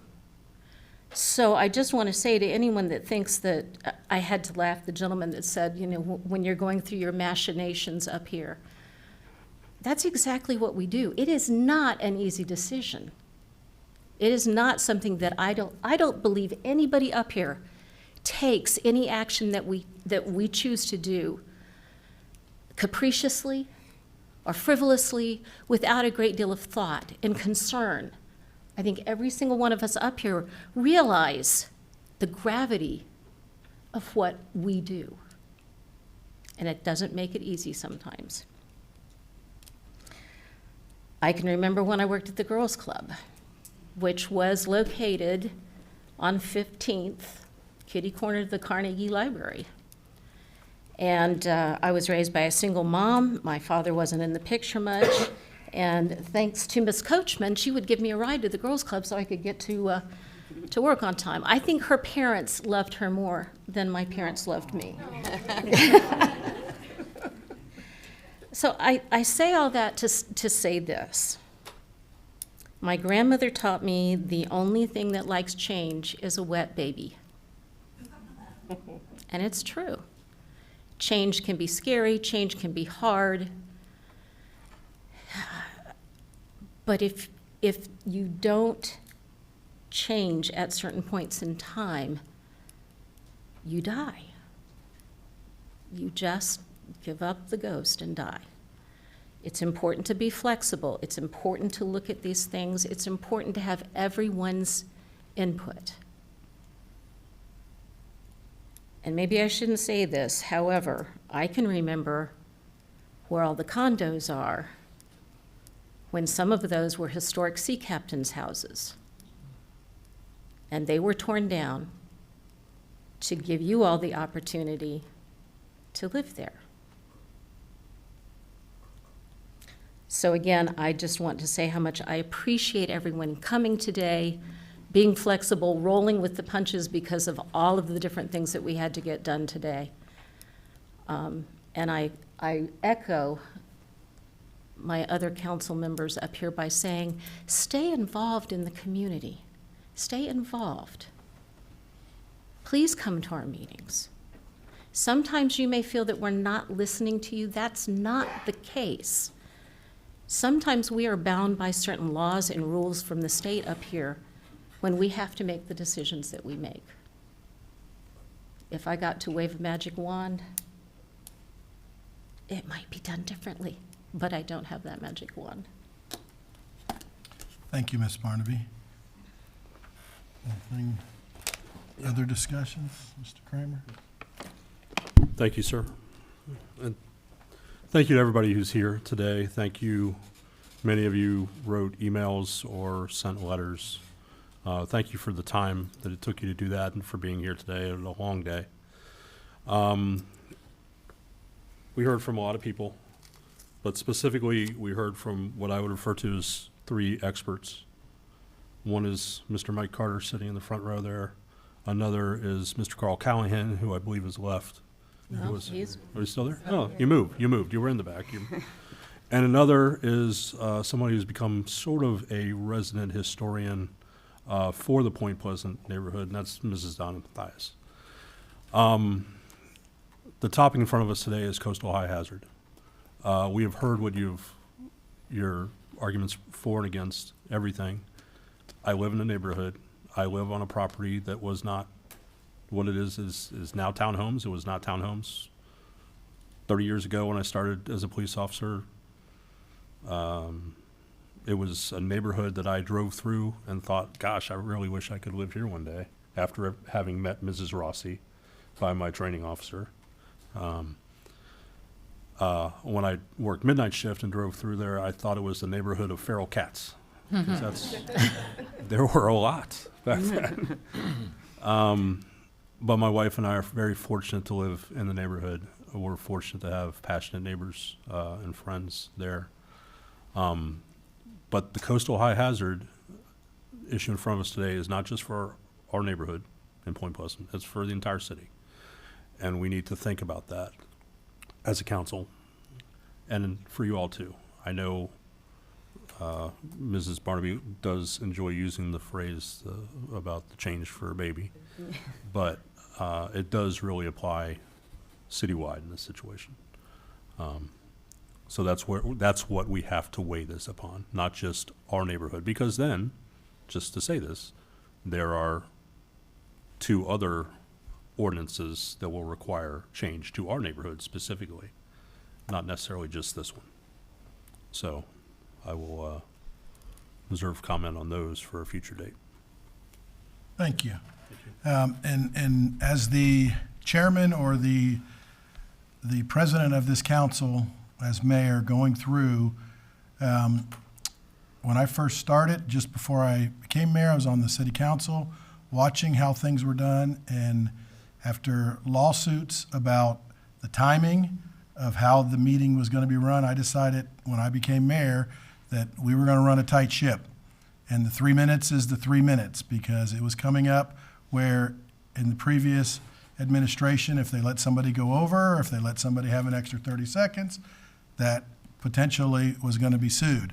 When we went to court on that, and I was sitting in the courthouse, and they tried to say that I was allowing one other person to have more time than another person because maybe of their gender or their color, I could truly say, I have stuck to the 3 minutes.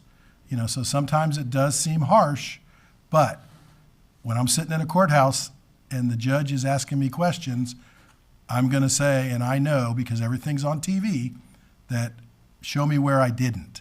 And so unfortunately, that does seem harsh at times, but I felt that it's something that I needed to set a policy. And when we watch any government on TV anymore, there's so much theatrics. And maybe I'm doing it a little bit now, but it's about consistency. It's about respect. And today, I appreciate what everybody has done and what everybody up here has said, because as we've talked many times, we can disagree, but when it comes down to it, when we walk out, I still want to be your friend walking on the street. You may not want to go to dinner with me, but you at least aren't going to try to run me over. So, you know, that's what we're trying to do here. And again, we're going to have disagreements on times, but we still care about Bradenton, and we care about our community. So thank you. And with that, I'll start the vote in Ward 1. Yes. 2. Yes. 3. Yes. 4. Yes. 5. Yes. Carries 5-0. Thank you. And thank you. We still have more meeting to go that we'll not discuss on this. So if you want to take a second to leave, that's okay, and we'll just give them a minute to get out.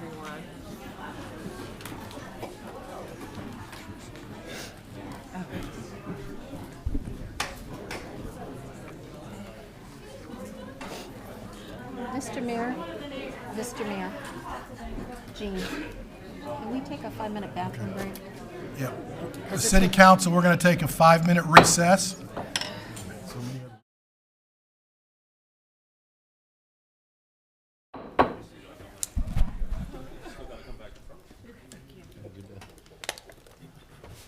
Yeah, really.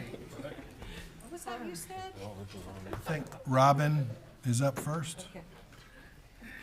Ms. Singer.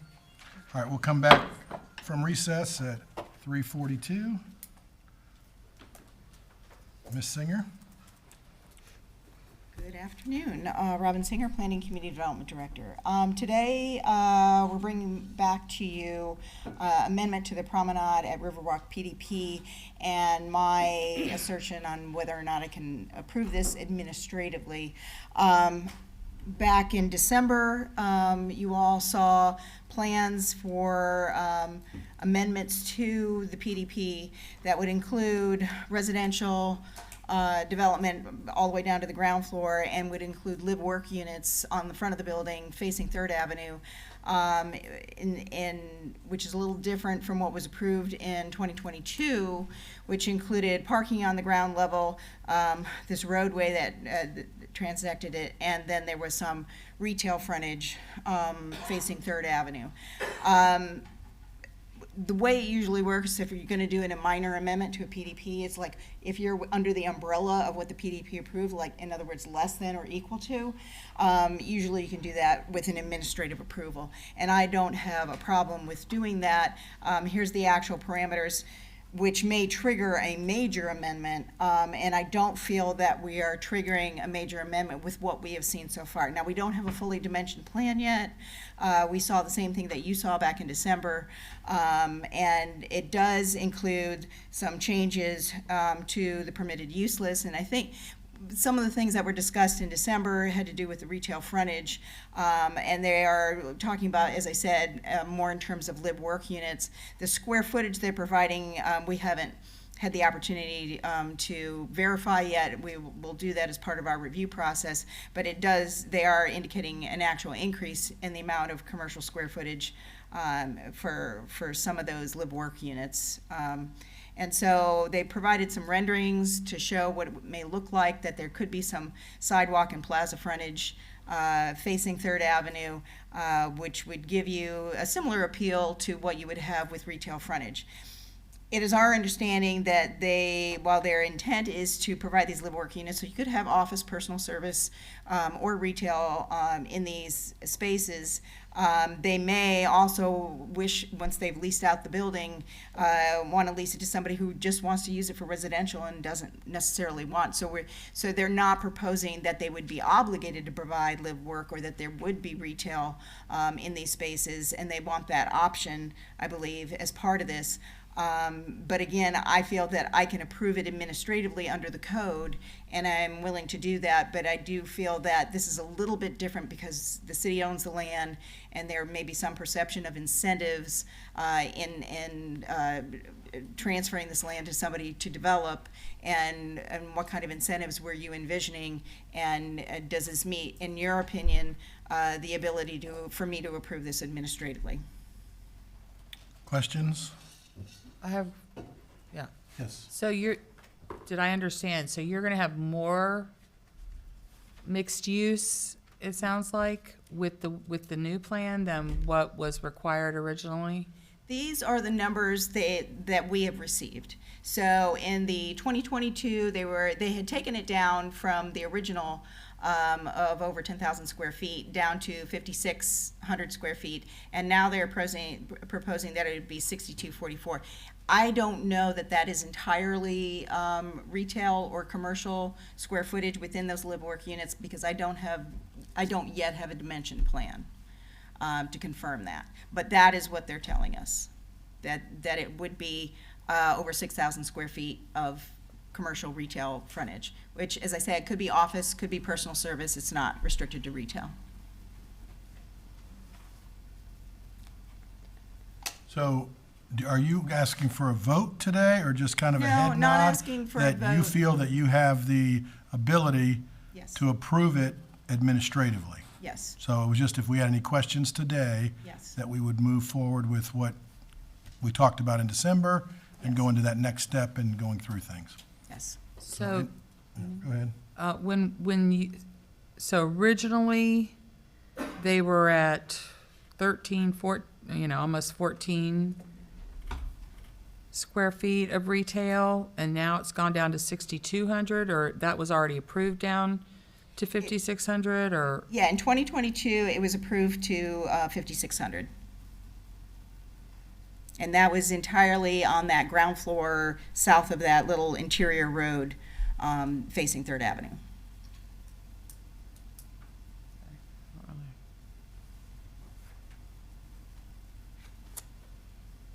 All right, any other questions? I do. Yes, ma'am, go ahead. This is the project that, when we talked about it in December, I believe that, if my memory is correct, that Councilwoman Coker felt strongly that we should not be giving up the mixed-use component of the project. Is this the same project? Am I confusing my projects? I think Okay. so, yeah. I agree with that sentiment. I think if we want it, especially since we own the land, we should ask for it. So the next question is. Yeah, and I think that's a misnomer statement, we own the land. We don't own the land, it's on a long-term lease. Right. So we don't own it. So, and I'll go back to what I said in that meeting, is that again, I want retail more than anybody, and I talk about it all the time. But look at the retail that we paid millions of dollars for in 2 buildings through our CRA that are getting ready to open, and they can't find anybody to rent it. So are we willing to pay more money to force somebody to put retail in that's not working? And when it comes time, again, hopefully one day it's gonna work, but at whose expense? And that's a problem. And I think, go ahead, and then I think the applicant would like to say something too. We're not losing it entirely. No, No. but they're also given an option where if they can bring it back, they can bring it back. Yeah.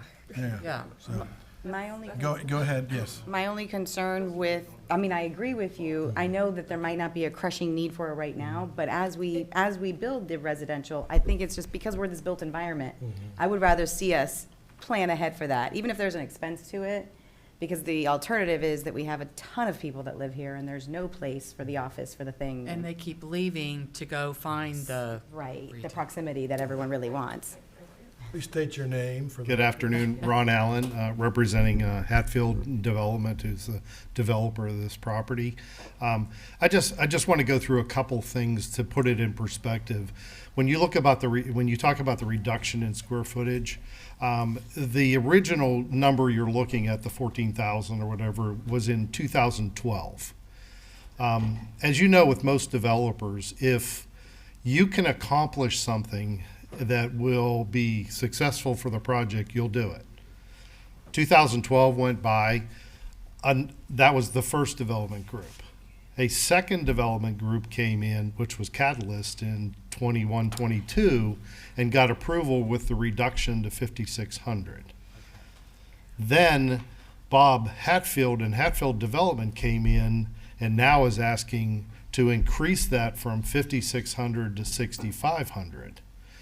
To your point, we agree 100%. That's why we're offering the live work opportunity, because it sort of is the best of all worlds.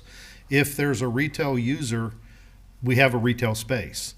If it's a user that is the live work, we have that space. If it isn't, we have a living space upstairs that the downstairs then continues to be available for whatever that use is in the commercial or retail realm.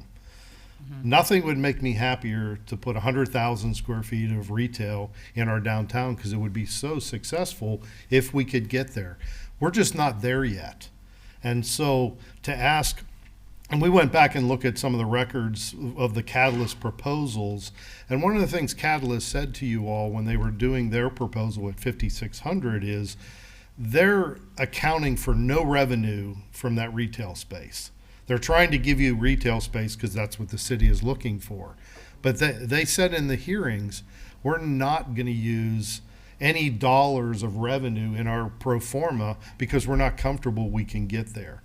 So the last thing that we want to do is end up with a product that is empty. And that's what I think the mayor was referring to in the spaces that are along Main Street in the garage. They're wonderful spaces, they're great spaces, but the retail hasn't caught on yet. So we don't want to be in that position. The city's in a better position of being able to carry real estate product for a period of time. Not that it's a good idea, but you're in a much better shape than a private developer is. Well, we wouldn't have retail in our city garage if we didn't discount it. That's We did we paid to build it, and we had to discount it, and we know what's happening with it now. So we have the art center on one side, we have the performing arts center on the other side. We're building a new building, or I should say the performing arts center is going to build a new conservancy. Janine and her group are in contact with a coffee shop, as we discussed in December. We have these live work units that actually, for form-based code, it's considered mixed use for live work, so we're meeting the code. And what we're saying is, this gives us the ultimate flexibility of being able to be successful on the Main Street or on Third Avenue side of the equation. And what we're asking for is for you to understand that position that we're in as a developer in today's times.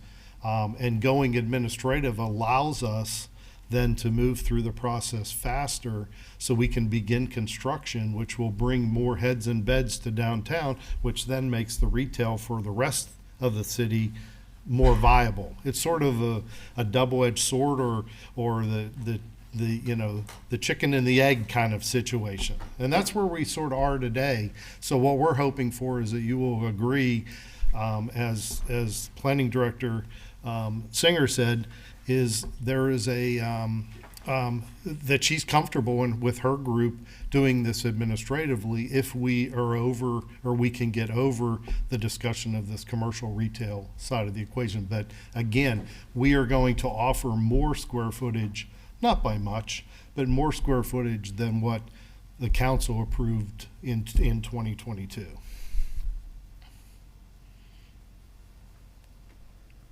Other questions? Any other questions? All right, thank you. Thank you. So, a vote isn't necessary. A consensus wouldn't hurt, so. Just so I know I'm going in the right direction. No. Mayor?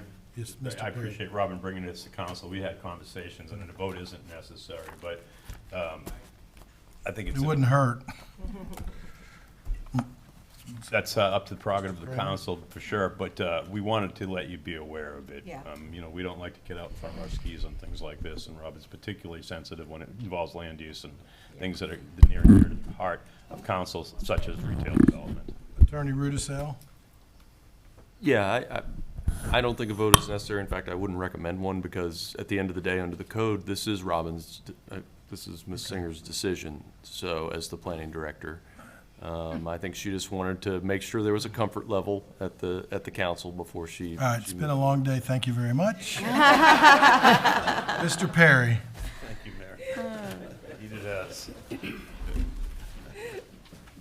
Can I make it, are you serious? You're done? You're adjourned? No, we're going to next. Next topic. So okay. You have No more council comments on report. that? No more comments on that? Council reports. We'll stay in the council reports.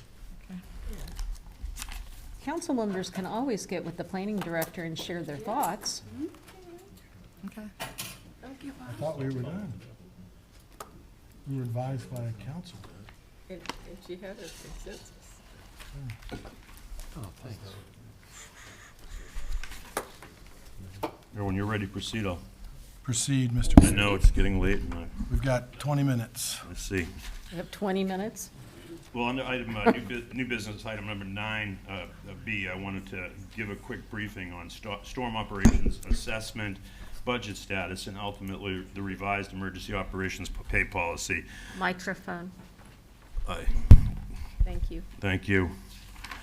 So I've handed out a PowerPoint that I've prepared, and I'm going to try to go through this somewhat quickly, but it's important basically to be mindful about, you know, what is emergency management that happened during the storm season. And we have to start with the 3 priorities. We have to protect life, property, and environment. We do that through 4 phases of emergency management in accordance with National Incident Management System and Incident Command, which is basically preparing. And that involves the training itself, which is year-round, annual ICS, NIMS certifications that we receive. And I'm going to put this on Elmo. This is an example of, I think, we're good to go with that. Some of the certifications, those are mine. Most of us have the same ones. And you can see that these types of programs are the certifications that are required to keep up with the incident command, the NIMS system, and the best practices in emergency management. We also use training for Web EEOC, which is a real-time coordination platform, technology platform. And before the storms, you know, well in advance, fire department, police department, our emergency management section puts together emergency action plans for storm response. We look at things like slosh models as far as flood areas and know where the low-lying areas are, know where the more vulnerable areas are for storm surge and the like. And so what we're going to talk about is that the city uses an on-demand system, basically, to do all these things in preparation, in protection and mitigation, which again is lives, property, environment, and infrastructure from potential disasters. We use all types of technology platforms for different things that we do throughout the storm. And ultimately, we go to the response itself, because those are the 4 phases: preparation, protection, mitigation, response. That is done, and I'll go to the next page, with the help of the police department, Bradenton PD, the Bradenton Fire Department, other folks, and the like. And then we go to recovery, and particularly in trying to get things restabilized, reopened, and ultimately financial reimbursement. And we can go through that on the next page, which is going to be the 2024 storm events and the challenges. So Tropical Storm Debbie, of course, in August of 24, was 100 miles offshore, but it had catastrophic record rainfall that significantly brought about extended rainfall throughout August. And it added to a lot of different things we had to do, and damage to city infrastructure and other types of emergency operations that were related to that rainfall. Followed about a month later by Hurricane Helene, which was heavy flooding, power outages, 7 through 9 foot storm surge into certain parts of the Manatee River and Manatee County itself. Structural damage significantly, caused millions in direct emergency response costs and community loss. And 9 days later, Hurricane Milton hit, which was the strongest wind field and velocity storms in about 50 years, with major infrastructure damage, overtime costs due to that sustained impact on emergency operations. And so, you know, when we do our operations, we use different types of technologies that I pointed out to address some of those functions. And so with this on-demand staffing model, as highlighted on the bottom of that page, we have, instead of full-time emergency staff, that I'll show you how some places use that and the budgets that are associated with it, we use emergency pay. We have what's called the blue sky and gray sky days. You typically will do your regular job, and then you have to do your gray sky jobs in both preparation and protection and response and recovery. You know, it's kind of interesting to see what's done, and Mayor's had the benefit of going through these things. I know that Councilor Kramer has as well in the past, but it's a very integrated system, and we have to document all conditions prior to the storm for FEMA, and so we send the drones out and other inspection teams and try to get records and things like that in advance. We batten down the hatches by cleaning storm drains, by securing equipment, and there's this whole preparation. And if you think about it, generally in preparation for a storm, that's going to happen probably about 3 to 5 days out. And there's emergency declaration, and then this, 3 to 5 days, we're beginning the preparations for the storm. We're what's called in a level B modified response, where we're doing it during the day, during our business day.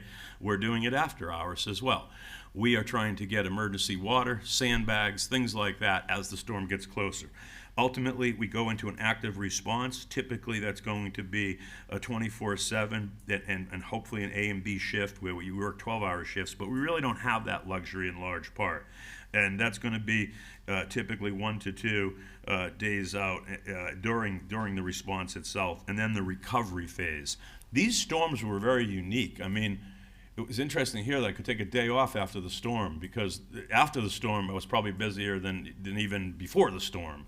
The effects of the storm are significant, and so that's a continuous operation that has to be dealt with in storms like this. And when you look at the next page about who is managing and who does what during emergency response in Bradenton, servicing the citizens of Bradenton and Manatee County, you'll see that before 2021, from what I understand, we were pretty reliant on the county, and we would have people over at the EOC. We had the fire department manning what is called I think it's called the 4-9-10 desk, which is, if you look at the next chart, firefighting DPD, Bradenton Fire Department mutual aid agreements for rapid response. Under 9, the search and rescue functions that were done. And then mutual aids and search and rescue. I want to talk about that. Fire did a really good job, particularly I think it was Helene with the water issue. It could have been Debbie, but we had to basically help Sarasota with a high water vehicle conduct all types of emergency evacuations of people that were in flood areas. Mutual aid, prearranged, and then ultimately support and operations to engage in the rescue. And then you have hazmat, which is 10. What does the PD do? They're going to hit some of those functions like that are going to be in here regarding specifically. I think it's going to be 13 is public safety and security, law enforcement, mutual aid, emergency security operations. And they do some other things that are pretty important too. But it's coordinating all these folks that are in this incident command system. But it has to be coordinated. So we do that now at the PSOC, the Public Safety Operations Center, our city EOC. And when you look at these folks that do it, from a city perspective, non-public safety, you have the incident commander that I basically perform that function, And I lead the emergency response efforts, the communications efforts for the mayor, and this mayor does a really good job with that, and our communications staff for the outward communications. And I hope this time that you guys had a lot of good communications telling you what was going on with the storm. And so that's a big part of ICS, Incident Command System. But then as you move down in the operations piece of that, then you basically got to run things. And so you have to oversee field operations and resource allocation. Those are those emergency support functions that are highlighted on that next page with ESF 1 through 15. And we have to basically integrate it with our public safety agencies as well as Public Works. One of the programs I have, which is Public Works in Incident Command, points out that Public Works arguably might be one of the most important things. You know, depending on where you're at in the process of emergency management. But we have planning and technology, and Lance does most of the operations team, and he oversees the field operations and resource allocations.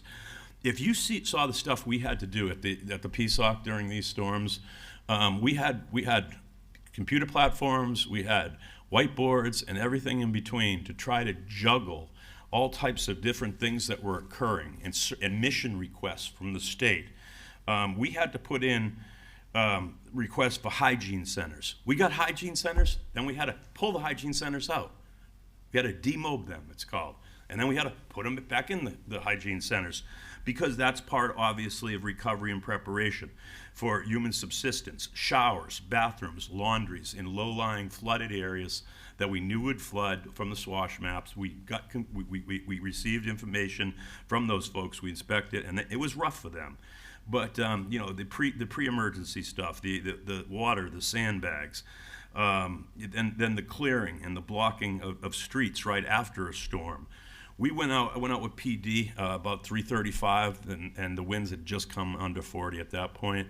And if you went down Manatee Avenue, you were absolutely amazed at how much stuff was knocked over, whether it was live power lines, trees, fences, and I mean big trees.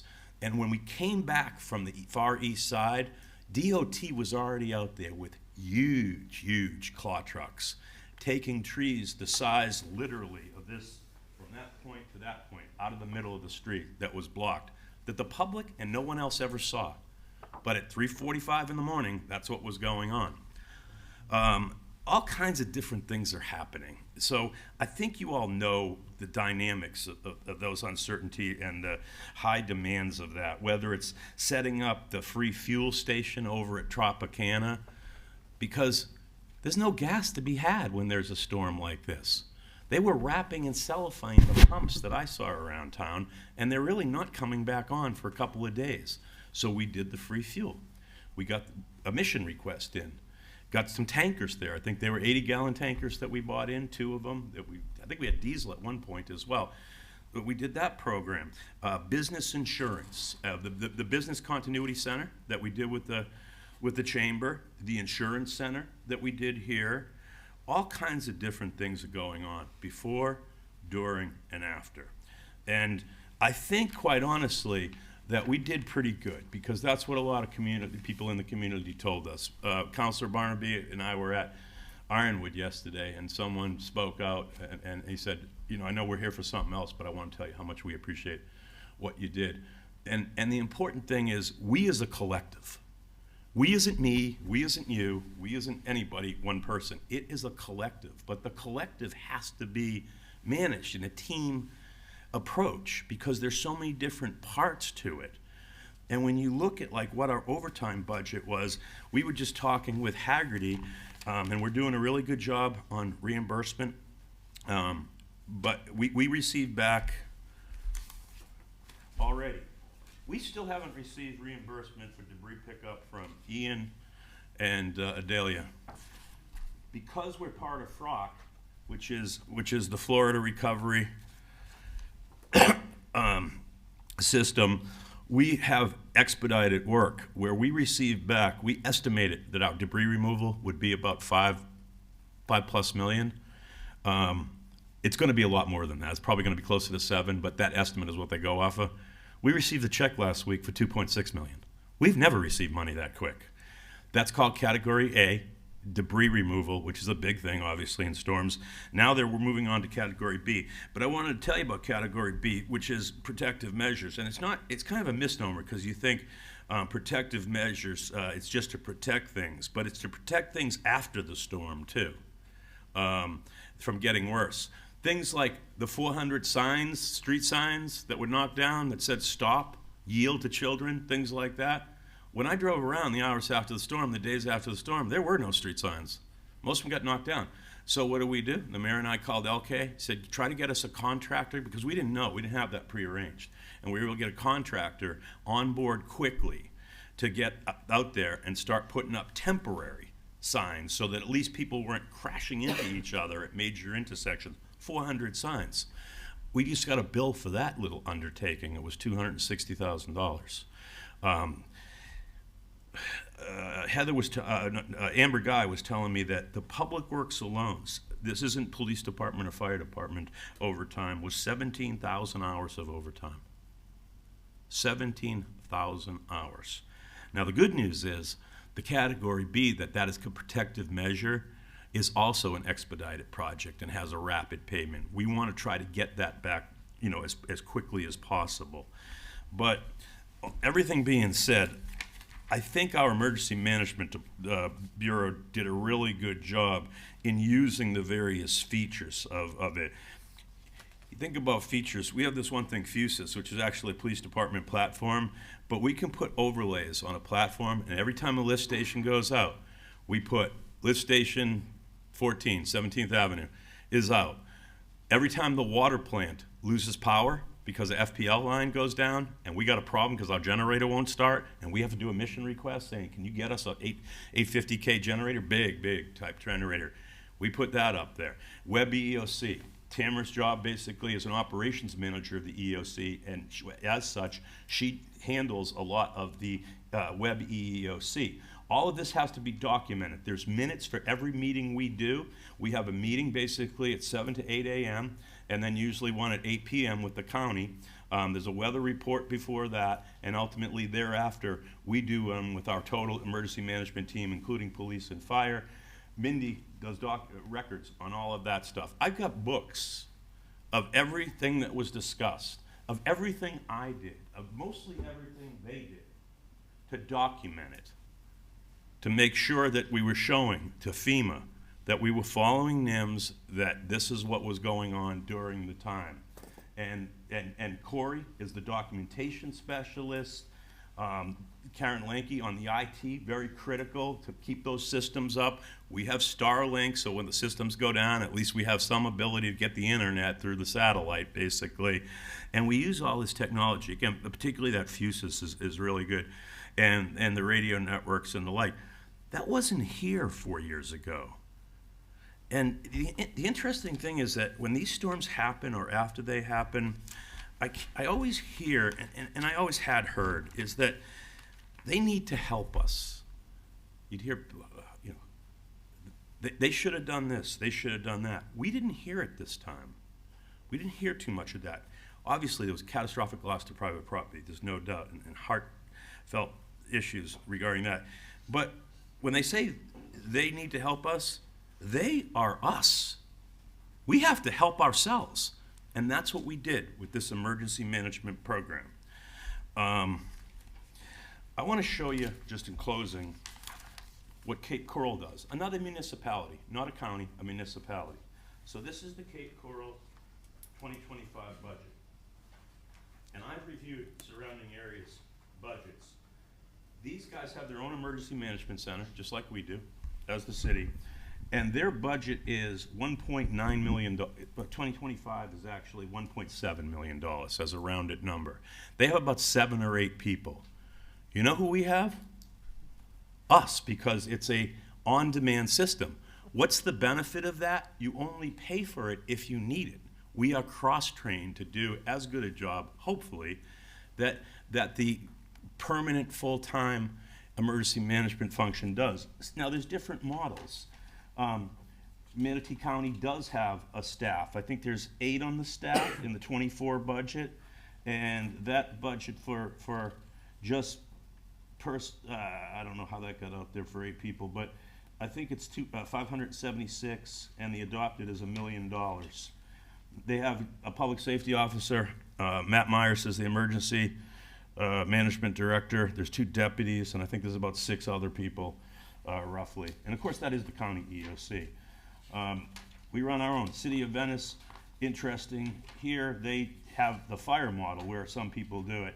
This is Northport. What's interesting about Northport is they're building an EOC. So this is their CIP detail sheet. And their detail sheet shows that they're basically allocating $11.2 million to build an EOC that's smaller than ours. So that's the city of Northport. That's the because city. They expect to be 250,000 residents by 2030. Much larger. You're right. And they're the absolutely. same size as us right now. Right. Because of their growth over the years. Yeah, I thought that was telling, though, that more local governments are getting into control of their own, engagement in this and the like. And you can just go on. There are other ones. This is emergency management. Some of them have, again, through the fire department, but they have a dedicated emergency manager position through the fire department. And Chief and I have talked about this, and also a deputy and some other folks. And so I went around and checked. Now, I think we did a pretty good job. We still got a lot to do, particularly on the reimbursement. Amber Guy did tell me that they're working on the Cat B stuff, and we're hopeful to get reimbursed. The debris removal was 100% reimbursement, and Mayor and I had talked with some of the folks about that earlier. We were pretty pleased to hear that if we got it done by a certain time, that we would get 100%. And so I think we hit that milestone, and hats off to everybody that was involved in that. I know Lance spent a lot of time on the phone, but our guys did, and ladies did too. So Amber told me that we're closing out on the debris, the Cat A stuff. We're moving on to Cat B, and they've already started work. David Lindsay, who we brought into Public Works for a variety of different kind of grant and spending and contract fiscal responsibilities. He's doing a great job with Rebecca Dash, with Corey, on the recovery, on the financial recovery side, the reimbursement side.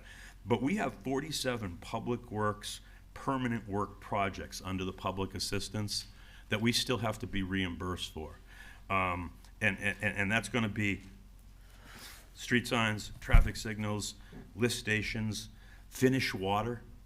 When we went on the interconnects at 3:30 in the morning because our salt content was so bad because of the breach in brackish water, we went on the county's interconnects. I think we did 11 or 12 different interconnects. Well, it wasn't free. It was great that they helped us and the system worked well, and kudos to our people that turned those valves. I was out there just enamored with watching them work. I think you were out there too. It was awesome to watch them.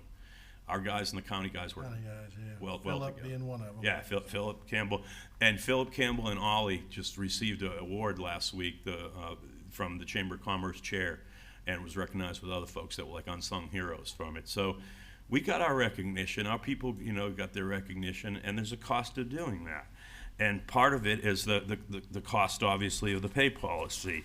And so I want to go to that because I do have a resolution, and I want to stop you for 1 minute. Yes, sir. Mr. Perry. Yes, sir.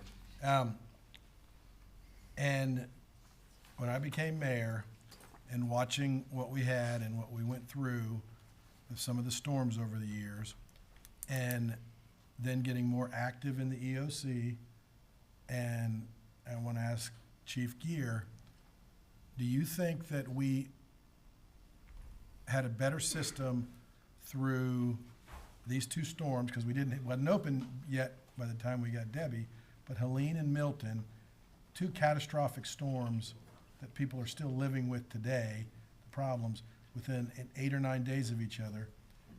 Would we have had the service and the quality if you and I were the only 2 in the EOC with maybe 1 police officer, and getting everything that I always heard is nobody be in this room, nobody be in this room, except for who has to be? Because what we got done in 2 months for cleanup took us 9 or 10 months for a tenth of the storm years ago. Right, and I think one thing you hit on is that we hit a lot of areas that we've never hit before, or it's been a lot of years, and we brought in IMT teams to assist us. We had the recovery that we haven't seen probably in my career. So this is going back many years, and same with you. But, before I'd say that we were somewhat fragmented, really fragmented here in the city, and that we depended heavily on the county. And then, in the recent storms you see with this PSOC and just working together better as a team and the training we've had, is that we're able to coordinate a lot better and do a lot more I'll say on our own with county support. And, it's vital because, I've always said nobody cares for the city like the city. And, and that just holds true here, so we were able to work, fill mission numbers, follow up on that, and really let the county do their thing while we were operating more independent or in right along with them. So, as far as response and recovery, this is the best we've ever done. Well, and when you say that, obviously the other storms were even a lot lesser damage, lesser severity. And Right. That's the word I'm looking for. So that was why one of the reasons that I thought the PSOC was so important for us. Mhm. Now, I never thought we would utilize it as quickly as we had to. And obviously, anything you do, there's a cost to. And when there's a cost to something, it gets micromanaged maybe a little bit more. If there's something that was done incorrectly, we need to fix it. If there's something that was done inappropriately, we need to fix it. But I could not be prouder of our community, and I say our community, the city of Bradenton, of how we got things done. The incident command team that came in, and to the, what's the right word I'm looking for here, to the not so happiness of our EOC director in the county, we were getting things done, but it was fighting for our city. Right. And it was making the phone call to Cody in the governor's office at 3:30 in the morning, and him answering and then talking to the governor and saying, well, wait a minute, Mayor Brown, Governor DeSantis is right here. And our staff telling us that we cannot, our staff, our engineers telling us we can't turn those valves to get that 2 million gallons a day from the county of fresh water that's going to help lessen the severity of our salt water because we don't have DEP approval. And so, well, how do you get DEP approval? Well, you have to send an email to somebody that will go to Orlando that then may get to somebody at 3 o'clock in the morning. Cody says, Governor DeSantis, Mayor Brown's on the phone, they need DEP approval. Well, wait a minute, the director of the state DEP is right here, and he gets on the phone, says, what do you need? We tell him what we need. He says, send me an email, but go ahead and do it now. And if you were sitting in the EOC, that wouldn't have happened. So, I know we're going through some things, and everybody's got to do things correctly and be held accountable if there's something that we didn't do right. But those are the things that kept the water flowing to our citizens. And to me, we care about everybody in Manatee County. Manatee County cares about everybody in Manatee County. But when it comes to the point, we care about our 14.4 square miles. And that's what I'm saying. So, I just think that, and it took 9 months, Mrs. Barnaby, to pick up at a storm one time that we were going out and others helped. But how often were we out? It's still 9 months later picking up yard debris. This time, it's not there. It was done in 2 months, other than some one-offs. But it was because we had a management system working for the city of Bradenton, and the county did a great job helping us. But, and we helped the beaches, and we helped others. So I'm not going to apologize for doing things that we, learned from and may not repeat again. Ms. Barnaby. Thank you, Mr. Mayor. I did operate under the old system where everything came down from Mount Olympus, the county. This is so much better. We are able to get quick responses. We're able to get information out to people. And I mean, it's a difference between night and day. It is, like I said, I've been sitting in the EOC in the past, and you're just kind of watching everything go around, and then something happens, and the county goes to take care of, their bread and butter.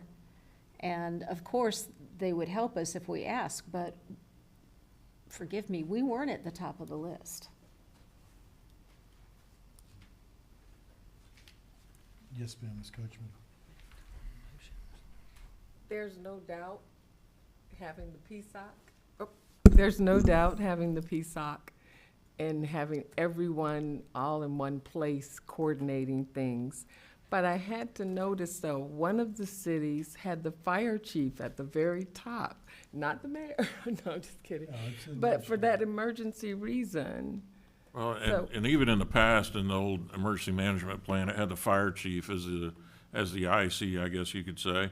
But, with this new model, it more or less, we're adopting that emergency management profile, if you will, and really working together more, to where, Mr. Perry or the mayor could assume that incident command role, and then the rest of us are performing our individual functions. And, and that's something y'all have taken the training and you understand well, whether it be, operations, planning, logistics, finance section, and like he's saying in our setup, is that sometimes you gotta wear multiple hats and we all get it done, one way or another. And, but we still, maintain a presence over at the county, in our functions at the ESF desk, and we work with them. And then, and now we operate alongside them and more independently probably for the city. But, any resource we need, we still go through the county, make that request, but we're able to operate a little more efficiently, having those teams come in and working with the state resources. Well, and I think I would just, to Mrs. Coachman's point, I think a lot of cities do it because they think they're fired, smaller cities, the fire chief is kind of that emergency management part of it. That's what they do. That's what they do, It's but like the with mayor will ours, say, fire chief, do what we need. Right, but those smaller cities, that with the way we've grown now, and again, I think when you really look at our coastal waterways, we saw how we got hit with that, with the 6 feet plus surge, with the rain of before, and then all of a sudden, so we have one of those storms in a year. I don't know that we understand even what we're talking about today. But you have 3 in a 3-month period. Crazy. And I will still say to this day, the proudest moment in this city and in this county is nobody lost their life. Absolutely. Because you look at North Carolina, there's still 30 plus people they can't find. And I'm not comparing us to North Carolina, but we, and I'm including the county, did a great job at saving people when the floods were there and scaring the hell out of them when Milton was coming.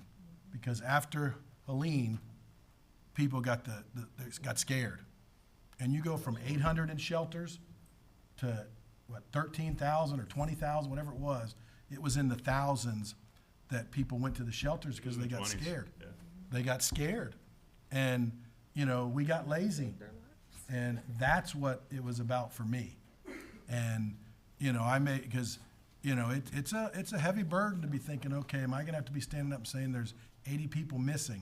And that's where the fire department goes out and does it. That's where the police department goes out and does it in conjunction, where then all of a sudden, but people are gonna wanna drink their water tomorrow. They're gonna wanna flush their toilets.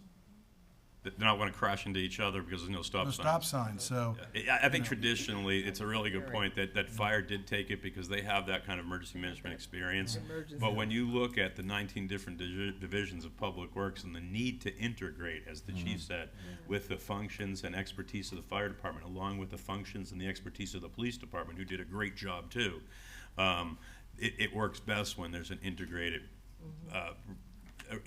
model. And frankly, I don't know too many police chiefs or fire chiefs that know a lot about public works. And that's And I know more than I ever Works wanted would to be know, right. frankly, about public Well, works. I also think that I like what you said a minute ago. I never thought of it this way, but we pay for it when we need it. Where Manatee County's paying for it year-round, but they have year-round programs too, so it's not a bad thing, and you have to have that. But for us, we don't want to have 3 people on staff 24/7, and then, they'd be doing stuff, but we pay for it when we need it. So. Yeah, that's a good thing. And then ultimately on that too, we do training year round, and we do it. We go to the county EOC. We go over the web EOC training. We've gone over there. Scott. That's on your daily. That's on a daily deal. Yeah. That's not. You're not being paid extra. For No, that. no. You're right. doing that. That's just keeping up our. It's just part of our training and doing. Right. Yeah. So that's kind of interesting. Just a couple of factoids. I had Kim Clayback get with Joel to run a GIS plot to see how many miles of coastline the city of Bradenton has. Any takers on guesses? I used to know this one. 44 miles Really? of coastline. City of Bradenton? Yeah, city of Bradenton. Isn't that, because it goes in and out and, all over and everything. Canals, yeah, which is a lot for water events. I want to kind of close it up because the purpose is to talk about the emergency pay program, and I included in a package basically. You obviously all have the revised pay policy. The revised pay policy does a couple, there's a history to the pay policy, and this proposal today is kind of, I don't want to say the final chapter, but the latest to try to fix some things that I think might be a little bit more, equitable, I guess, and appropriate.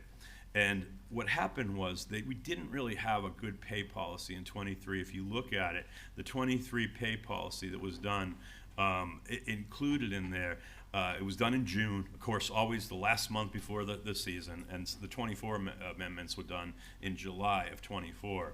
But the 23 pay policy was reviewed, and the important thing there is that it allowed exempt employees to get time and a half. Now, FLSA exempt is any manager. In the police department, it's sergeants and above, unless you have it by contract. Our lieutenants have a contract, but typically it's first line supervisors and below are not FLSA exempt. Once you get into professional, technical, or managerial types of responsibilities, your bosses could work you 100 hours a week and not pay you overtime. And so we had a problem with a lot of folks in our department, particularly in public works, that didn't have a union contract, that were not being compensated for those extra hours. We still have that problem for regatta and things like that. We have a lot of employees that work extra time in the management ranks, but they don't get, they're not eligible overtime. So we deal with those a little bit separately. But that's what prompted us to review it. And NILSA had told me it's always been an inconsistent application of it. We don't have a policy. We need to have a policy. FROC was going into place, so we put the policy together. The policy allowed all employees on a disaster, gray sky work type thing to receive time and a half. In 2024, and I have the resolution as well as the policy, the short version with that is that we were requested by FROC, I should say by Florida Department of Emergency Management, to revise our policy. Some of the major revisions just dealt with spelling out and clarifying people that work out of classifications, people that work in different locations, and then there was another provision in there for people that take a quick look on it. I think they did different, they worked out of classifications, they different jobs, and meals. Meals, and I think it required that the policy be reviewed annually. So we just made those changes in 2024. Well, this year what happens basically is we have 3 storms, and so there's a lot of overtime. And what ended up happening was that there was a lot of compensation to people, including myself. And so what we did was try to look at the policy and say, how can we kind of refine this a little bit? And there's a couple different ways to look at it, but I guess one of the things that kind of came to mind was the first situation, and I included in here the county administrator's contract because his was unclear too. And apparently in prior storms, because this is a retroactive approval, But in prior storms, the county administrator, they said, well, you know, you make the most amount of money in the county, you shouldn't get overtime. And most of the county commission said, no, he works a lot, and when there's emergency declared, he can't be with his family most of the time and has to make sacrifices and the like. So they basically amended his contract, and it's quite clear. And what they did was say, you can get straight time for any hours over 40 on a 40-hour week. And so we went back to trying to do that exact same thing for any employees that are over $120,000. Let me cut you off for just a second. Yes, sir. Sir, are you here for the Westminster? Yes, sir. We've already voted on that. Thank you. Thank you. Sorry. No, That's no, all right. please. I didn't want to come have a seat or. Yep, or so we put that threshold in there. And really, if you say, well, why did you use that as a threshold? Is that arbitrary and capricious? And the answer is, no, not really. What we did was we took number ones and number twos for most departments. We have about 600 employees. People over 120,000, you know how many we have? We got about 22. Out of the 22, we pull out 4 to 5 who are bat chiefs, and we're down to 18. And then out of that 18, you pull out people like Jeff Burton that don't really do that kind of work, the emergency work and things like that. Typically, I mean, there are scenarios where he could, don't get me wrong, and everything. And so now you're down to about 15. If you look in this room, you probably got half those 15.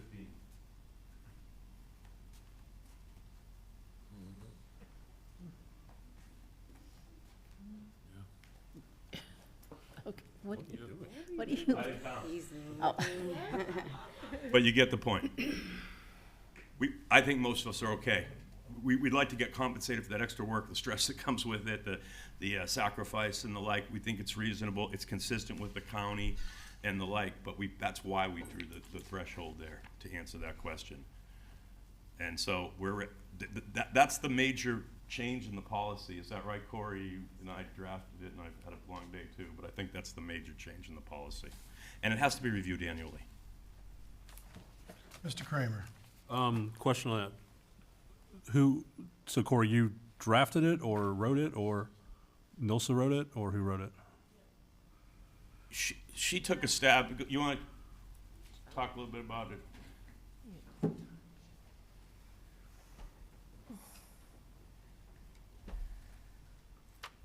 I drafted the changes based on discussions with Mr. Perry and also with recommendations from the Florida Department of Emergency Management. Okay. Then it was sent to Labor Council for review, who approved it, and Okay. we brought it before you today. Mr. Herring, I'm guessing? Yes. Okay. Is he, I know he's Labor Council, is he our expert on like FSLA or FLSA? Or do we have another? Yes. No, we don't have a separate FLSA attorney. Okay. That's encompassed within the scope of his work. Okay. Yep. My concern with the edit that came back to us, the proposal, is in reviewing the FEMA Public Assistance and Policy Guide, the new one that just came out in January. It makes reference to reimbursement, if you all grant me a little latitude, when we had our emergency meeting for whatever was going to become Milton, and I brought up, you mentioned some expenditures and salaries that I thought was super high. And it was probably because I didn't realize that the current policy that we'd voted on this summer, which actually I didn't vote on because I wasn't here, allowed for basically, once there's a state of emergency, everybody goes on time and a half. Pretty much everybody goes on time and a half. Mm-hmm. And that was what I put on my red flag, and I was like, wait a second. And I know that there were some comments amongst all of us, and I made mention that well, there's a chance that if we're not right on that, then we don't get reimbursed from FEMA. And you made reference to, you'd heard that happening at various locations, and I believe some comments from council were, well, as long as we get reimbursed from FEMA, everything's all right. Well, my concern is that we won't get reimbursed from FEMA based on what the proposal is, because it all refers back to our regular policy on pay. And our regular policy on pay is that if you work 40 hours, you get paid straight time, and anything beyond that is considered overtime. So our people that were getting paid the time and a half, and if as a council we decide that we just want to go ahead and do that, we can do that, and then it becomes our policy. But if our policy says that regular work hours have to be up to the 40, and then anything beyond that is subject to extra pay, then that's what we would have to do for the emergency pay. You would still have to work your sweat 40, on whatever schedule you work. But once you've worked those 40 hours, then anything beyond that would be eligible. And I'm concerned that we still have that in there on a variety of, give me a second here. Non-exempt emergency essential employees, exempt emergency essential employees, non-exempt emergency essential employees. I mean, there's a lot of different categories. That my concern is that those are not, like several of those would not be eligible until after those 40 hours have been worked. I want people to get paid what they are deservedly getting paid, but also knowing that if it's that emergency situation, we're subject to that reimbursement from FEMA. And I don't want us to get into that boat of not being able to get reimbursed. I can understand. Because that's not happening today, they're saying, oh no, that's happening years down the line when they audit it. Yep. And we have to come up with millions of dollars. I understand your concern there. However, I think clearly that you're only entitled to that premium pay when there's a declaration and you're doing emergency work. And I think that addresses it basically within our policy that's acceptable to FEMA. I mean,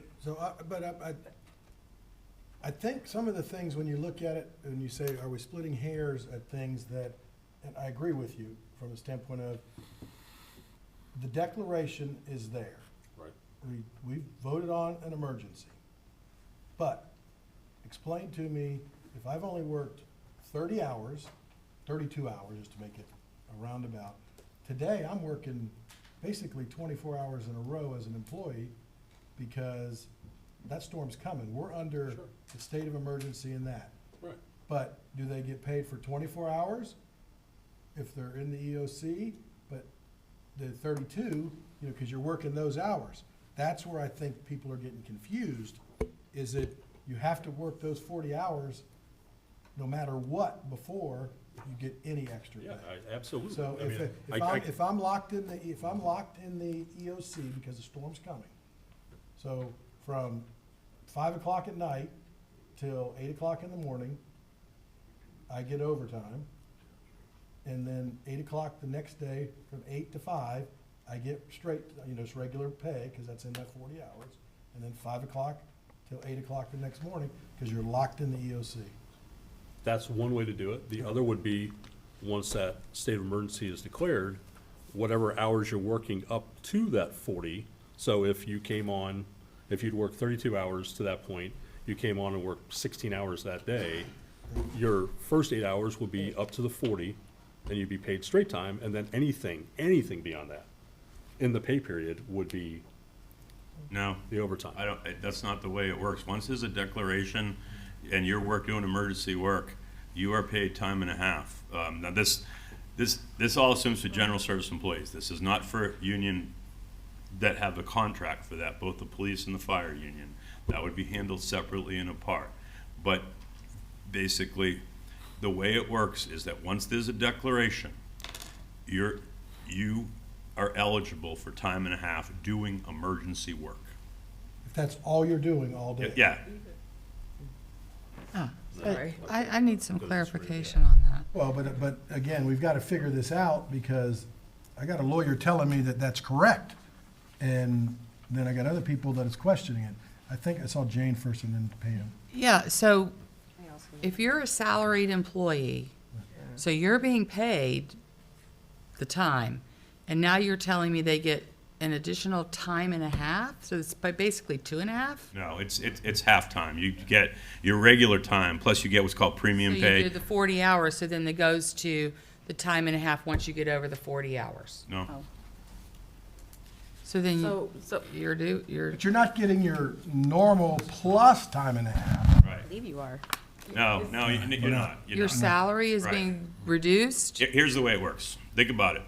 If there's 40 hours, you work 40 hours, and just hypothetically, say your pay is $20 an hour. On that first 40 hours, if you're doing emergency work, you get paid $30 an hour. So you get a 50% premium up to the 40 hours, right? Beyond the 40 hours, then you get time and a half because you're working more than 40 hours. If you have 60 hours that week, you would get the additional 20 hours at time and a half. But the only you get a premium when you're doing the emergency work. Is that hard to? So my argument to that is it's the argument I made that day. Trash collection has to happen.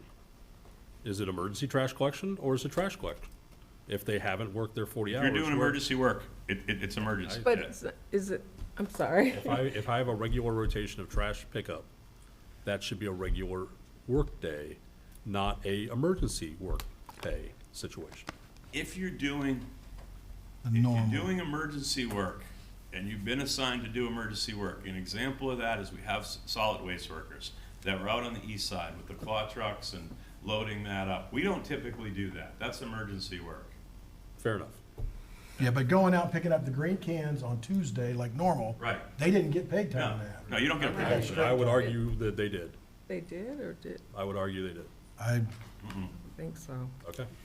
If they didn't, they didn't. They were but I out would- in east side every day. Yeah, no, I know, And we weren't picking up green cans. Right. Yeah, Haggerty looked at the F-Rocks, which is kind of interesting too. And we had a conversation with Amber about those and filling them out correctly so that they don't get objected to by FEMA on Monday, which I have the notes to right here. And she said generally we did them pretty well. There was a couple there that didn't deal with this, but that she needed to let us know about. But I'm pretty sure that's, if you read the policy, emergency work. But at the time of the declaration, sometimes that's 24 hours or 48 hours before the actual emergency. And then that means. Most of the time, 4 days, Councilwoman. Well, okay, Yeah. 4 days Yeah, it's then. like a lot longer. So, and But if emergency work would only pretty much be people who are putting sand in sandbags. I mean, who else would But be? if they were just going to pick up the green cans, Right. like their normal Tuesday route, even if it's in that 4 days, they're not getting the time and a half, they're just getting straight time. I know they're not getting it, Right. but it sounds like that's what they were supposed to get. No, it says for emergency work. Emergency work included maybe going and sucking out the drains we wouldn't be sucking out. yeah, it would include That would be things like going that. out That's and making protective sure that our pump stations are, over protected with the sandbags, doing the sandbags, Remember, doing that. can I just, another point? Remember too that we have to file what are called these FROC forms. And so on the FROC form, the first thing you have to put on there is what type of emergency work are you doing? Are you doing A work, debris removal? Are you doing B work, protective measures? Are you doing C work, public utilities? Are you doing D work? All this stuff. And then it goes to more specifics on what you did. It'll be like water systems and lift stations repair. And it's a drop-down menu, and you got to check that off. It's all the stuff that gets done on emergency work. Then you got to put the location of when you did it. Then you've got to put the time you did it, and then you got to check. There's a checkbox, is emergency related, is what the form says. So, yeah, I'll say one thing and then we'll go to Ms. Moore. I understand why we're kind of getting a little bit. Because we want to make sure this is right, and I mean. I do too. The employees that did all that hard work get paid. Got paid, well, they got paid, now it's, are we gonna get reimbursed? But, okay, there's no storm out there, lift station, what's the worst one on 17th Avenue? Yeah, it's 14 breaks at 2 o'clock in the morning. Yeah. We call our guys to go Bailey. out. Nate Bailey goes out. Yeah. Just normal, Right. emergency, what is Nate getting paid at that point? Nate, that's an interesting thing. Nate get paid his base, plus he gets call-out time. Right. Call-out time is probably time and a half, because he still has to come to the office at 7 and work till 4. Right, so he got his regular day pay, now it's Nothing after. to do with emergency. Nothing to do with emergency. Now we're in an emergency, even though it's nothing to do with the storm. Right. It's just normal. He's gonna get whatever his emergency pay would be, and that's on the city. Yeah. That's just city has to pay that. Now, we're in the middle of a disaster, and Nate worked his 8 hours. He got paid 8 hours of regular pay. Now he has to go out all night. Right. He's getting the emergency pay for that. Right. And that's something we wouldn't turn in his 8 hours during the day for that. We'd turn in his 17, or. But let me add a scenario to that gets with the frog form. If Nate would typically work on your system, your collection system, lift stations, pumps, manholes, things like that, say he went out and just an emergency declaration was declared, and he said, well, I need to check the pumps to make sure they're drawing the right amperage so that if the That wouldn't be part of his normal day. that's not part of his normal day. He checks on that frog form, storm related, yep, check. What did you do? Water features, electrical, and everything else. And so he gets reimbursed, we get reimbursed, he ultimately gets reimbursed at time and a half because he's doing emergency work. Pre-storm, protective measure, but doing emergency work. Yep. First, I want to say that, I mean, what I'm here to talk about is the pay policy, because the structure of the program and the work of the employees is not questioned at all. And the gratitude for it is also not questioned at all. So I'm going to put that to the side. I mentioned a few meetings ago that I had concerns because I was here for the adoption of the policy in the summer. And then when we were faced with unprecedented storms and whatnot, I did not realize in practice what that ultimately meant for the city. And to sum up what it looked like it meant to the city for me was a lot of expenditures that I have no confidence or have no confirmation is going to be 100% reimbursed by FEMA. And I also don't know to what extent we've got FSLA issues. I would like to see Mr. Herring present and break this down for me as a matter of what is appropriate, what is legal.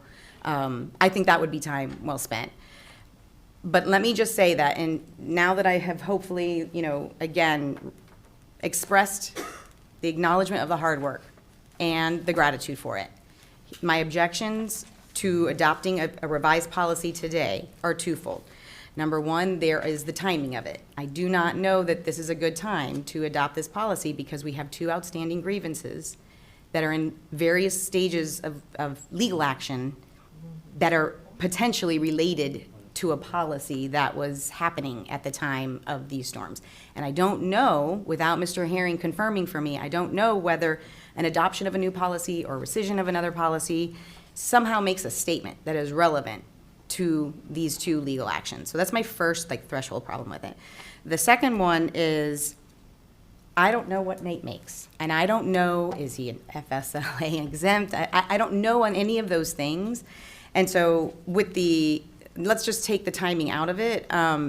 With the suggested revised policy being tied to a numerical number of someone's pay, I don't know if that takes into account their FSLA status, whether or not they're entitled to overtime or bonuses, how we have to structure that compensation. I don't know whether it's reimbursable to FEMA, at what rate, at how much percentage. Those are just things that I do not know based on just knowing that there are 22 people that make over $120,000. And in addition to that, are we going to, I know you're going to have everyone acknowledge the policy annually, but are we going to have to, because now we have, some employees getting a 3% increase. Some employees, but who knows what will happen, that we have to increase this person. Maybe we're adding duties to this person's responsibilities, and now we're having to reassess what they make, and now they're maybe in a different category. What makes the most sense to me is that this is related to an organizational flow chart. There are just some people in this organization that have authority and responsibilities at higher levels than others. I note that this example with Mr. Bishop is an actual amendment to his employment contract. So that's different than a policy. He has negotiated his rate of pay with the county, and I am concerned, I shouldn't be concerned, but I note that this retroactive, I don't know if that's reimbursable, honestly, I believe that there's something tied to reimbursability being the policy in place pre-disaster. I don't know that you can actually do that. But that is not within the purview of what I have to deal with right now. And so it would make sense to me that when you have these people in the organization's flow chart of authority and responsibilities, that you recognize what is going to be demanded of them in some circumstance, and then you compensate them accordingly. And the discretion still lies with council, because did we have a crazy 3-storm year? Absolutely. Do we think that, I feel like this council has been very generous. We just paid out the overtime, or I'm sorry, the unused vacation time. I think we want to compensate people, but I think we also have to recognize that, to your point of running it like a business, but it's not a business, this is not my money. I do not feel comfortable just, being like, well, let's just hope for the best and hope we don't spend a whole bunch that I don't have any, confirmation is going to be reimbursable. So I feel like, as stewards of other people's finances, I need some more meat to what we're going to do here. Is it identifying key roles within the organization, and they, make demands like Mr. Bishop did for his employment, that this is the type of pay that I think I should be due? Or should we leave it to council? Are you suggesting that we do employment contracts with high-level people? I I might have might. mine revisited, to be honest with you. I'm pretty comfortable. And I think where that that's am, but- fair. I think that that's fair for you to ask that. I'm just I don't saying know that that- it doesn't make sense to do the 120, and I Can I think that. explain why we did that? Well, before you do, let me just wrap up, because I wanted to make sure that I noted a couple of things. Council, it is my understanding that we have we are tasked with hiring these highest level, the city administrator, the department heads.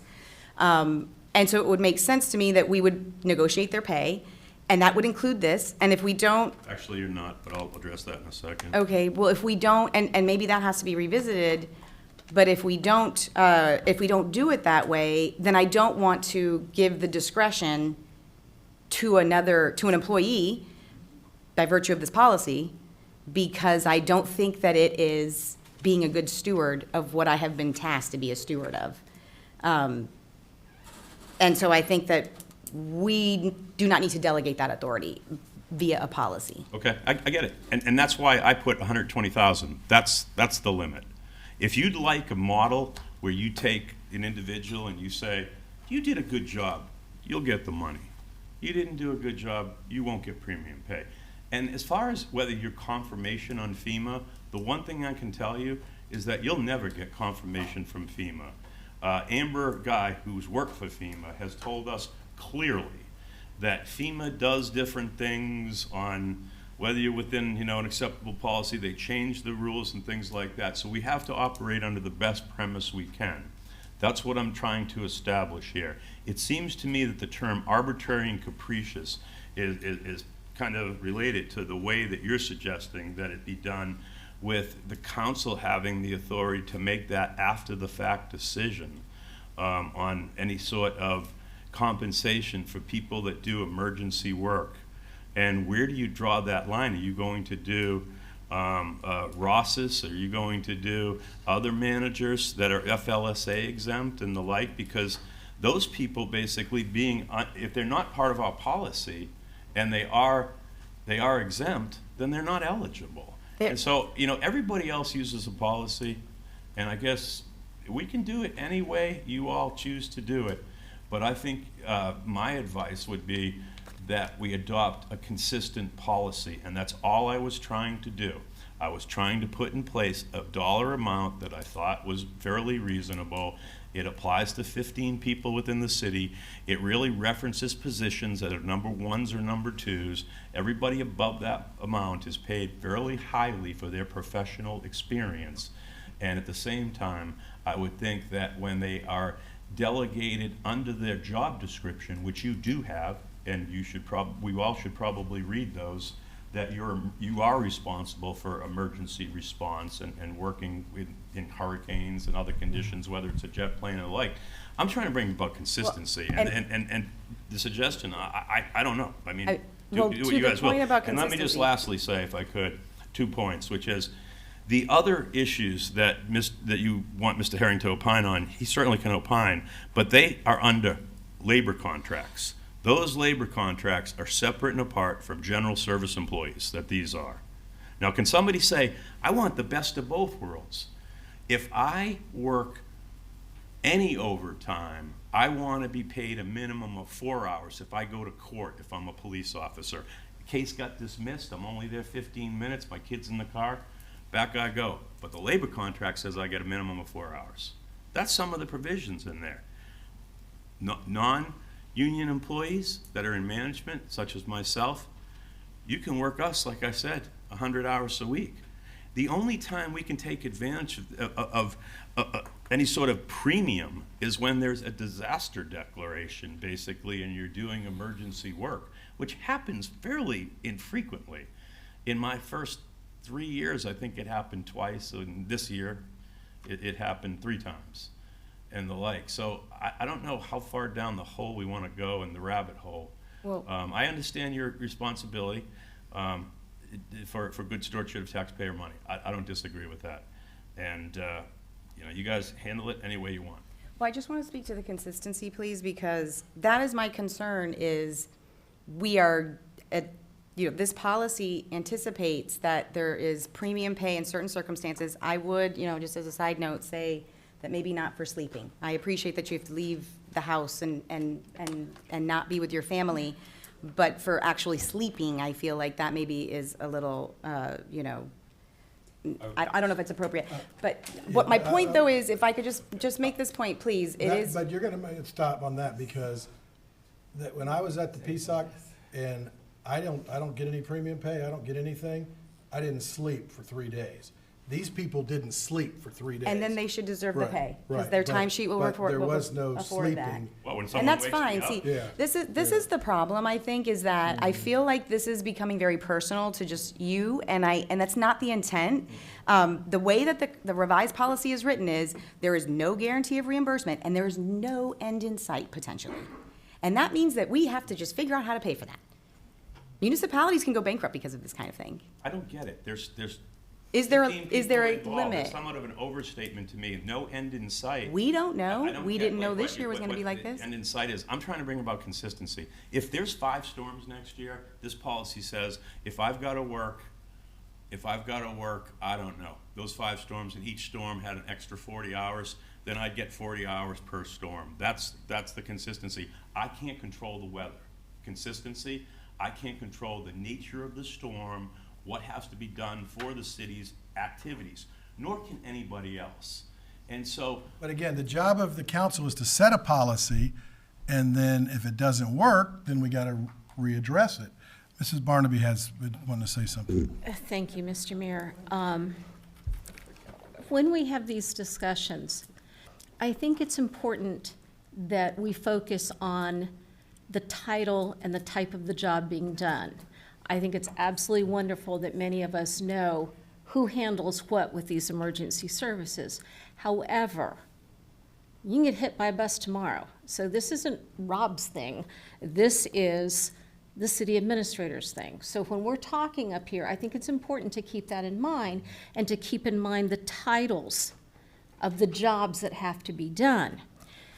Getting to employment contracts, again, going back in time, prior to me taking the position here in 1998, we had a mayor that was very unhappy that 3 of his lieutenants on the city council did not get reelection. Therefore, he turned around and gave every department head 5-year contracts, meaning that anybody coming on, if they weren't happy with that individual or felt that that individual wasn't pulling their weight, the only way we could get rid of them is to go to court Or buy them out. or buy them out. And I remember making at that time in 1998, the only people that were getting 5-year contracts that I was aware of was NBA players, and none of our department heads played for the NBA.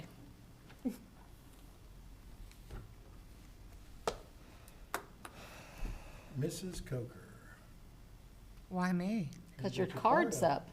Oh, that's from, I had mine up at one point. I saw that card up. if I had a question, I don't remember what it Yeah, was. and I'm really trying to remember what it was. I'm trying to help clarify what I think you're trying to say. You're not saying you don't want to see anyone paid. You want to make sure the right people are getting paid, in terms of their job responsibilities. Is that what I'm? And if we're salaried, because I'm salaried in both, I guess, jobs, we don't really even get that. It's comp time or something like that. You don't even get compensation. But If some of the in an higher department heads emergency, took comp time, they'd be off the whole year. And they can't do that either. but you know, but we're talking strictly though about an emergency Right, situation. emergency, Yeah, right. that's what I want And to. that's I where this guess, policy has clarify. been trying to talk about, to say, hey, let's set a policy, but I don't disagree with bringing in Mr. Herring and saying, Mr. Herring, what have you seen in other places? Because I asked him about the previous one, and he said that everything that he's seen and looked at, he didn't see anything wrong. Now, do we have an image problem? Maybe. Maybe it's an image thing, but there's certain employees that are not bound by contract because they're not in the union. So sometimes you negotiate a contract, you have to live within that contract for 3 years. Mr. Perry would love to negotiate a 5-year deal right now for that. So would our other department heads, because if they had 5-year deals and the council wanted to change them, you're pretty much stuck for 5 years unless you're willing to pay it off. But I don't even know if you can do that in Florida, but there's some rules on some of those things, so, the right to work states and all that. But again, I want to get it set up where then nobody's questioning anybody. Some of the reimbursement, and I'll tell you straight out, and I said this already at a meeting, that Sunday morning when we went with those 17 guys and went through the east side of town to pick up, at that moment, because of what I saw and what we did, I did not care if FEMA was gonna reimburse us for that. And I was willing to take that, and if I got fired for it, it is what it is. Because that money we spent, and I'm still gonna ask Governor DeSantis, if he's watching right now, I'm gonna I'm ask sure he him is. to reimburse us for that, because he did say on TV that Bradenton did a good job of getting stuff picked up, but it was 2 days after the storm, the haulers weren't gonna be here by then. They weren't in Tampa, they weren't in St. Pete. But we had to do that for our citizens.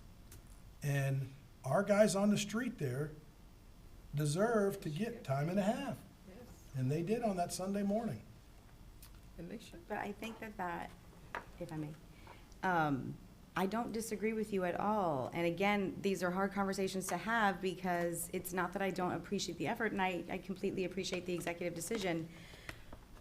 But the guys that were out there with you, I don't know this for sure, but I don't know that they all made the same amount. And so their pay and a half might have looked different.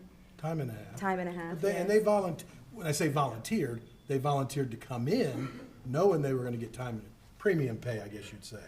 Right. Time and a half. For them, and one guy may make $20 an hour and another guy makes $30 an hour, so their time, but for them, they volunteered to come in knowing they were gonna get that pay. And then the rest of the week, Monday, Tuesday, Wednesday, Thursday, it's not their normal job, what we were doing through all those trailer parks and in the neighborhoods. Ms. Barnaby. Yeah, I apologize. I had something else written down, but then I was shuffling my papers and I covered it up. One of the other things that I think that we need to consider, when we have this type of compensation, we need to be competitive with the other cities that are out there that we're vying for employees with. Trying to find people to do some of these jobs, which, forgive me, I have jokingly said that, one of the reasons I came back was to give my husband all that evidence he needs for that competency hearing that's coming my way. These jobs are hard. And in these situations, we are asking these people to leave their families, leave their children.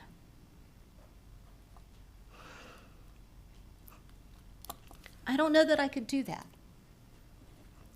I know that some of these families, they are accustomed to this. They know this is what's going to happen. They know this is the drill. I'm just grateful that we have people that want to do this. And there's two departments that, the fire department and the police department, that sign up for that. And they have a contract that that union negotiates and has it in that contract. The Public Works, they know some of their different jobs, they sign up for it. After yesterday, doing the job that I do, at the end of the day, I went home and told my wife that I signed up for that. And, you know, sometimes it gets to the point where, you know, the job of the council is to set policy and then put the right people in the seats to run that policy. It's not to micromanage. And how do we figure out what is the right policy? And again, I think that's what this is trying to do, to set it up so we're not talking about this in the future. We are getting reimbursed. There's going to be some things that, like I said, on that Sunday morning with those 17 Public Works and sanitation, because they weren't all sanitation. They were Public Works people too that came in that could drive the claw truck, that could drive it. It wasn't just sanitation. And I didn't say to James, can you get people to come in tomorrow? And I didn't ask him. I said, but make sure and get the lowest paid guys, so we're only paying them $20 an hour instead of, I said, see if there's anybody that would volunteer. At that Saturday morning, we didn't know if we'd have anybody. Because when I drove around there at 4:30 in the morning and looked at the stuff that people had already got out, it was like, oh my God, we got to do something. And this is where we've got to, I don't disagree with anything that's been said here today, but how do we get to that mesh point? How do we get to that right policy that, and it's not a policy for Chief Gear, Chief Bevan, Rob Perry, Irv Lee, Lance, whoever it is. It's the policy of whoever's in that seat. That's the policy. And that's what we got to start talking about. And I don't know, where's the good starting point?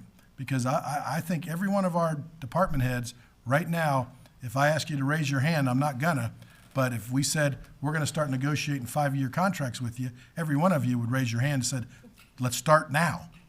You'd stay late tonight, and we don't want to do that. I'm just saying, I don't want to do that, because I saw it in 1998, how it made it dysfunction. Mr. Mayor, Yes, ma'am. if it would afford people a level of comfort to have Mr. Herring come in and adjust us and address us again, some of the items that we may not be able to talk about because of the ongoing lawsuits. But I think that Mr. Herring is a student of attorney, that he might be able to offer us some comfort without having to get into specifics that may cause us an issue down the road. If that would give more comfort to people, I would be willing to say, let's do that. I would I'd fully like, agree with that. yeah, No, I I agree wouldn't. with that. Mr. Perry, any final comments? None at all. All right, so we'll work on getting Mr. Herring in and maybe even do it in a special meeting. But I will reach out to him. I'll take care of that. Sounds good. We'll get him in and Yeah. we can go over all the details of FLSA and who can get. And we're never going to guarantee that we're going to get reimbursed from FEMA. That's just not going to, there's no Particularly guarantee. with all of the changes The that may be changes, occurring at the federal but- government level. but- If there is a FEMA. Right, if there Yeah. is a FEMA. There it is. But it'll be worked through the state more than the national. But, Under current, we'll just proceed under the current policy. right. Hopefully there's no Well, do we want to, emergencies, Well, we're not flight in- paths we're or not other in it now, but things. if- It's all I know. hazards. that's But what if I something mean. happened, we would work through it. We could revert to the old policy. We are under the old policy. It was adopted. Right, I mean, And hasn't we could been- rescind that one Yeah. if we had concerns about that. All right, so we'll work on that. What is, I want to cover emergency purchases. I have two really quick things. yes, So we recently had, as you can see, January 31st through February 10th, these additional yeah, we can't see I'm that. sorry. Tamara had to go That's pick up okay. her child. Oh, okay. Let's see. Might have to zoom. I can, if we can't read it, I can just, Is that not the right one? Yeah, that's it. okay. Can you zoom down at the bottom, or at least part of it? Wait a little bit and try to zoom for you. I do not know how to do that. I know, I can do it from here, I think. I got it. Yeah, you got it, yep. There it is. You can move it over. Let me just try to zoom a little bit more. 'Cause Who was- these are the new additions, correct? These are the new additions, yeah, from January 31st till 2/10. I'm sorry, the dates will be in there, and I guess we'll cut off the rest of it, but, under this, we have roof replacements, and roof replacements was requested by facilities. That involves, as I believe, it was 2 or 3 different roofs, Lance, is that correct? From the storm? From the storm, all related to the This is storm. all Yeah, all related to the storm, Yep, these will be tried to recouped, and no guarantees. No guarantees, this is permanent work, But it still has to be fixed. it has to be fixed, right, and so we had to do emergency repairs to them. Roof replacement, $866,000. Mr. Peterson for, new piping, new stainless steel hangers. That is for the fire protection system for our day dock that was torn up. There is a fire line underneath that with stainless steel. It's in the water now. Connections and the like. I want to say that was about, 65,000, about was 67. Water main, stormwater relocation of 6th Ave, pretty self-explanatory on that. That was obviously very costly at $644,000. Fence damage, Mayor had asked me about that. We're basically proceeding with trying to repair some fences. There is a whole series of, we're putting the fences into a single package that will request permanent work be done on, and FEMA reimbursement related to it. That was one of the things that Haggerty recommended. Same with lift stations. I mean, sometimes you can break these into individual projects, and I know the people with FEMA experience know this, they get a project number, project manager, there's different phases of the project, but you can also sometimes consolidate them. We never did any of this before. I mean, we did some of it, and Rebecca was the resident expert, quite frankly. But since our training and our emergency management skills have come to play, we're playing our own game here. We're writing our own music. We're bringing back our own money. And that's good, because we usually wouldn't be able to do that. We don't have that experience that I'm aware of, and I don't think we've gone into the Stay by the microphone for us. I don't think we've gone into those categories nearly at this level in the past. Street sign replacements, I talked about that. That was exactly what I referred to, $265,000. That was to bring in an emergency street sign contractor and to put. And we were directed by our emergency management team that came in from Pensacola? Northwest Florida. That's Northwest correct. Florida. Yep. And that was their job. They're hired by the state to Right. come in and tell us how we do things, and that's what Corey, Tamara, Brandy. Right. We put in others. mission requests actually through Web EEOC. Right, yeah. And we get a mission number and then hopefully get it fulfilled. In this case, we called LK. I texted him. I probably still have the text while I was getting one of those nights that I woke up at. But because that was a big thing when we realized how bad the street signs were. And We were worried about stop signs and people, Right. four-way, that was huge. You know, that there's no stop sign, they keep going and they just T-bone. And then sanitary sewer repairs. This is at 12th Street in between Manatee and 6th Avenue. That it was related. washout. Yeah, that was related to the storm, and then sanitary sewer pipe repair for 242. Contractors in that were Woodruff. They were really good about getting out and fixing that infrastructure right away. If you ask me as an estimate how much we're going to have out as far as permanent work, I'd venture to say it's probably going to be somewhere between $10 and $20 million. And you are correct. That's exactly what it is. It's a little over 10 million. Yeah. Yeah, that's just. Yeah. Yeah, some of that permanent work involves engineering studies and surveys and inspections of our marina. We have a responsibility under the lease to maintain the pier itself, the substructure, and integrity of it. We have to have a marine engineer take a look at that. I did talk with Ms. Guy about that. We're going to obtain that engineering service to do the survey, as well as the seawalls, storm breaks, and other things. The Saltwater intrusion. saltwater intrusion, which is caused, and that'll be a big thing, like when you deal with FEMA, because you do have to, as I pointed out, have the prior preventative maintenance inspections done, because they're saying, well, how do we know this wasn't like this the last 10, 15 years? You know, we know big waves hit it and hit it for a long time, and everything raised, but there's some really big ticket items in there, is the point I'm trying to make. And you may only get reimbursed 25 or 50%. I had that conversation with Amber on the phone, and I said, how does that work? Like, if they go, yeah, most of it was kind of related to the storm, but you really don't have that good an inspection record, will you take like 40 cents on the dollar? It's kind of a negotiation. So these issues are long from settled, and the reimbursement to the city, and ultimately the decision on how to, certain things have to be repaired because they're emergency, but ultimately other things that maybe don't have to be repaired. But we're going to be dealing with this for a while.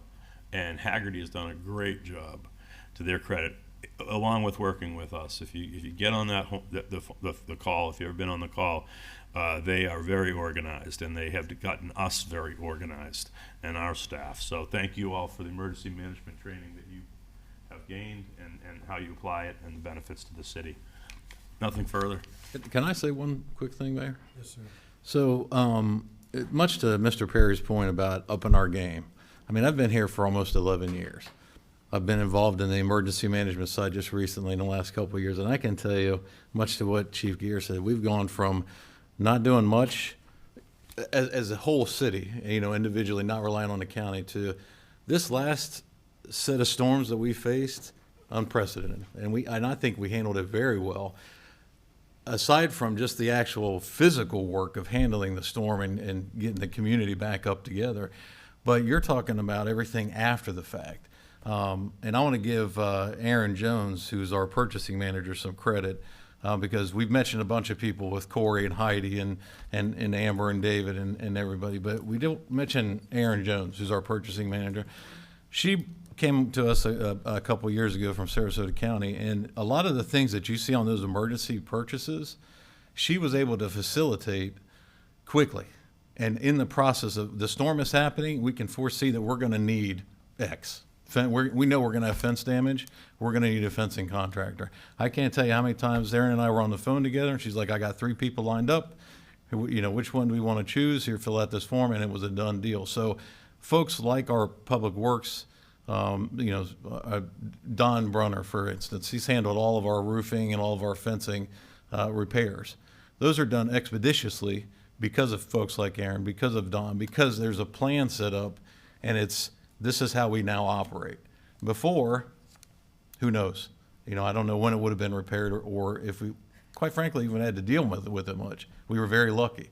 But just the fact of the team that we have and the expertise that we have, the willingness to work together and communicate with each other is, I can't tell you how proud I am of everybody in this team. But I just wanted to point out Erin, just because I know we've thanked everybody and said kudos to her. But like I said, she had the foresight, the understanding, the knowledge, the tools and resources to be able to search out these companies, because we knew stop signs were going to be an issue.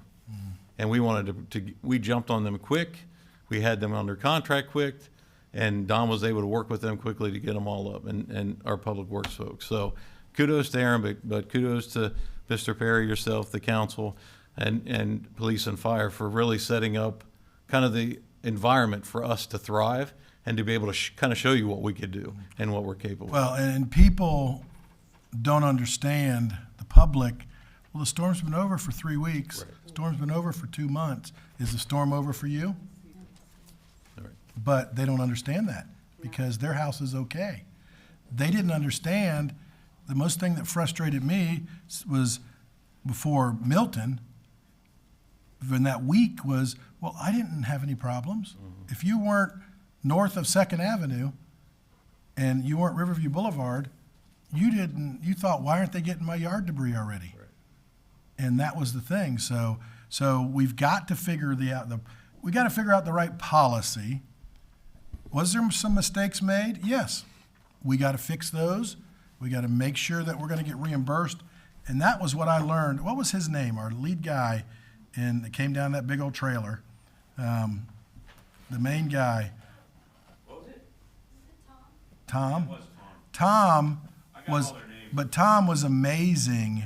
And then we ended up having 3 of them in at one point because we had Holmes Beaches in. And, you know, and Bradenton Beach. Were they, what? How much longer do you think we're gonna? If you need to go, go.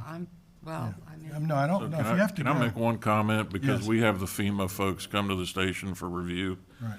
We've been through 3 FEMA reviewers, and the state has approved our policy for the premium pay and how we apply it.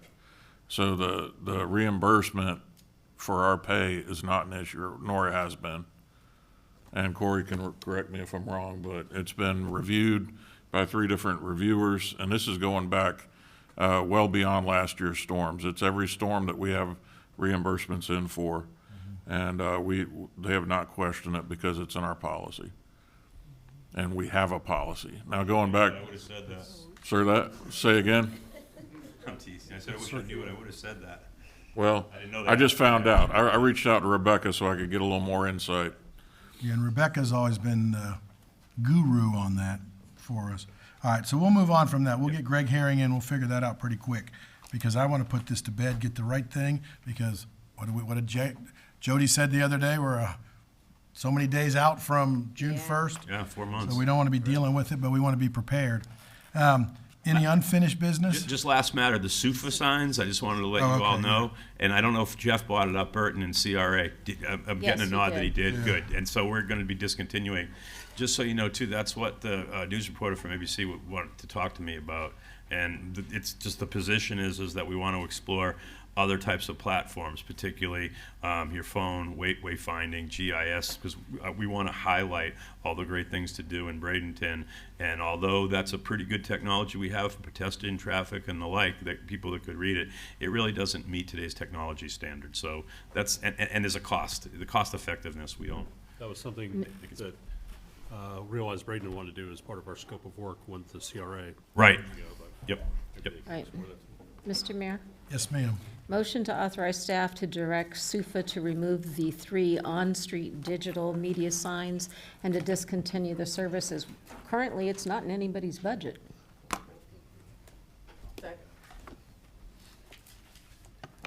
All right.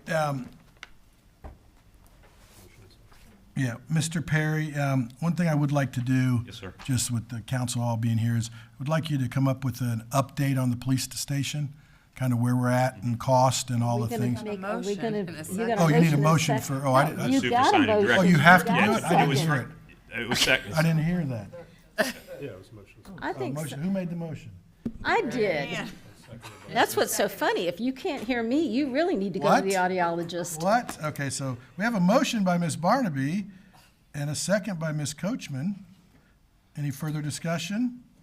We'll start the vote in Ward 2. Yes. 3, Yes. 4, Yes. 5, 1.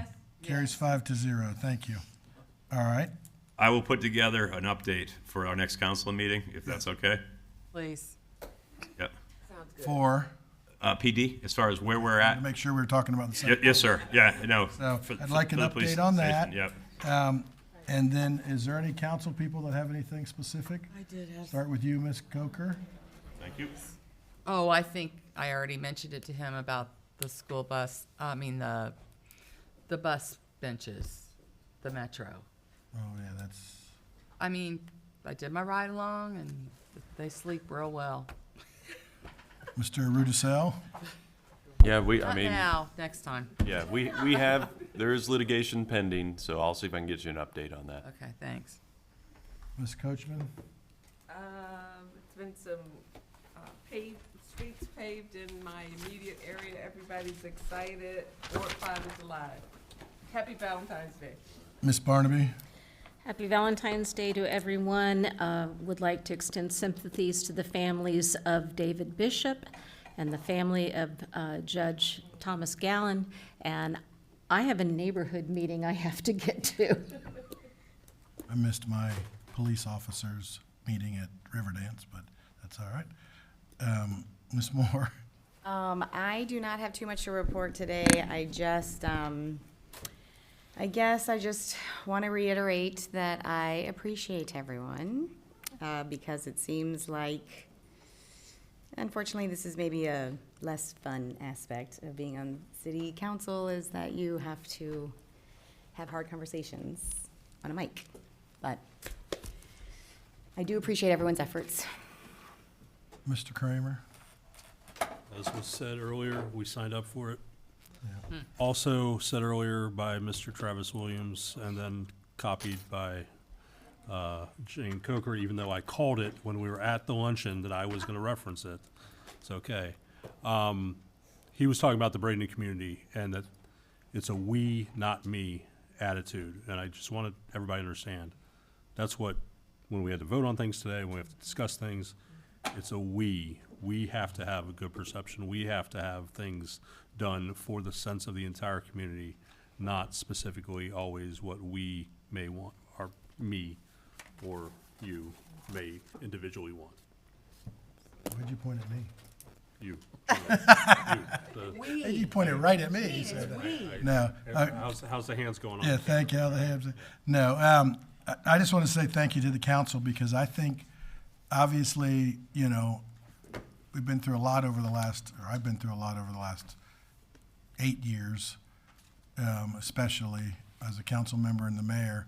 But talking to the group today, the group, and I say the group, the citizens that were out there, you know, it was probably about 50-50, you know, for and against. You saw it and what we've got. But we as a group up here were able to get out to them, and I was especially impressed with all of the council members with your comments that were able to look at the audience, and whether they were for or against what's happening, they were all shaking their heads yes, that they know that we're engaged and we care.